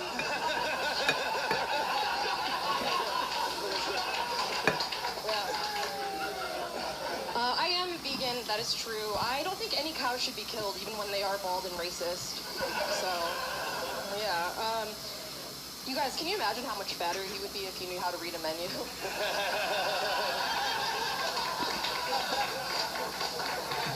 Okay, but seriously, he is really fucking dumb.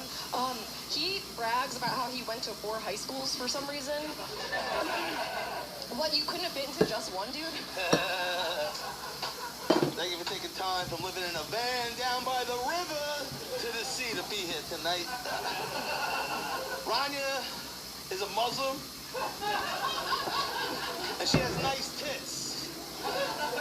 They're perfect for a suicide vest. You pray 6 times a day, you don't got no titties? What the fuck you wishing for? Allah Akbar! Allah Akbar! Allah Akbar! I've been practicing that all day. My girl's like, what are you screaming about? I'm like, fucking speaking Arabic. Fucking Jew, go back in the room.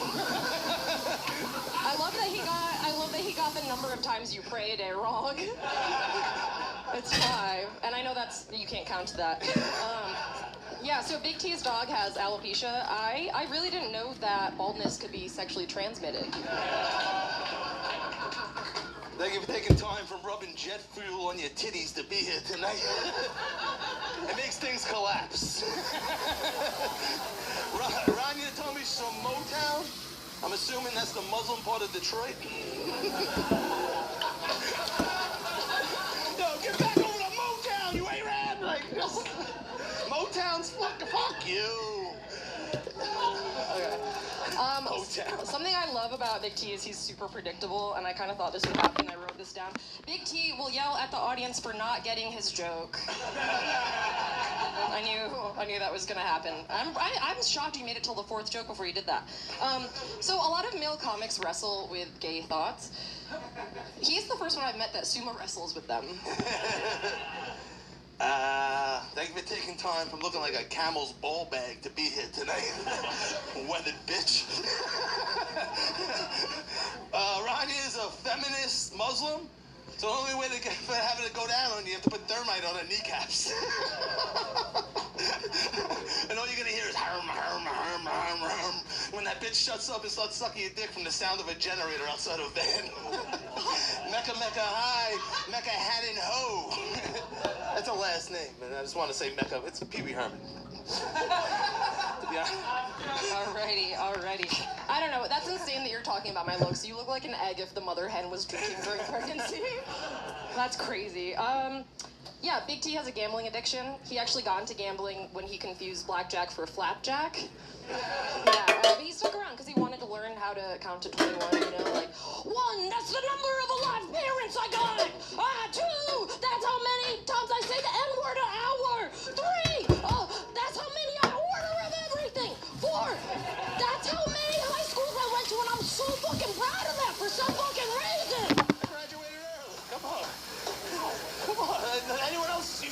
stood in school for 4 years like a loser. Thank you, Curly Suez Canal.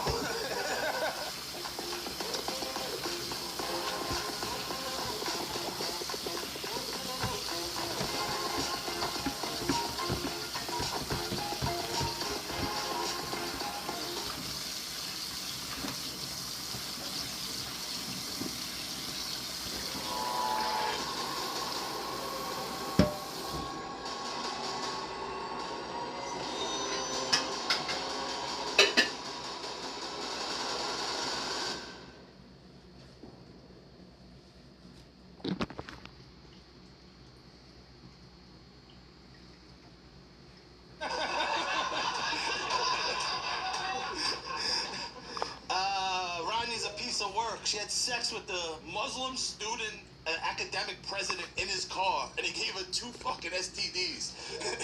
And I like that. Now you have 2 things from a Muslim forced on you that you'll never forget. Salute.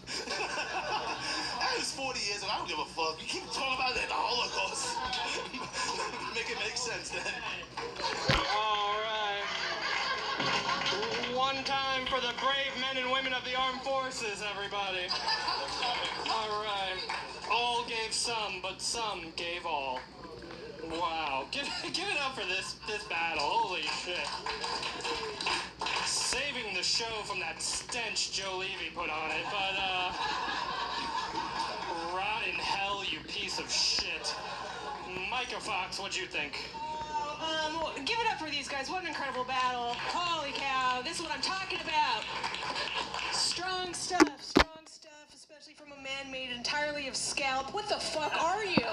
What are you, dude? You're fucking calling her a ball sack? Are you aware? It was insane. It was an insane choice. You're not well. You're not well to draw that comparison when people can look at you.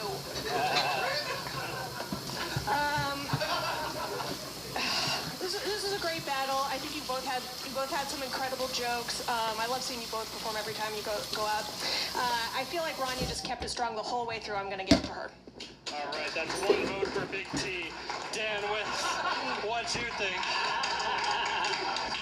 Yeah, Rania, I'm so sorry. Why do you keep pairing me with retards? It's not cool. It's not cool, but it's very funny. She asked me if she had all Muslim jokes. I was like, how does she know? She looking over my shoulder. How does she know? Oh my God, make it make sense. Yeah. It's Rania prays the Mecca 5 times a day, and I pretty recently saw Big T screaming outside the mosque. So. But yeah, my vote's gonna go to Big T. I'm kidding, of course, Rania. All right. That's gonna be 2 for Big T, but Mika, Mo, what do you think? Oh, this is a great battle. Big T, you know, we're the only real New Yorkers here. Represent Queens, can get the money. Rania, you have resting gentrifier face. I don't really like you that much. But you are funny, so I'm gonna vote for you. Yeah. All right. Big T's got it wrapped up, but Brandon Law, what'd you think? Well, I think this audience understands that Big T is probably the smartest comedian that does this. I mean, these references are deep, man. But that was definitely fucking hilarious, and just to make sure that it is a clean sweep, I'm voting for Big T. All right. Big T takes it, everybody. Now, Rania wins. But one more time. First of all, those sports schools he went to, Harvard, MIT, Cambridge, and Stanford. All right, we're going to keep this moving right along. Tough act to follow, but start clapping right now for my man, Cody Marino. All right. I hope you brought the same energy. And this next comic, start clapping right now. You know her, you love her. It's Olivia Stadler. All right. Brandon, this is a tatted up white kind of MMA tap out guy, and then white chick. Okay, got it. Who's going first? I am going first. All right, who's going first? Make some noise for this battle. Yeah. give it up for this Canadian that has the same teeth as an American Girl doll, everybody. Give it up for her. All right. Olivia also has a nose job. Yep, that's the one she picked. It's pretty cool. I've never seen someone with a used nose before, so that's good. Okay. Cody was actually born into a family of junkies. You could even say he was born with a silver spoon near his arm. Yeah, when his mom was pregnant with him, everyone told her stop snorting drugs, but she was like, it's just a baby bomb. Yeah.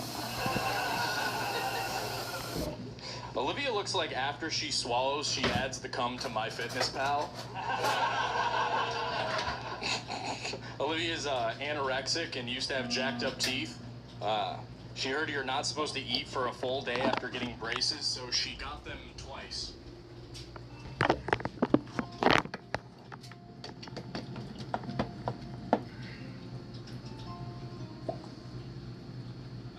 She heard you're not supposed to eat for a full day after getting braces, so she got them twice. Okay. It's cool how Cody's ears are gauged, but his ears can never gauge when a woman's saying no. No. Cody's never had sex, right? So I understand wanting to know what it's like to stretch a hole out. Yeah. All right. We all know guys have microplastics in their balls, which is why Olivia has so much plastic on her face.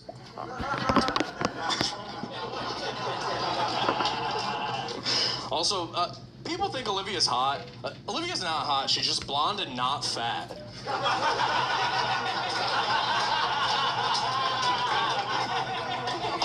This is good. Let's wrap this up. I know Cody needs to get to the nearest brewery and buy all the merch. Yeah, you look like a Halloween costume of a millennial. Do you know that? Like, if you're here, who's at the skate park doing ollies behind a tip jar? Nice. Olivia had the honor of being selected for the comedy festival Just for Laughs in their segment called New Faces for Rising Stars. Ironically, not the first time Olivia has gotten a new face. And just like the festival, her nose is just for laughs. Okay. Cody's so boring, it's no wonder all the women he has sex with are asleep. Last joke. Olivia, if you're here, who's in the bathroom telling a fat chick how pretty her face is?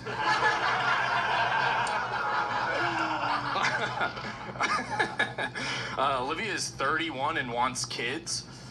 Running out of time, right?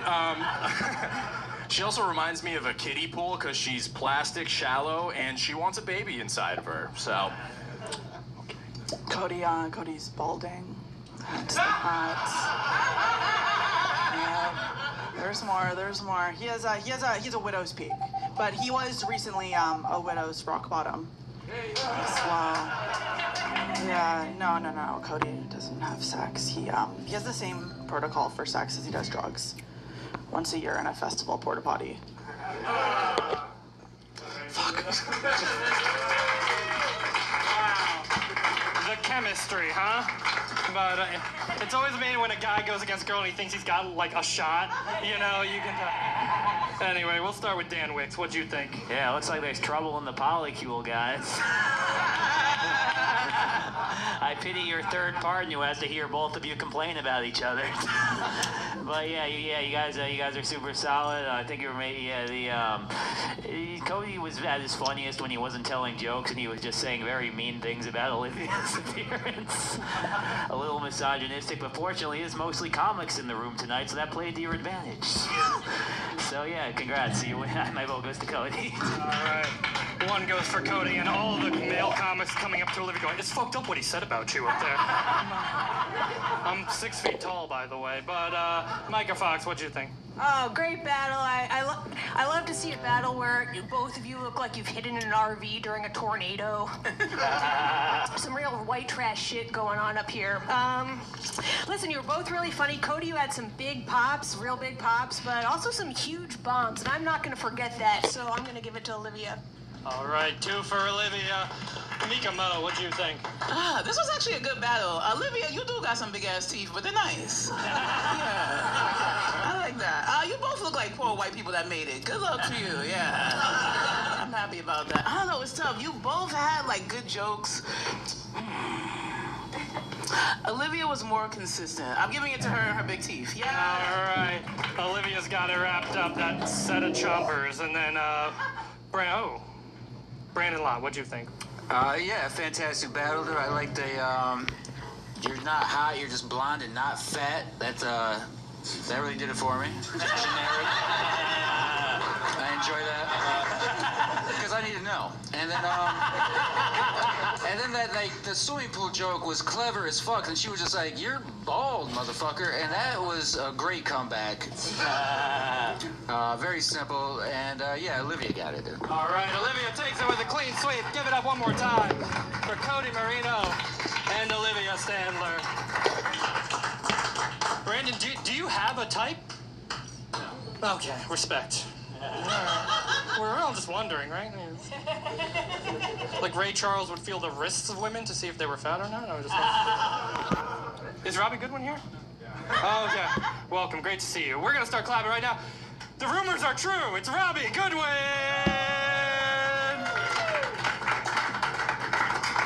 The Stealthy and his opponent start clapping right now for Marty Cunning. Whoa. Oh, okay, there we go. Marty, Robbie, who's going first?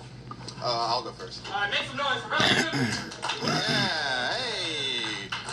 Hey, what's up, everybody? I know this looks like a coke addict and his dealer right now. Yeah, I know. He's usually dressed a lot more like Robin Williams in the Birdcage. Fucked up my whole set.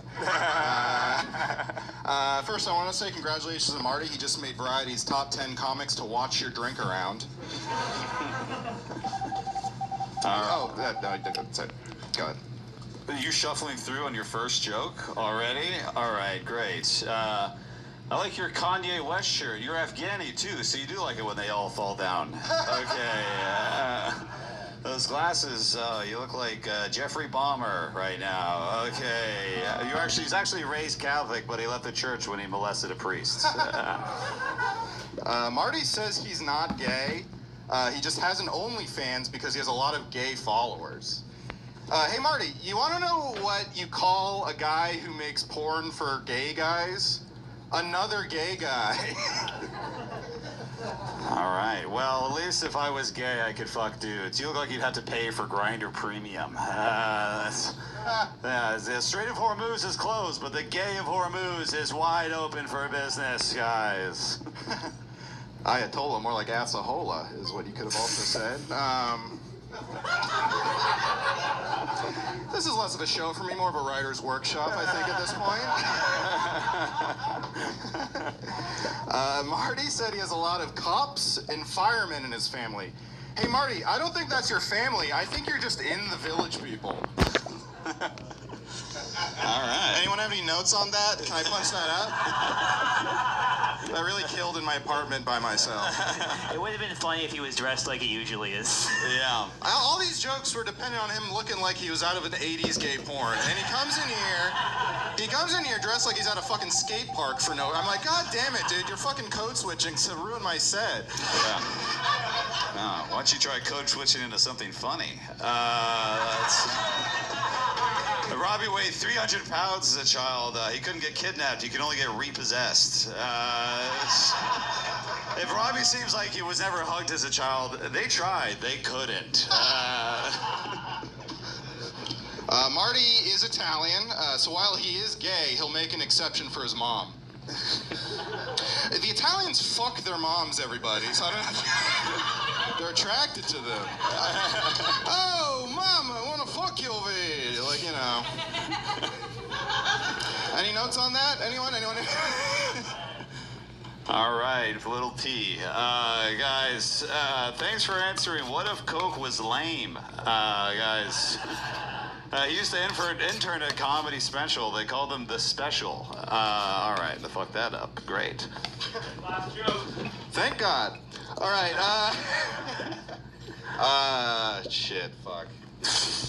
This just says go to grad school, I'm sorry. Marty is into BDSM. He likes to tie guys up and make them watch his Conan set.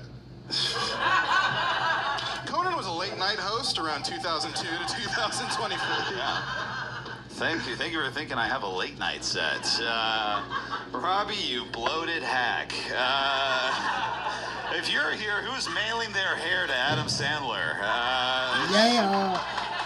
Robbie loves his impression, guys, but every time he starts doing them, I start thinking about doing a Kurt Cobain impression. I wish you would do a Robin Williams impression, specifically in the birdcage, like I thought you would be.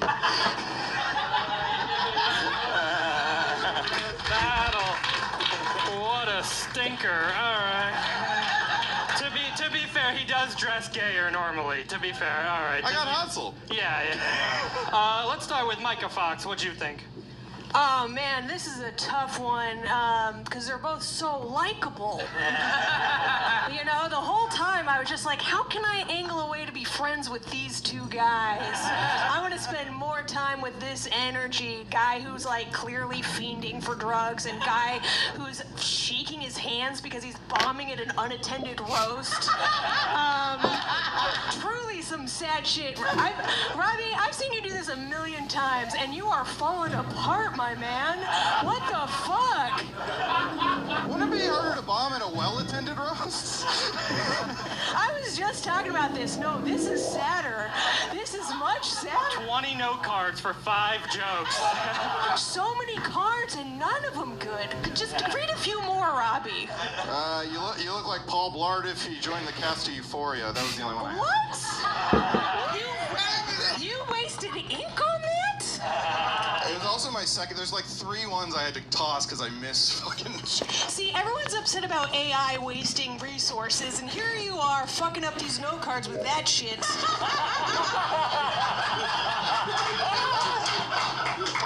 Oh, this one here says, please don't be mean to me.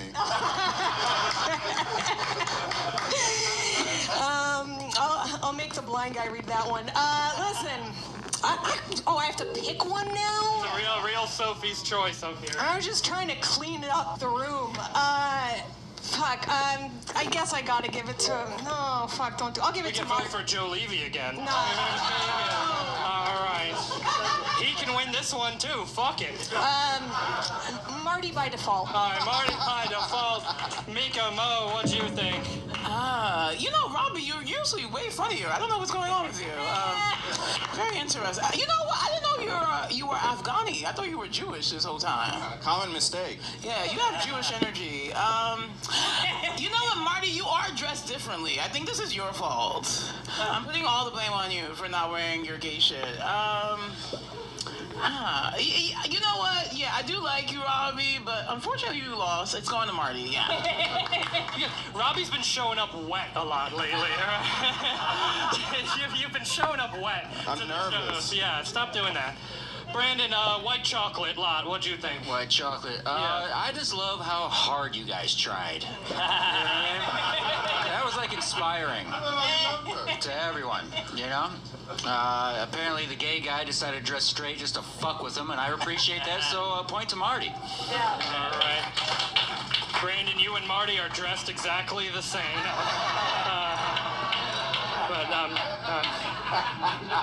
I'm lying. You're fine. Dan Wicks, why'd you do this? Marty, what happened? Were your gay clothes in the gay wash? While your head was stuck in the gay washing machine, you gay boy. I will say, it is fucked up that you showed up being look like what Robbie thought you were going to look like. But a good way to maybe be able to adjust for that, Robbie, is to for one time not show up a half hour into the show. Don't get sad. He did that. It's his fault. He does this every time. He's wearing glasses. passes for the first time that don't help him see the train schedule. This venue is very far. It's far for everybody. Dustin came here from Connecticut. He was here an hour before the show started. All right, I'm sorry, Dad. I'm sorry, everybody. He doesn't mean it. He's gonna be late again next time. Why you always wet? Dude, alright. But anyway, yeah, Marty won not by default because he hit harder with his jokes. Vote for Marty. Alright, one for Marty Cunningham. Marty Cunningham, excuse me. And then one more time for Robbie Goodwin.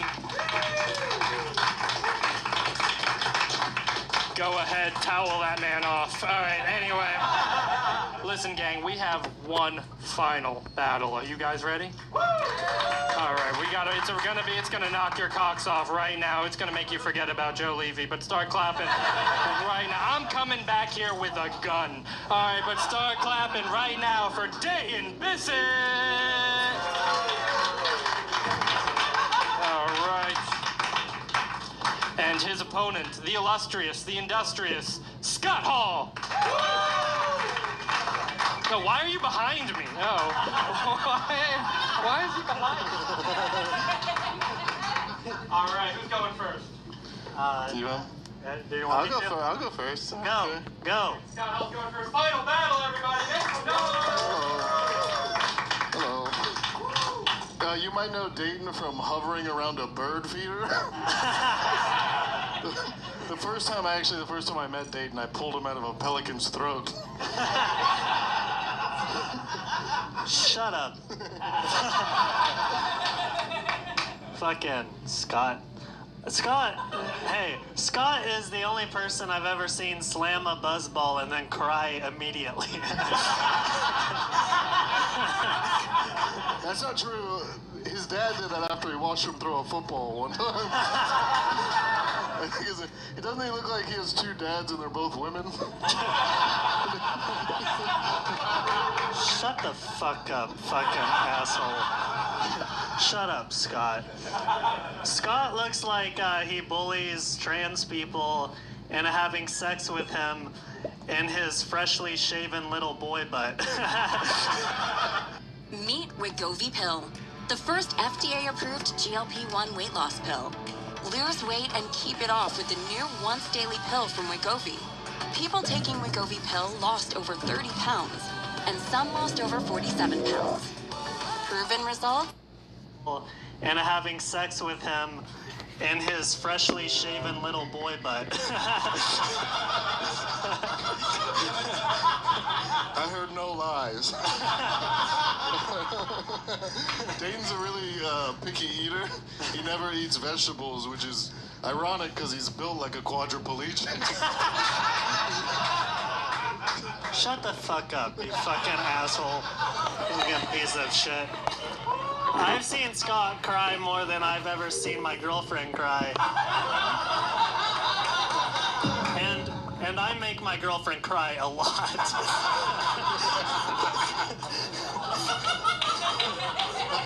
I heard no lies again. You're very honest. Dayton is a big fan of reading. The newspaper at the bottom of his bird cage. The fucking equipment manager from Heated Rivalry over here. Shut up, log head. Scott, it looks like he has a log head. Scott relapsed more times than I've ever seen someone relapse, but not nearly as many times as I've seen him cry.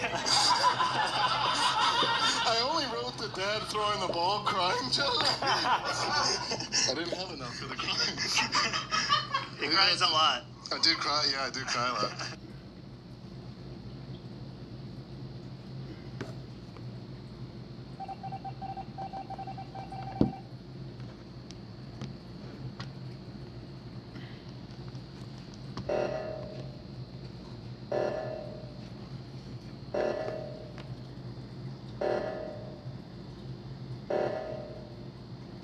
Beast.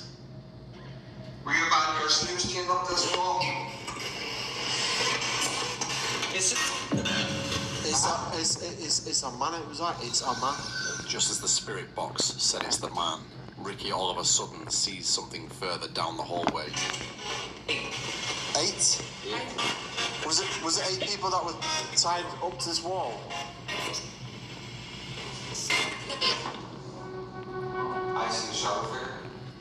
See when the light was shining? Yeah. See that metal bar, Joe, when that's shiny? Right, take it away. Take your legs away. See, take it away. See where it's glowy? Yeah. That went light and then dark and then went in and went light again. That was sort of like being shiny again. No way. What was that? Was that the floor? Was the screen? Yeah, it was the floor. Cremated my body. Yeah, they said cremated body, but downstairs in the morgue, they said that's where, like, one of the bodies were obviously looked after upon death, but they also says there was cremations and burials out the back. Yeah. And it says that the bodies were stacked on top of each other, some of them were cremated and put in tubs. Yeah. Just to make sure there was smaller space for more bodies to fit in. That's mad, isn't it? That's mad, isn't it? We move around the corner to further investigate the top floor in hopes to capture the shadow figure that has now been seen twice.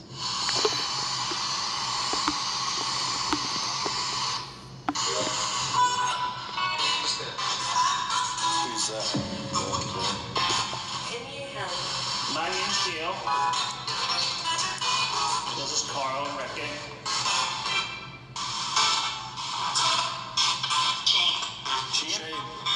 Shane. You went lost knives? Must be. You're sleep.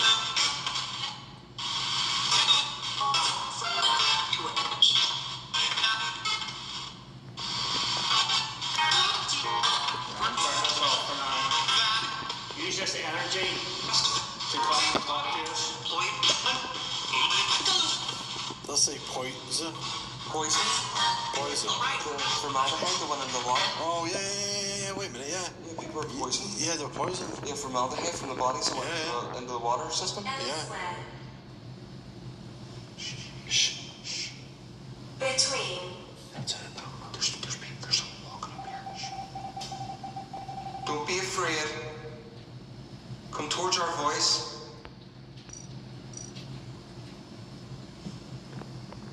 See? We're not scary at all. I think it's okay, it's very late. Can we just walk? Yeah.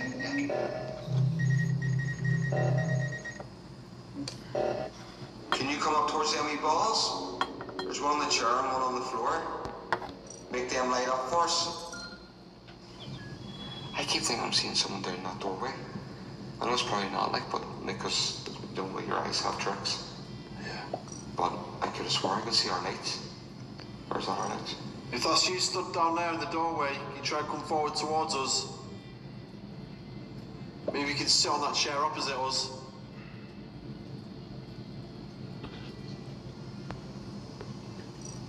I mean, all my cables just went off. All of them? All of them just started going off there.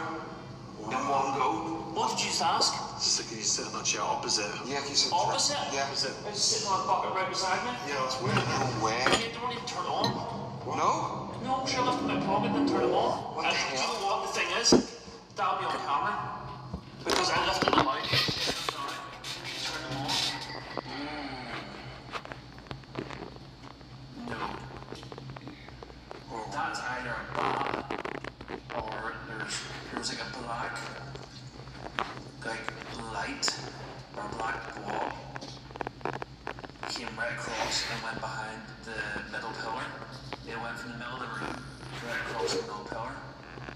Like all our cameras on, so we're bound to have seen that. But I've seen it with my eye.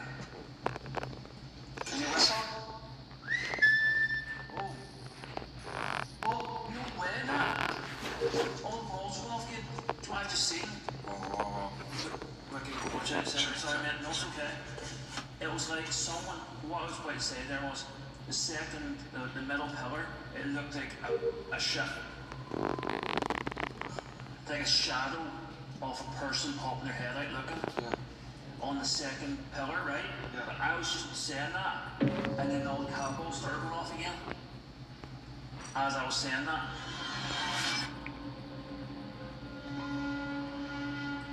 After receiving some intelligent responses in the attic area, we decide to head down a level to investigate the jail cell. Alright boys, so we're going downstairs now, we're going to head to the jail cell where the offerings are on the table, just to see what kind of stuff we get. Up to now, it's been quite quiet, we've been here for quite some hours now. So there's been little minute things. Yep. I mean, how's everyone feeling? I think good. Wobbly? Yeah, wobbly. That's one thing we should say actually. Is obviously the wobbling around as if we were like drunk. Yeah. But is that exhaustion? Is it just tiredness, you know what I mean? Yeah. Or the heat? Strangely. Yeah. Yeah. So I reckon we need to sort of like try and, when we get in this room here, try and like get the energy of it. Because I think maybe like because we've been traveling non-stop just to make good content for everybody, we're all exhausted. Yeah. So I think if we can maybe perk up the energy a bit, we could maybe get a reaction. There we go. It's just hit down. The water's just kicked in.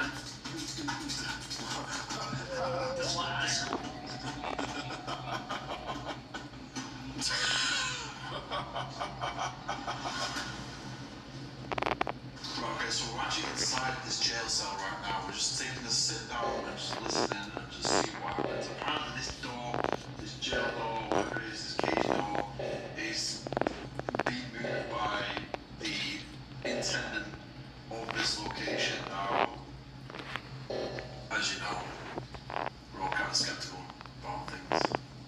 We just never know. So we're going to try and get this door to move and just see what happens. Rick's going to run the spirit box right now. Just see what happens. Like, personally, I feel so relaxed. Yeah, it doesn't feel as mad as people make out of this so far. Yeah. But it may change. There's definitely some type of activity, some type of energy. But I think even like Bill Manor, we done yesterday was a different energy. Yeah. It felt more scary than that. Yeah, that's the word. It felt more scarier. Due to the environment feeling so relaxed, we now decide to run a spirit box session in the jail cell to try and raise the energy and attempt to communicate. Is there any spirits in here that can communicate with us? I know it's a spirit that's meant to open this door. What is that, Orin? You said burn. Who's Burn? You fucker. What do you want with all this stuff on the table? I don't get them.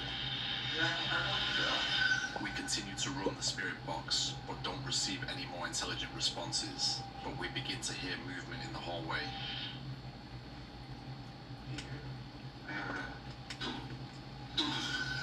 After hearing the movement in the hallway, we decided to run an EVP session, but received no evidence. Okay, so we moved downstairs to the ground level now to this doll's room because upstairs where the jail room is, we literally got nothing. So we decided to come down here with all these artifacts. Maybe some of them might be original, some of them might be just really, really old, some of them might be tied to them. So that's the idea of us coming down here. But Ricky wants to show his skills up front. Now you have to be very, very professional with this, right? Yeah. Look, baby, love, and you ran on my brain.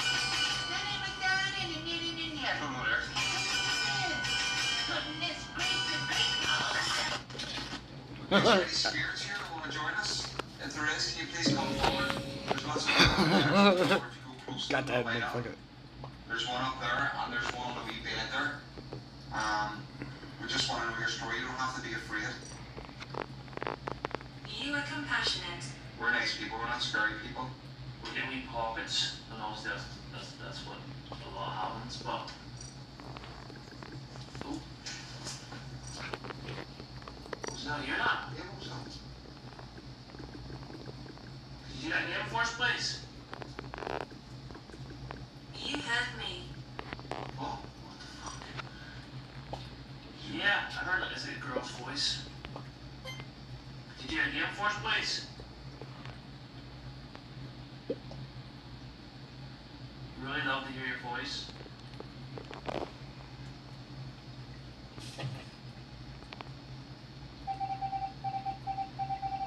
you were talking to the wrong. Maybe.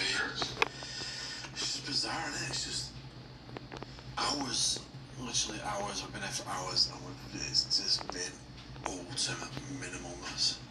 Why? It's not been minimal. Yeah, why though, innit? I don't get it. And again, if you think about this, right? We're people from a completely different world than them. Like we're from a different land. You know, we have different accents. You know, maybe we hold ourselves different. Yet again, even on the bottom level, we received no further evidence after investigating this room for nearly 40 minutes. So we decided to head down into the mortuary, where it said there's lots of activity.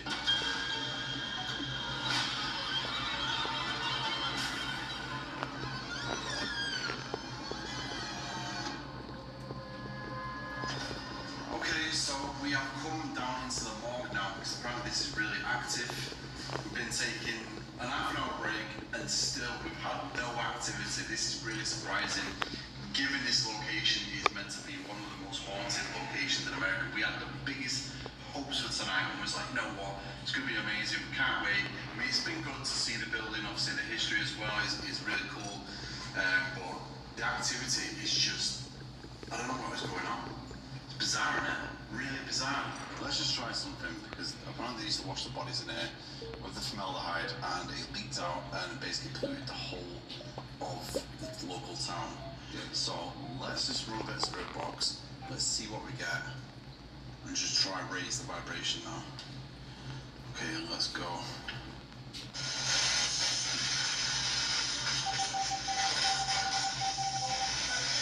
What happened in here?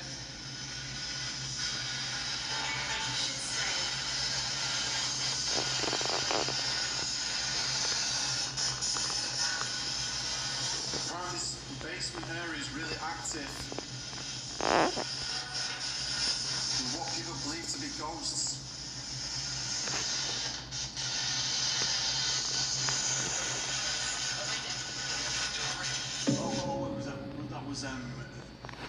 Was it something, do you know we're dead? Yeah, certainly. Oh, yeah. What was that, agony? Agony. Sorry. Yeah. How did you die? Pat. How did you die?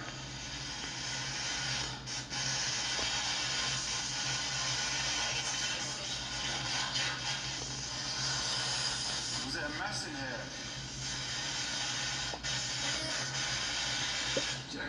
Kid? Who is it that said to haunt this bottom section? I'm not too sure. The tour guide said. But all I know is that anyone that had passed away in the building, they came down here to be prepped, washed, and then sent it, to be buried, which is really creepy. Yeah. But the thing that freaks me out is does that include everyone in the building? Because there's kids in this room too. Yeah. That's like the most obscure, oddest thing I've heard, mixing orphans and poor people with mentally ill people. Do you have questions? We have lots of questions. Are you okay, Hanson? It says Omen. My voice is heard.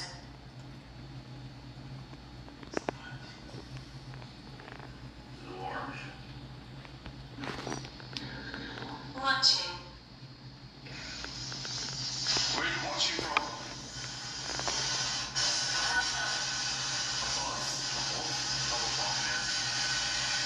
Why from above? She said, like, there's footsteps running the walk in the office. Terror. And they're down here investigating. Can we hear your footsteps, please?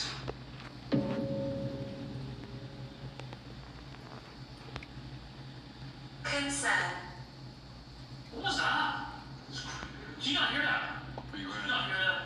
It's like something walking through water. No. Yeah, no, I'm hearing water. Did you not hear that? Plop, plop, plop, plop. At first, we thought we could hear something that sounded like moving around in water, but we soon debunked the sound as it was coming through the drain.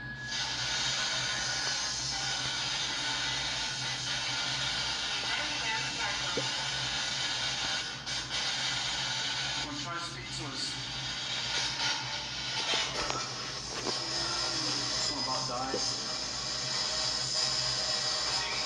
Did you die in this building? No. Are you from this mortuary table? That table came from New York. I wasn't going to say where it came from, but we didn't see where it came from. New York, New York, you just said New York. New York, So the activity that takes place in here, the walking around, is that residual energy that's attached to the table from New York?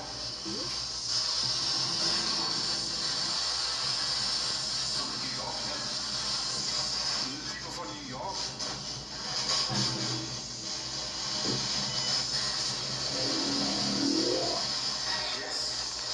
Yes. Oh my God, there we go. Look, it's just a yes. Yes. Never here. So I wonder if the activity that was taking place there is sitting at that long table. Yeah. I'm from the 1800s. But the thing is, 1800s, I don't even know how old enough to be there. No. I might not be there at all. Yeah.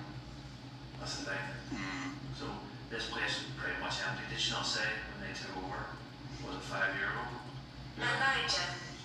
Yeah. Before that. Well, then again, the activity, obviously, what you were saying, could have been from home before going on. Yeah, but there probably was, obviously there was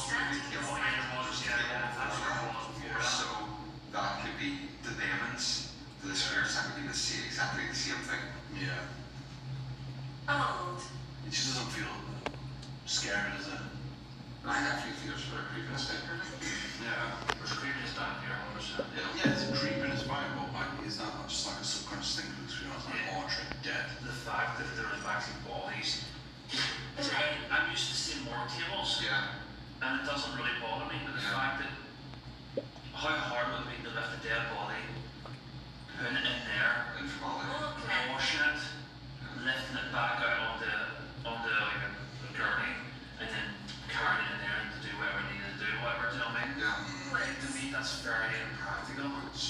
Very strange. In my head, I'm seeing bodies just there. It's freaking it's weird.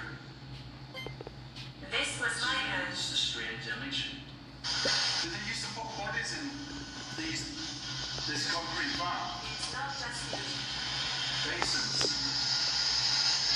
Was it what it was in here? You're dead. Try to tell us. Was the bodies in here? Was that naked? Naked? And what were they doing to the bodies? We continued to run the spirit box for another 10 minutes and received no further evidence. Alright, so we're going to try and stay totally silent now and call out, just see what we get, but just no equipment really, and just remain ultra silent. We have got KTV down the floor, we have got the apps running as well, just to see what happens, but we're going to try and stay as quiet as possible. Is there any spirits here with us?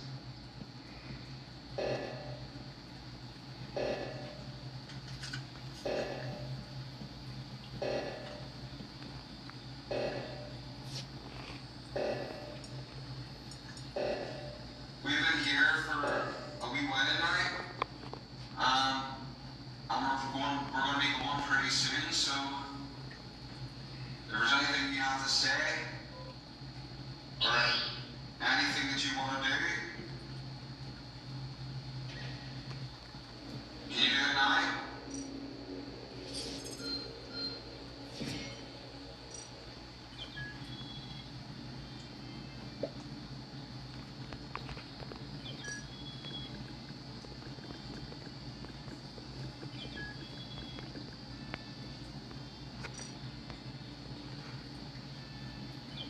If I whistle, can you whistle?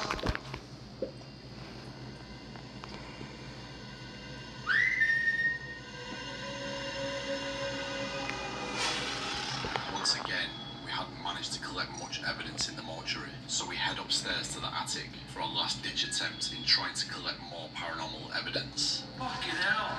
What? There's someone in the middle of the room. There's a black shadow coming down the middle of the room. See the light sources there on each side? See in the middle is a really dark fucking shadow. I'm going to look at the camera. It did say a few times on the box lights. Maybe the lights need to be off. Sure, when we sat down there, I see the dark shadows coming out from behind the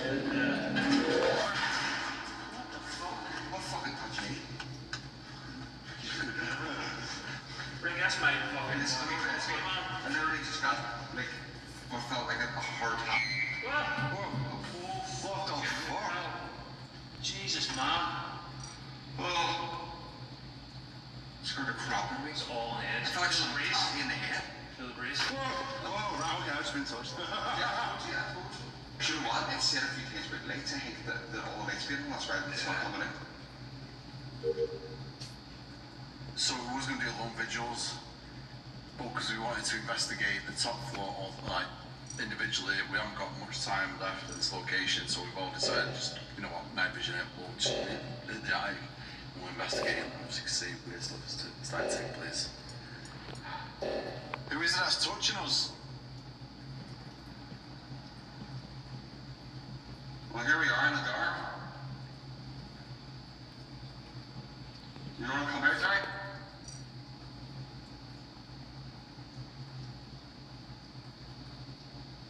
That's someone having a conversation. That's what it is. It sounded like we have someone having a conversation. Do you want some food? From that direction. And in there.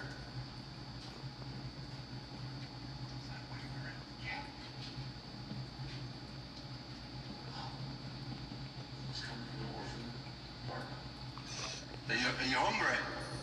Mate, there's nowhere to lie, guys. I have a really cold breeze up one side of my belly. I feel the breeze coming through. And there was no breeze when we came up here. Is that one? Right, we're trying EVP because we're hearing some weird stuff all of a sudden. Did we just hear you crying? We heard a whimper.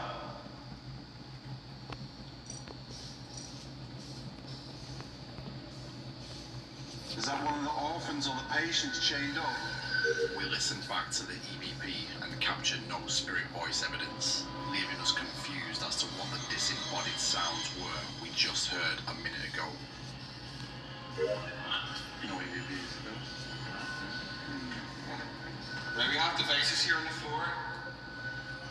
If you want to come out and walk in front of them, then they'll go off.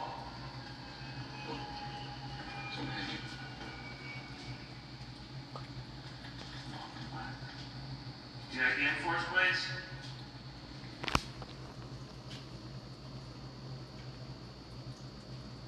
We've heard you run up on people in this room.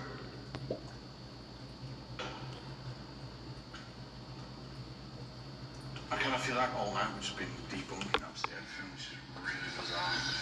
As we walk towards the chains, we finally managed to capture some disembodied footsteps. Listen closely. All down there. Jackie in force, please.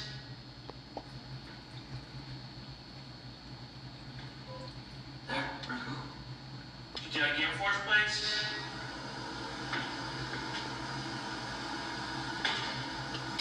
Jackie in force, please.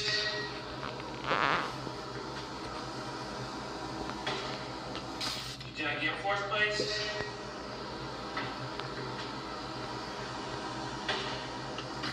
Thank you. Is this where you passed?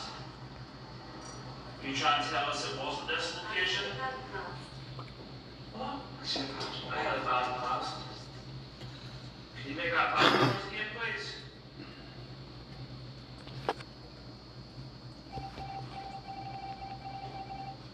I'm sorry to hear what happened to you. It wasn't right.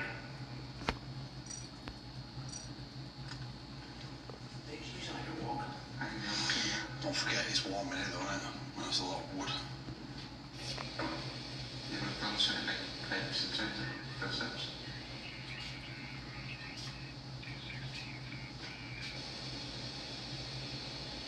Can you make a noise where you passed away, please?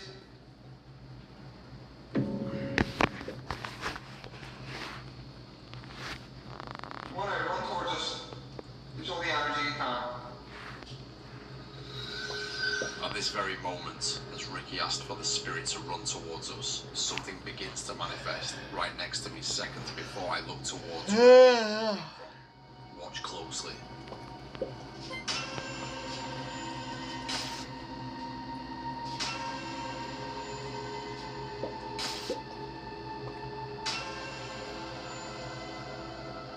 We believe that this could have been the spirit that was making the sounds earlier, and even possibly the shadow figure.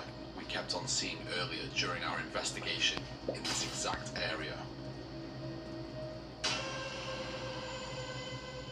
There was somebody who was burnt alive up here.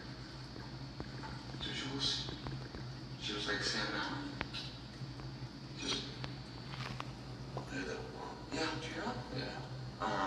That she was like a patient or something. She was telling her and it was like she wasn't meant to do something, she went and done it, and then she ended up burnt alive, but she was burnt so bad that they couldn't even tell it was skin or clothes.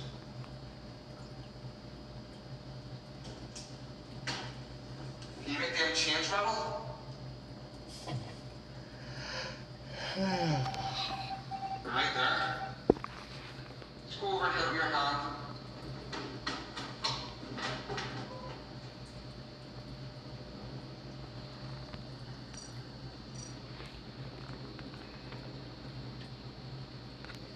Terrible.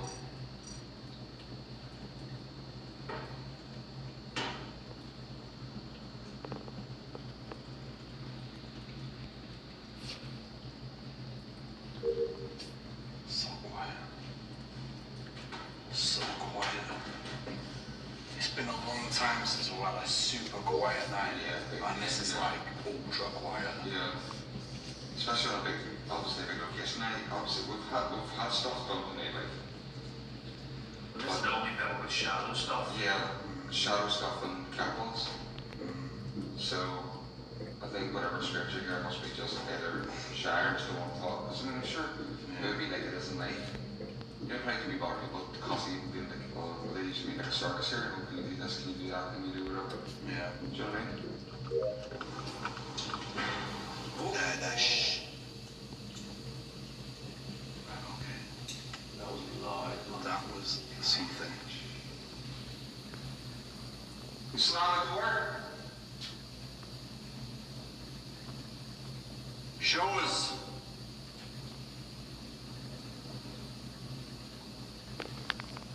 Enjoy the energy around yourself. Are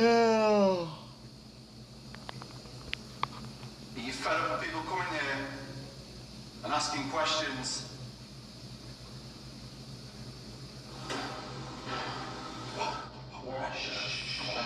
Thank you. That's us here with the bands at the door. Is that the evil one? If that's the evil one, then show us. Show us. Retire the games. Come on out.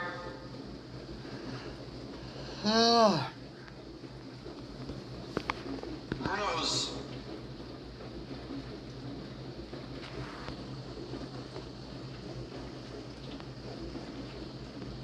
We're not gonna leave until you show us.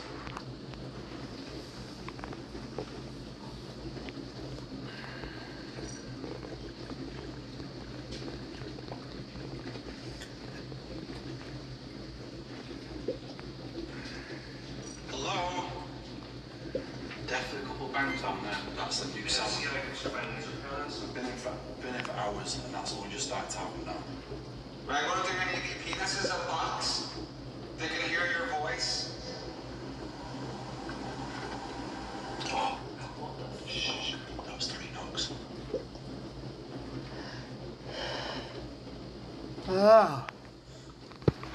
If you don't want us here, make the loudest bang that you can. Is that you down the hallway?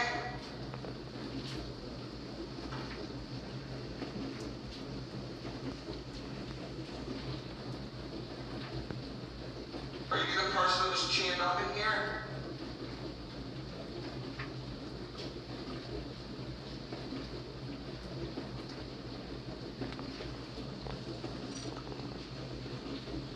Do you have anything to say?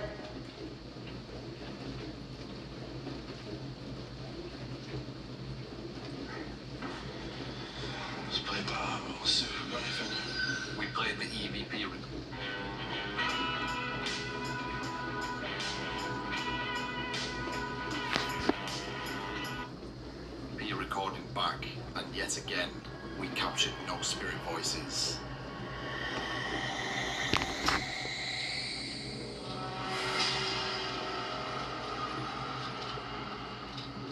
Fairfield County Infirmary unfortunately didn't live up to its name, but that's not to say it's not haunted.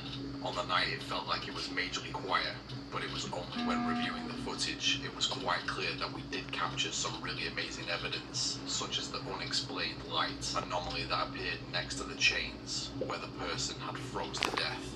So maybe the shadow figure we were seeing was the person who perished, also the one responsible for the disembodied footsteps we kept on hearing throughout the night. But it's hard to say exactly due to the little evidence we did capture. But it was now time to bring this investigation to an end. Oh, so Darkseid is at the end of this investigation. It's been disappointing to say the least. We had high hopes for this location, and unfortunately we've come away pretty much empty-handed. I mean, there might be some stuff on the footage that we don't know of, but as far as we know at this point, we've collected no evidence at all from this location. I haven't even felt comfortable walking around before on my own. At the start of the video, as you've seen, it just didn't have this like oppressive feeling. There was a couple of occasions where you felt like it was being followed, but nothing really developed of it. The sounds in the attic as well. Was that generally something, or was that the floorboards moving? There was a couple of different sounds that we've not heard throughout the night, so leave that up to you guys to decide whether you think that was paranormal. If you do think it's paranormal, drop the comments. If not, just tell me what your thoughts and theories, and also if you ever seen this